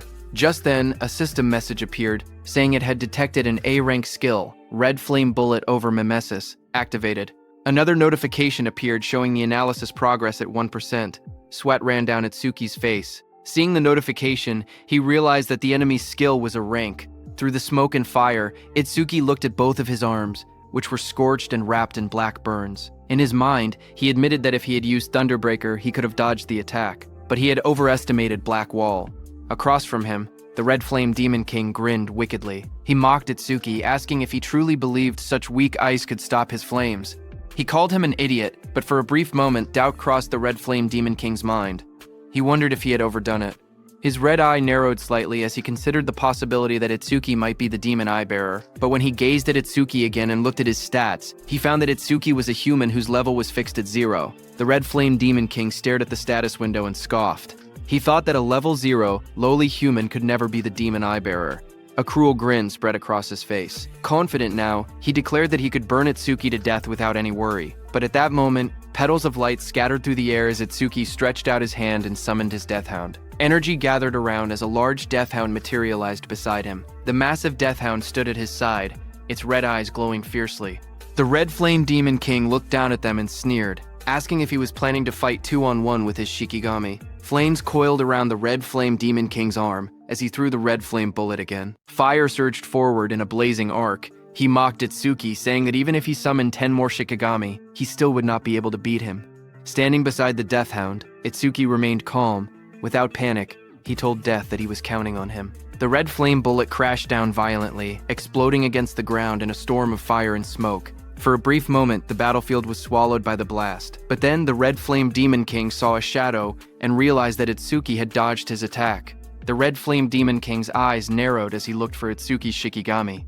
He saw the Death Hound running in the opposite direction from Itsuki. He realized that Itsuki's Shikigami was heading toward their target. He turned toward Itsuki and mocked him, asking if he really thought he could beat him alone. Hearing that, Itsuki realized that this demon was looking down on him. He thought that if he kept acting weak, the demon probably would not kill him right away. At that moment, Mimesis' analysis progress was at 36%. Looking at it, Itsuki thought that he could buy time for the analysis. But then, a faint smile slowly formed on his lips, because he could not bring himself to act cowardly against a disaster beast. He lifted his head slightly with a calm yet defiant tone. He said, "Yeah." He thought, "So what?" Blue lightning began to crackle faintly around him. Itsuki grinned wickedly, his red eyes glowing as blue lightning wrapped around his body. He stared straight at the demon and told him that it was because he looked weak as hell. Hearing that, the Red Flame Demon King's face darkened instantly. With flames blazing behind him, he called Itsuki a lowly race for acting so arrogantly. Flames spiraled upward as the Red Flame Demon King raised his hand. Fire roared violently around him. He declared that he had been planning to toy with him but had now changed his mind. He shouted that he would turn him to ash right away. Saying that, he threw a massive red flame bullet at Itsuki. Itsuki dashed through the blazing attack, lightning flashing around him. He observed calmly that the demon's attack had grown bigger, but his speed had not changed. He quickly analyzed the situation and realized that this demon was a skill-based, long-range type. Itsuki's eyes sharpened with determination as he charged at the demon, thinking that if he closed the distance, that demon was finished. Seeing Itsuki, the Red Flame Demon King's eyes widened in surprise. He was stunned by Itsuki's speed. In a single instant, Itsuki closed the distance between them. The Red Flame Demon King stared in disbelief, realizing that the gap had vanished in the blink of an eye. But then a slow grin stretched across the Red Flame Demon King's sharp teeth. Before Itsuki's strike could land, a wall of blazing fire appeared between them.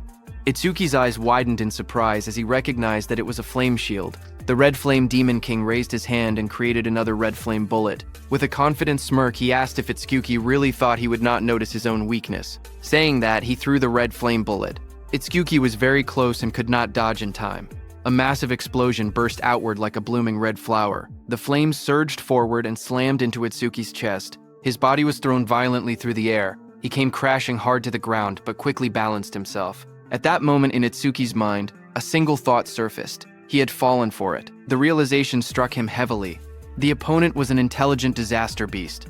How could he have made such a mistake? Standing in front of him, the Red Flame Demon King looked at Itsuki and said that with that kind of speed, there was no way Itsuki was truly level 0. But then, through the smoke and dust, Itsuki slowly stepped forward. His arms and one leg had turned dark from burning. Smoke curled around his body as he lowered his head and moved ahead step by step.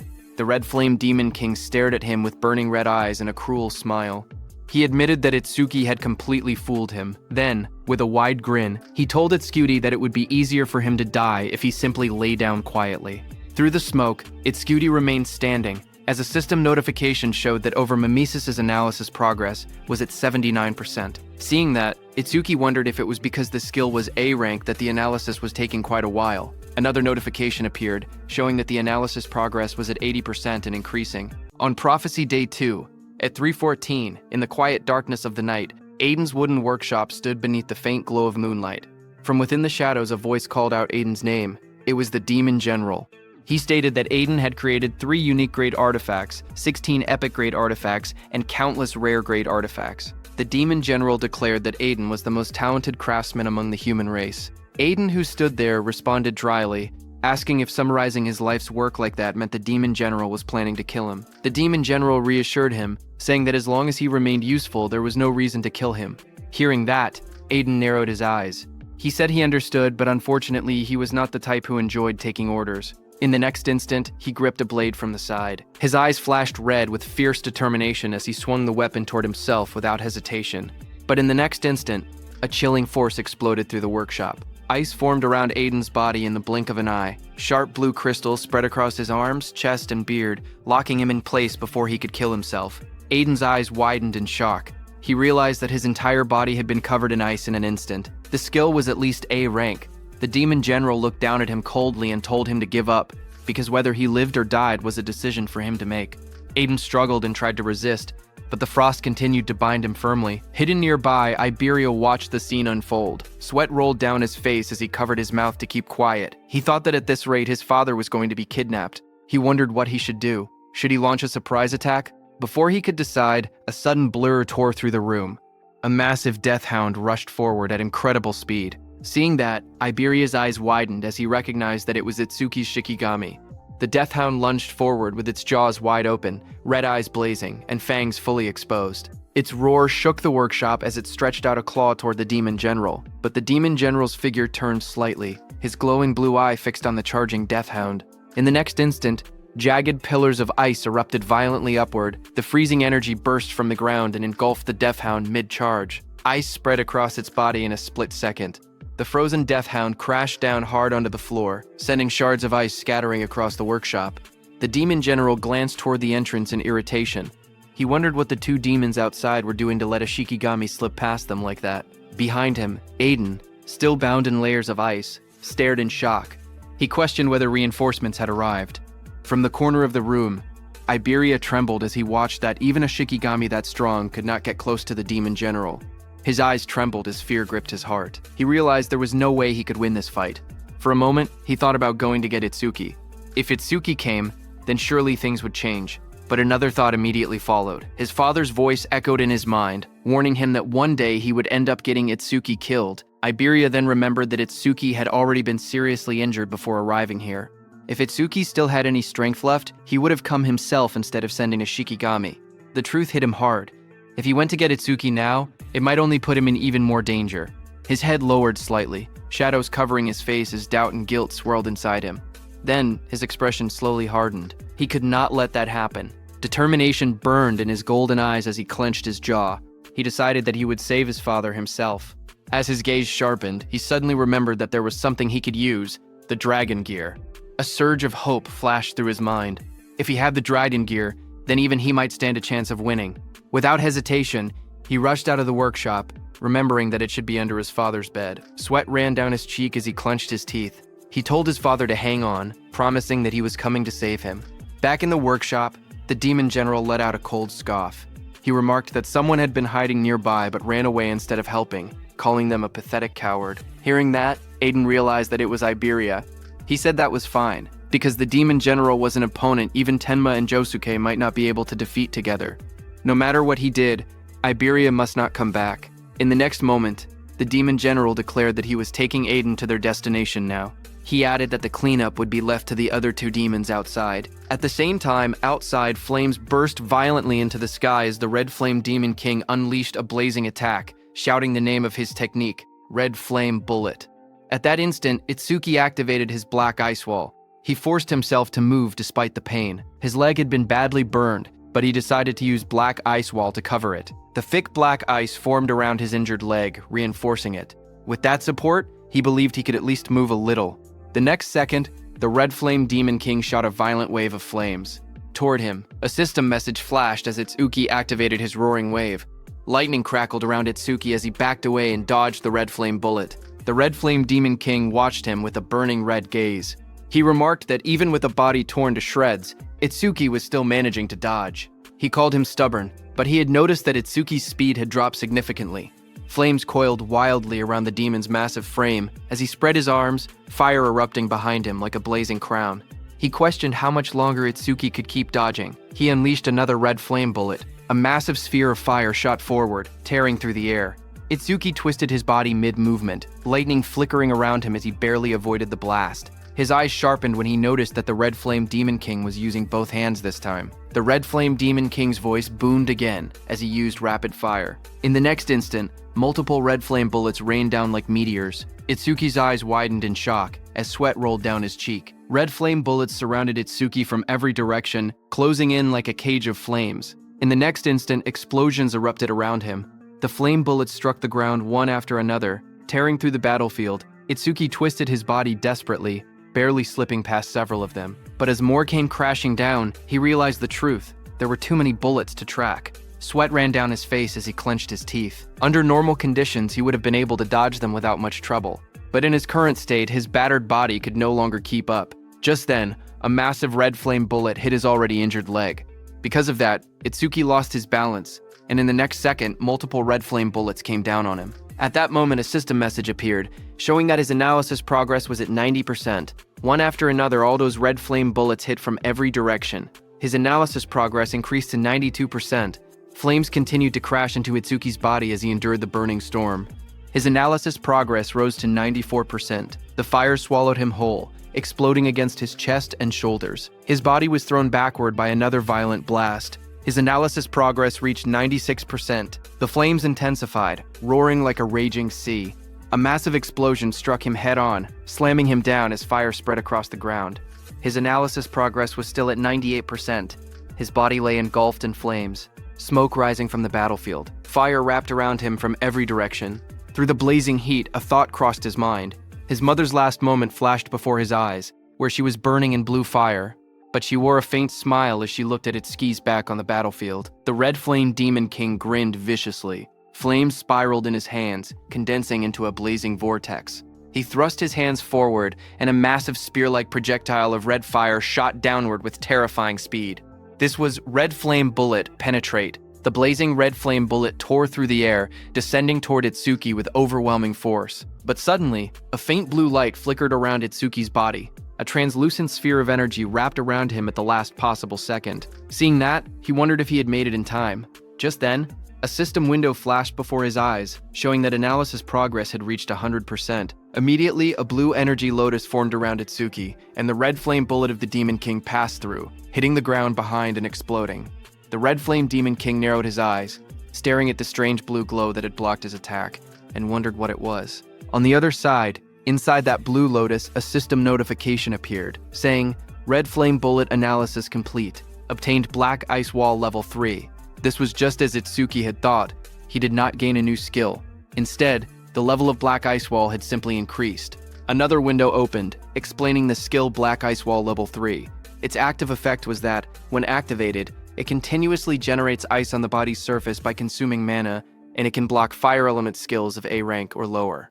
Its passive effect was that it increases defense by 15% when blocking a fire element skill of A rank or lower. More messages followed as Itsuki obtained Black Ice Wall Level 3. All his stats increased by 50. All debuffs were removed, and his wounds were fully healed. His status screen updated instantly. Attack increased from 330 to 380. Agility from 330 to 380. Mana from 330 to 380. Mana from 330 to 380. Total increased from 1320 to 1520. Blue ice-like energy flowed across Itsuki's body, covering the burns and injuries. The charred flesh on his face slowly restored. Feeling the surge of power within him, Itsuki realized that all his stats had increased by 50 at once. Itsuki stood up and calculated the increase in his strength, realizing that it was equivalent to gaining 4 levels for a normal awakened. It was not bad at all. With this boost, he no longer had to fear the Red Flame Demon King's red flame bullets. He concluded that once he closed the distance between them, victory would be his.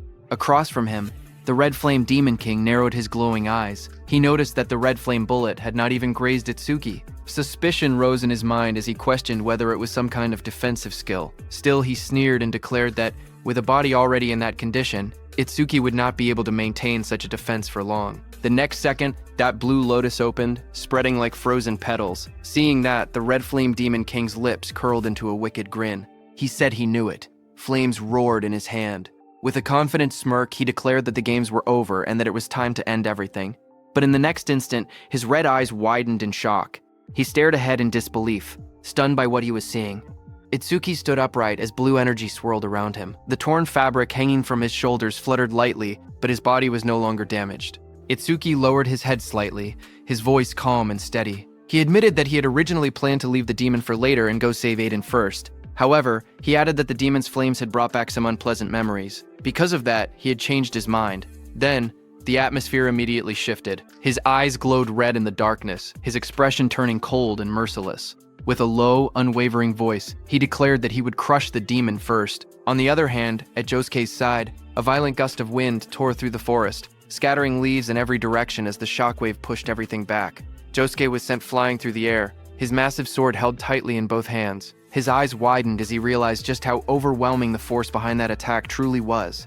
He gritted his teeth and struggled to stabilize himself mid-air. If he had not blocked White Oni's attack with his karma tool, he knew he would already be dead. His body slammed across the ground, and he tried planting his blade into the earth to stop himself from being pushed further. Dust and debris exploded around him, before he finally managed to drive his sword down hard, forcing himself to a halt. Breathing heavily, he looked around at the distance he had been pushed, wondering just how far he had been blown away. His red eyes sharpened with urgency as he steadied himself and rose to his feet. Realizing that none of those guys were ordinary, he tightened his grip on the sword and decided that he had to get back fast. But suddenly, the ground in front of him shattered as something massive slammed down, cracking the earth. Josuke's red eyes narrowed in the darkness as he immediately realized what was happening. The one from before was chasing him. In the next instant, White Oni lunged forward. Its muscular body bulged as its long tongue lashed through the air, and rows of sharp, jagged teeth filled its wide grin as it rushed ahead with terrifying speed. Josuke steadied his massive sword and looked down at White Oni with a calm expression, thinking that this was perfect. This would take a lot of pressure off Itsuki. He knew that Itsuki could escape if he truly needed to. The real problem was Master Aiden in Iberia. Blue energy began to crackle around Josuke's blade as he raised the sword. Lightning sparks danced along the steel, illuminating half of his face. He made his decision. He would take this one down as fast as possible and then return to back them up. In his heart, he silently urged them to hold on until then. On the other hand, at Aiden's house, inside the quiet room, Iberia looked around carefully and thought that it should be somewhere around there. Dropping low to the floor, he reached his hand beneath the bed, his fingers stretching forward in the dim light. His hand suddenly touched something solid. In that instant, his golden eyes widened. There it was. A grin slowly spread across his face as he pulled out the hidden box. Inside was the dragon gear. With that, he could fight. As the lid opened, a system window appeared before him, displaying the item's details. It was dragon gear of epic grade. It increased attack power and agility by 100. Its epic effect was that for every 1 minute equipped, attack and agility increased by 20.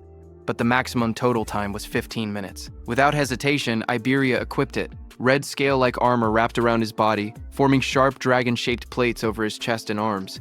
Standing tall in the crimson armor, his expression turned serious. He declared that he would lead the enemy right in front of him to Itsuki. He put on the helmet, its jagged scales locking into place with a heavy metallic rumble. With firm resolve, he declared that this time he absolutely would not drag them down. The dragon mask fully formed over his face, glowing faintly as power surged through him. He remembered his father's warning, dragon gear caused serious side effects if worn for more than 15 minutes.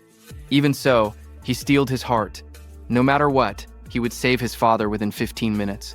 In the next instant, he kicked off the ground. The floor shattered beneath his feet as debris exploded outward. A system notification appeared, showing the dragon gear had been equipped for 1 minute, with attack increased by 120 and agility also by 120. Elsewhere, beneath the moonlit sky, the demon general moved with Aiden through the forest. Aiden was trapped inside jagged crystal ice, carried along helplessly. While being carried, he questioned whether it was truly fine to be so relaxed, warning that others would soon catch up. The demon general responded calmly that among humans, only special-grade saviors posed any real threat to him.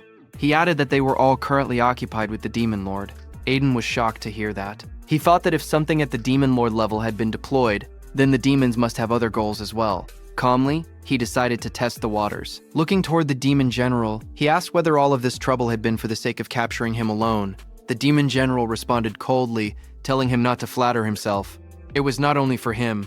They had several other objectives too. Hearing that, Aiden silently muttered that it was just as he had suspected. Aiden began to speak again, asking what exactly their group was planning. But before he could finish, the Demon General clicked his tongue in irritation, calling them a persistent bunch. In the next instant, a shadow shifted across the forest floor, as if someone had just arrived at great speed. Still encased in ice, Aiden's eyes widened as he wondered if it was Josuke or Itsuki who had come. Yet, even with reinforcements, he knew the truth. Alone, the odds of winning were slim. Just then, a red blur tore through the forest at terrifying speed, slicing through the air as it rushed straight toward the dark figure below. It was Iberia. He jumped at the demon general. With burning rage in his voice, Iberia shouted for him to give his father back. At that moment, a system message flashed before his eyes. He had equipped the dragon gear for 2 minutes, granting him 140 attack and 140 agility. Seeing him, the demon general's glowing blue eyes narrowed beneath his hood. In a cold, annoyed tone, he muttered that first it was a Shikigami, and now even a human brat had appeared. He shouted in anger, asking what those demons were doing. The one he was talking about was the Red Flame Demon King, who was fighting Itsuki. The Red Flame Demon King stood facing Itsuki, who had just come out of the Blue Lotus after recovering. The Red Flame Demon King's eyes widened because he remembered that Itsuki's entire body had been scorched. Sweat slid down his face as he stared at Itsuki in disbelief, asking how he had recovered so much in such a short time. The Red Flame Demon King spread his arms wide as fire exploded around him. With a cruel grin, he declared that it did not matter how many times Itsuki recovered, the result would always be the same. Flames gathered violently in front of him, compressing into blazing projectiles. He roared out the name of his attack: Red Flame Bullet, Rapid Fire. In the next instant, countless fire bullets rained down like meteors, tearing through the air with explosive force. But Itsuki stood firm in the center of the inferno as the red flame bullets closed in from all directions. At that very moment, a system message flashed, saying Black Wall activated. The next second, the fire bullets crashed against Itsuki, one after another detonating in a storm of flames that swallowed the entire area. Watching the explosion, the Red Flame Demon King sneered. He mocked Itsuki for standing his ground instead of running, shouting that he would turn him into charcoal. But as the smoke slowly cleared, a figure emerged from the flames. Itsuki stepped forward calmly, his body unharmed beneath the black wall's protection. He stated coldly that that level of flame no longer worked on him. Another system notification appeared, saying he had blocked an A-rank fire element skill with Black Wall, and his defense increased by 15%. Another system panel appeared, showing that his defense had risen to 627, and with Black Wall it added a further 65. Lightning crackled violently around his body as he leaned forward, his red eyes gleaming. He declared that the demon was the one stuck on the chopping block now. Itsuki activated his Thunderbreaker, and in the blink of an eye he reached the Red Flame Demon King. Seeing that, the Red Flame Demon King's grin faltered. He let out a stunned sound as he noticed that Itsuki's speed had increased again.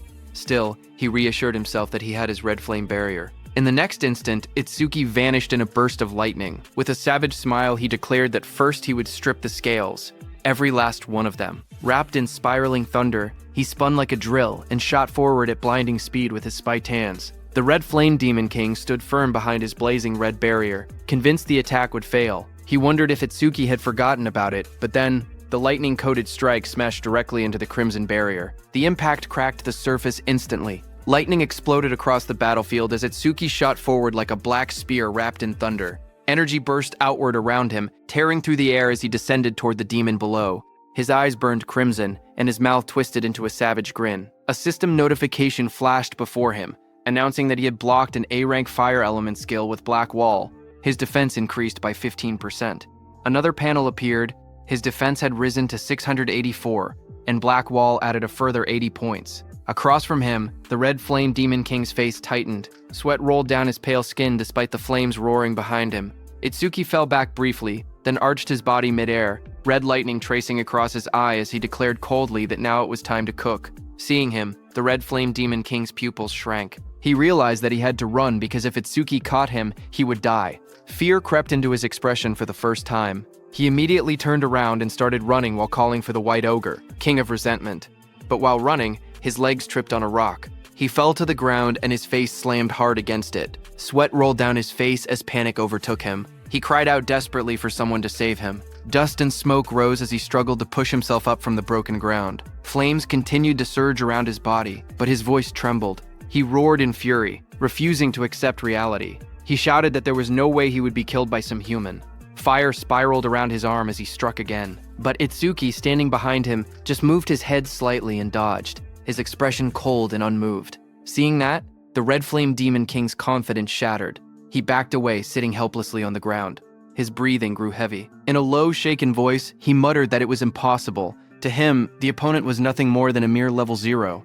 But now, when he looked at Itsuki, he saw a massive purple entity rise behind him. its towering form radiating overwhelming demonic energy. Its glowing eyes burned in the darkness as violet power swirled violently around them both. A system notification appeared, telling Itsuki that his broken critical crystal was in effect, and that his next attack would 100% trigger a critical hit. Energy gathered around Itsuki's arm, twisting into a sharp, spiraling blade of purple force as he prepared to strike. Seeing that, sweat poured down the red flame Demon King's face, his red eyes trembling. In disbelief and fear, he called Itsuki an actual demon. The red flame Demon King staggered backward, his eyes trembling as he let out a strained breath. Shock and fear washed over him as the truth dawned. He was facing a demon. Before he could react, Itsuki moved. Red and blue energy surged across his body like tearing lightning, and in one fluid motion, he slashed downward. The empowered strike crashed into the red flame Demon King's head with overwhelming force. The blow detonated on impact, and a violent explosion erupted from the point of contact. Smoke and debris burst outward in all directions as the ground shattered beneath them. When the dust settled, the red flame Demon King's massive body lay motionless on the broken earth. Itsuki stood over him calmly, his eyes cold and emotionless as embers drifted through the air. He clicked his tongue softly and thought to himself that of all times, a critical hit had to trigger now. He had wanted the red flame Demon King to suffer much longer. His eyes dimmed slightly as he reflected inward, realizing that he had entered a flow state once again. And just like before, it had happened immediately after landing a critical hit. Just then, a thought crossed his mind. Perhaps, whenever a critical hit triggered, it automatically pushed him into a flow state. A status window appeared before him. His status had risen to 120%. Attack, 456. Agility, 456 plus 68, boosted by Thunderbreaker's 15% bonus. Magic, 456 plus 296, enhanced by Black Wall's 65% bonus. Currently, his total stat points were 200. Now, seeing that, he realized that thanks to the flow state and the passive effects of his skills, his total stats had already surpassed 2,000. Not far away, green energy suddenly began to gather above the corpse of the red flame Demon King. The energy twisted and condensed, forming a glowing orb. Itsuki immediately understood that this was the karma of the slain disaster beast, transformed into an orb. Suddenly, the orb divided into two and shot forward, streaking across the sky like green comets. Itsuki's eyes narrowed as he saw one heading toward the forest. He realized that this karma orb had flown toward Josuke. His gaze then shifted to the second karma orb. Looking at it, Itsuki realized that it was heading toward the workshop. He frowned slightly. With Death and Aiden there, the orb should have split into two according to the life signs present, but it wasn't splitting. Something about that felt wrong. Lightning burst beneath his feet as he launched himself forward, the ground cracking from the force of his acceleration. As he dashed through the air, a grim thought crossed his mind. Death, as a Shikigami, was immortal unless he personally retrieved him. His eyes sharpened. He refused to believe it. But what if Aiden was already? Meanwhile, on Iberia's side, he clenched his fist and drove himself down like a bolt of thunder to attack the Demon General. But the Demon General created an ice barrier and blocked his attack. Seeing that Iberia was stunned, even his full power strike, boosted by Dragon Gear, failed to break the Demon General's defense. Iberia straightened slowly as a faint red glow pulsed in his eyes. He said that if one attack was not enough, he would keep attacking without pause. Seeing this, the Demon General's cold eyes gleamed. It mocked him, saying he still had not realized the gap between their strength. Seeing that it was Iberia and not Itsuki or Josuke, Aiden was stunned. His face twisted with fury, his eyes blazing as he shouted that he did not need Iberia's help. He ordered him to take off the Dragon Gear immediately, warning that the tool had terrifying side effects and threatening that if he refused, he would disown him. But Iberia did not hesitate. He charged straight toward the Demon General, saying that even if his father chose to cut him off, he would still save him. Iberia remained firm and thought that if Itsuki had been there, he believed he would have made the same decision. Seeing the reckless descent, Aiden's eyes widened in alarm. He shouted for him to stop, but in the next instant, jagged ice burst outward around Aiden's mouth too. He gritted his teeth, struggling inside the frozen prison as a low groan escaped him. The Demon General watched coldly. In a mocking tone, it muttered that this was what humans called family love. To it, humans were nothing more than disgusting creatures ruled by their strange emotions. As Iberia continued to charge at him, the Demon General raised one clawed hand lazily and declared that it no longer had time to play with him. In the next instant, Iberia's whole body froze within massive ice spikes. His body was covered by jagged crystal and swirling frost. The Demon General then turned around and started leaving with Aiden, telling Iberia to know his place. Aiden, still encased in ice, let out a pained groan. He struggled to reach his son, but he could do nothing and could only watch Iberia frozen there. As they left, Iberia was left behind in the forest, trapped in thick ice, unable to even move. A system message flashed coldly in the darkness, telling him that he had equipped the dragon gear for 3 minutes. On the other hand, on this prophecy day 2, at 3:20 a.m., the second karma orb arrived at the warehouse, where Itsuki's Deathhound had been frozen by the demon general. It was absorbed by Deathhound. Immediately, a system notification appeared, saying Deathhound leveled up from level 19 to level 20. With a deafening roar, Deathhound shattered the ice completely, its fur bristling and its red eyes glowing fiercely in the night. Just then, Itsuki also arrived and was surprised to see only his Deathhound there. Seeing Itsuki, Deathhound bared its fangs and let out a furious roar.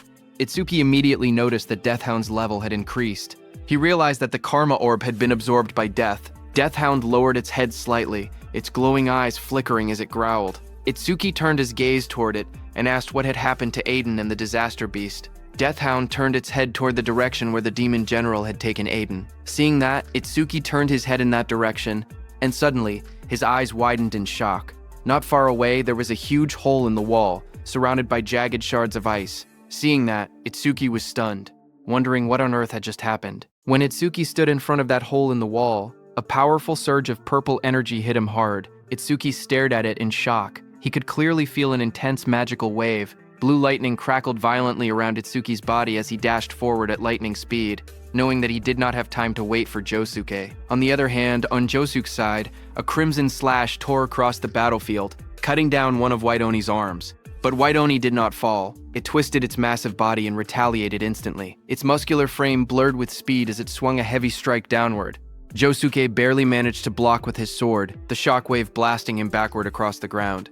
Dust and splinters scattered as he skidded to a halt. White Oni straightened its glossy black body. The next second, the arm that had been cut down by Josuke started regenerating. Josuke's eyes narrowed when he saw that the spot he had cut earlier had already healed. He realized that this was a disaster beast with regeneration, and an opponent like that was his worst matchup. But before he could attack again, suddenly, the karma orb from Itsuki's defeat of the Red Flame Demon King hit him. Josuke stared at the swirling green energy in shock, his eyes widening as realization struck him.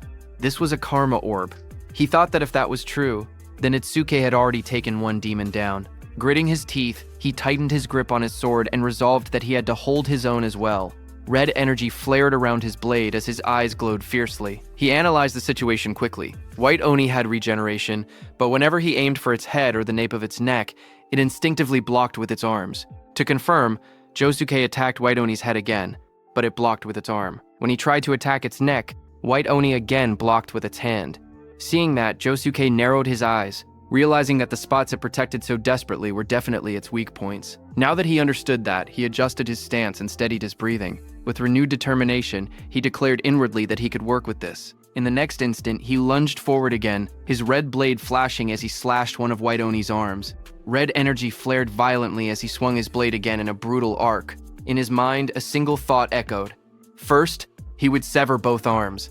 White Oni's both hands were cut down by him. His eyes sharpened as he calculated calmly. It took the creature at least 1 second to regenerate, and in that 1 second, its weak point would be completely exposed. Without hesitation, he drove forward, red aura blazing around him. Blood spiraled through the air as he launched himself straight toward the monster's core. His face tightened with ruthless focus. His eyes burned red, veins standing out as killing intent flooded his gaze. In that brief opening, he thrust his blade forward with all his strength. The strike pierced deep into White Oni's head. A massive burst of blood erupted from White Oni's body as the blade tore through its exposed weak point. The impact shook the surroundings, crimson splashing in every direction. For that single second, he did not hold back. And the monster paid the price.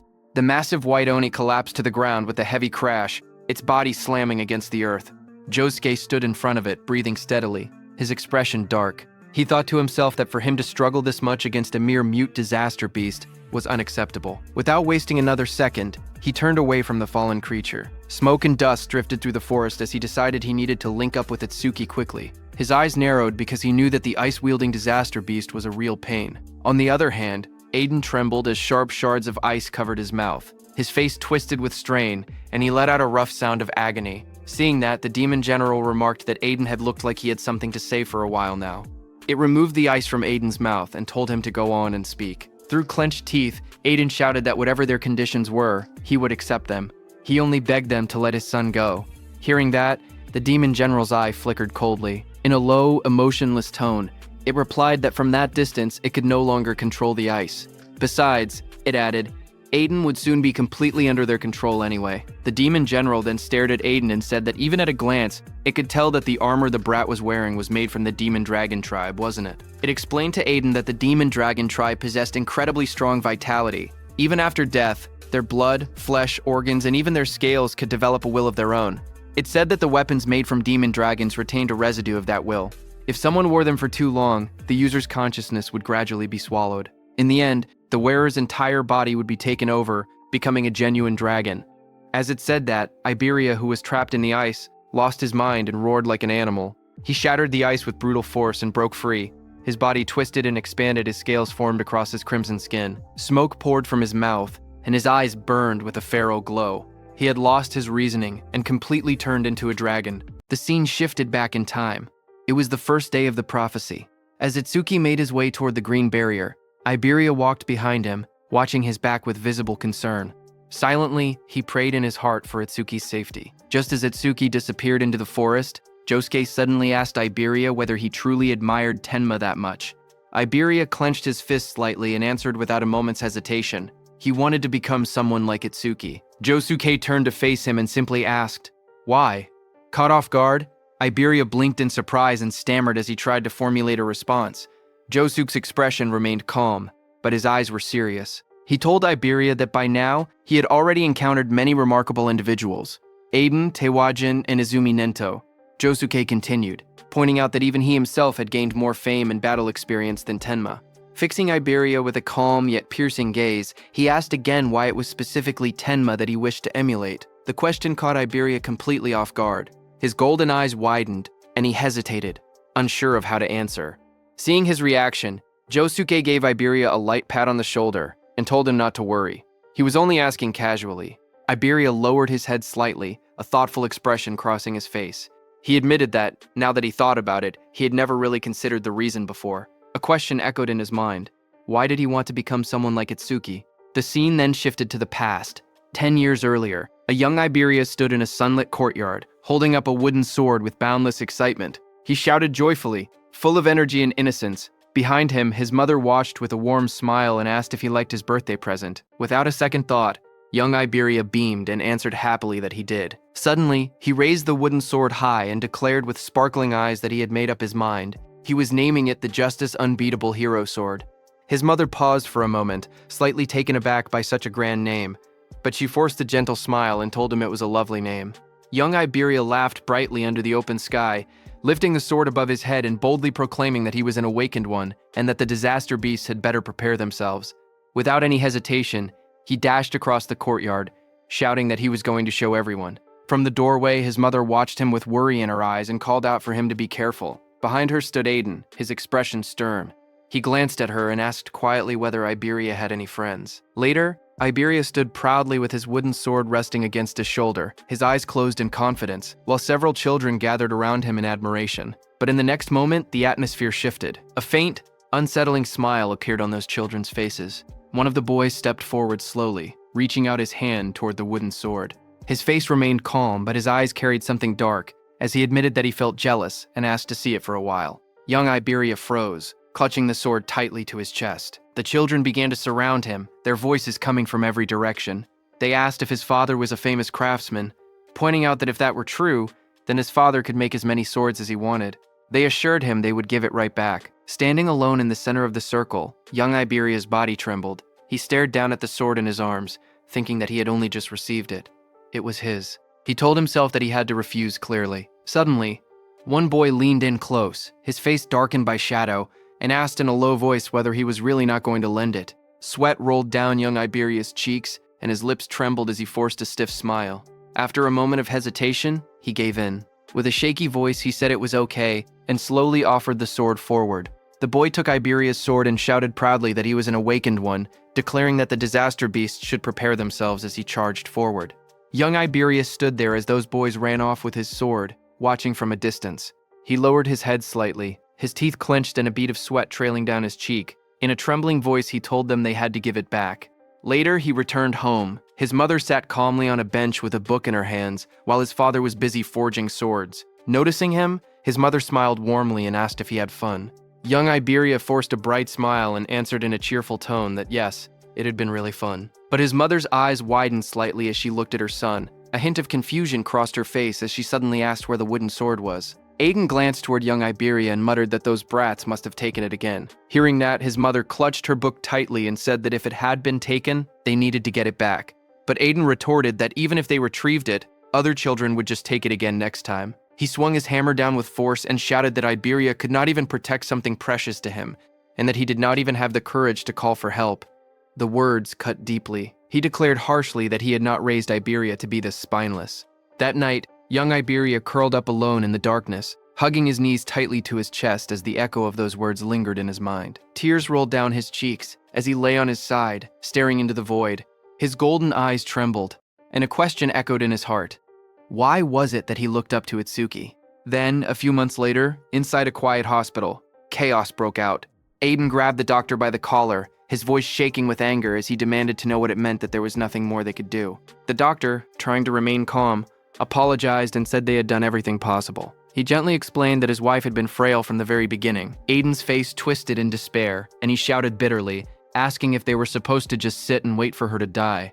The doctor lowered his gaze and asked him to please stay by her side for now, adding softly that she did not have much time left. Inside the hospital room, Aiden's wife lay weakly on the bed. Soft light filtered through the window as she turned her head and called out to Iberia. Young Iberia stood beside her bed, his small hands trembling, his voice cracking as he whispered, "Mom." She reached out gently and told him not to cry. With a faint smile, she looked at him tenderly and said that although his father called him spineless, she knew the truth. He was simply too kind. She looked at her son with tired but gentle eyes and, in a soft voice, told him that kindness without strength could turn cruel. If he remained weak, he would fail to protect the people he loved, and would end up hurting himself as well. Her gaze grew serious as she asked him to promise her something, to become strong and to use that strength bravely. She believed that one day he would grow into someone kind and courageous, a truly strong awakened one. At last, she asked him to take care of himself. As her hand fell, the monitor beside her bed let out a sharp, piercing sound as the heartbeat line began to flatten. Young Iberia trembled as he held her hand tightly with both of his. Tears streamed down his face while he made his vow. He promised that he would become the world's strongest, bravest, and kindest awakened one. The boy cried out desperately for his mother. In the quiet hospital room, bathed in pale light, he stood beside her bed, small and trembling, and deep in his heart, a question echoed once more. Why was it that he had wanted to become someone like Itsuki? The reason was that when he first met Itsuki, he had been terrified by his strength. At that time, he thought they would only be temporary allies for a short while. But as they spent more time together, something slowly changed. He began to realize that Itsuki was not just strong. Whether he stood before over 100 awakened ones or faced a terrifying disaster beast, he never hesitated and charged forward without fear. He possessed an insane courage that never allowed him to flinch. And behind that stern, unyielding face, he sometimes showed a quiet and gentle kindness toward his comrades. In the middle of danger, he would shield them without a word, placing himself in harm's way without complaint. Standing beneath a sky lit with an eerie green glow, Iberia finally understood the truth in his heart. He told Josuke that the reason he had wanted to become someone like Itsuki was because of that strength, that courage, and that hidden kindness. Hearing that, Josuke was surprised and asked if Iberia was still thinking about it. Iberia looked forward with steady eyes and admitted that Itsuki was strong and brave, and that his heart was kind. To him, Itsuki was exactly the kind of awakened one he had always dreamed of becoming. Hearing that, Josuke smiled and told Iberia that if Itsuki ever heard those words, he would probably be deeply moved. But then Iberia said that a coward with no talent like him could likely never become an awakened one like Itsuki. Even so, that did not matter. If he could simply stand by Itsuki's side and fight together with him, that alone would be enough. Back in the present, Iberia, who had been inside the dragon gear for so long, had started to lose all his senses. He exhaled heavily, and his body radiated heat as smoke rose from his armor. Just then, someone arrived and called out Iberia's name. Iberia's red eyes gleamed as he bared his sharp teeth, breathing out hot air in slow, menacing bursts. Sparks drifted through the air as he turned his head. Across from him, Itsuki stood alone, without stepping back. Seeing him, Iberia let out a small growl, not recognizing that it was his friend Itsuki.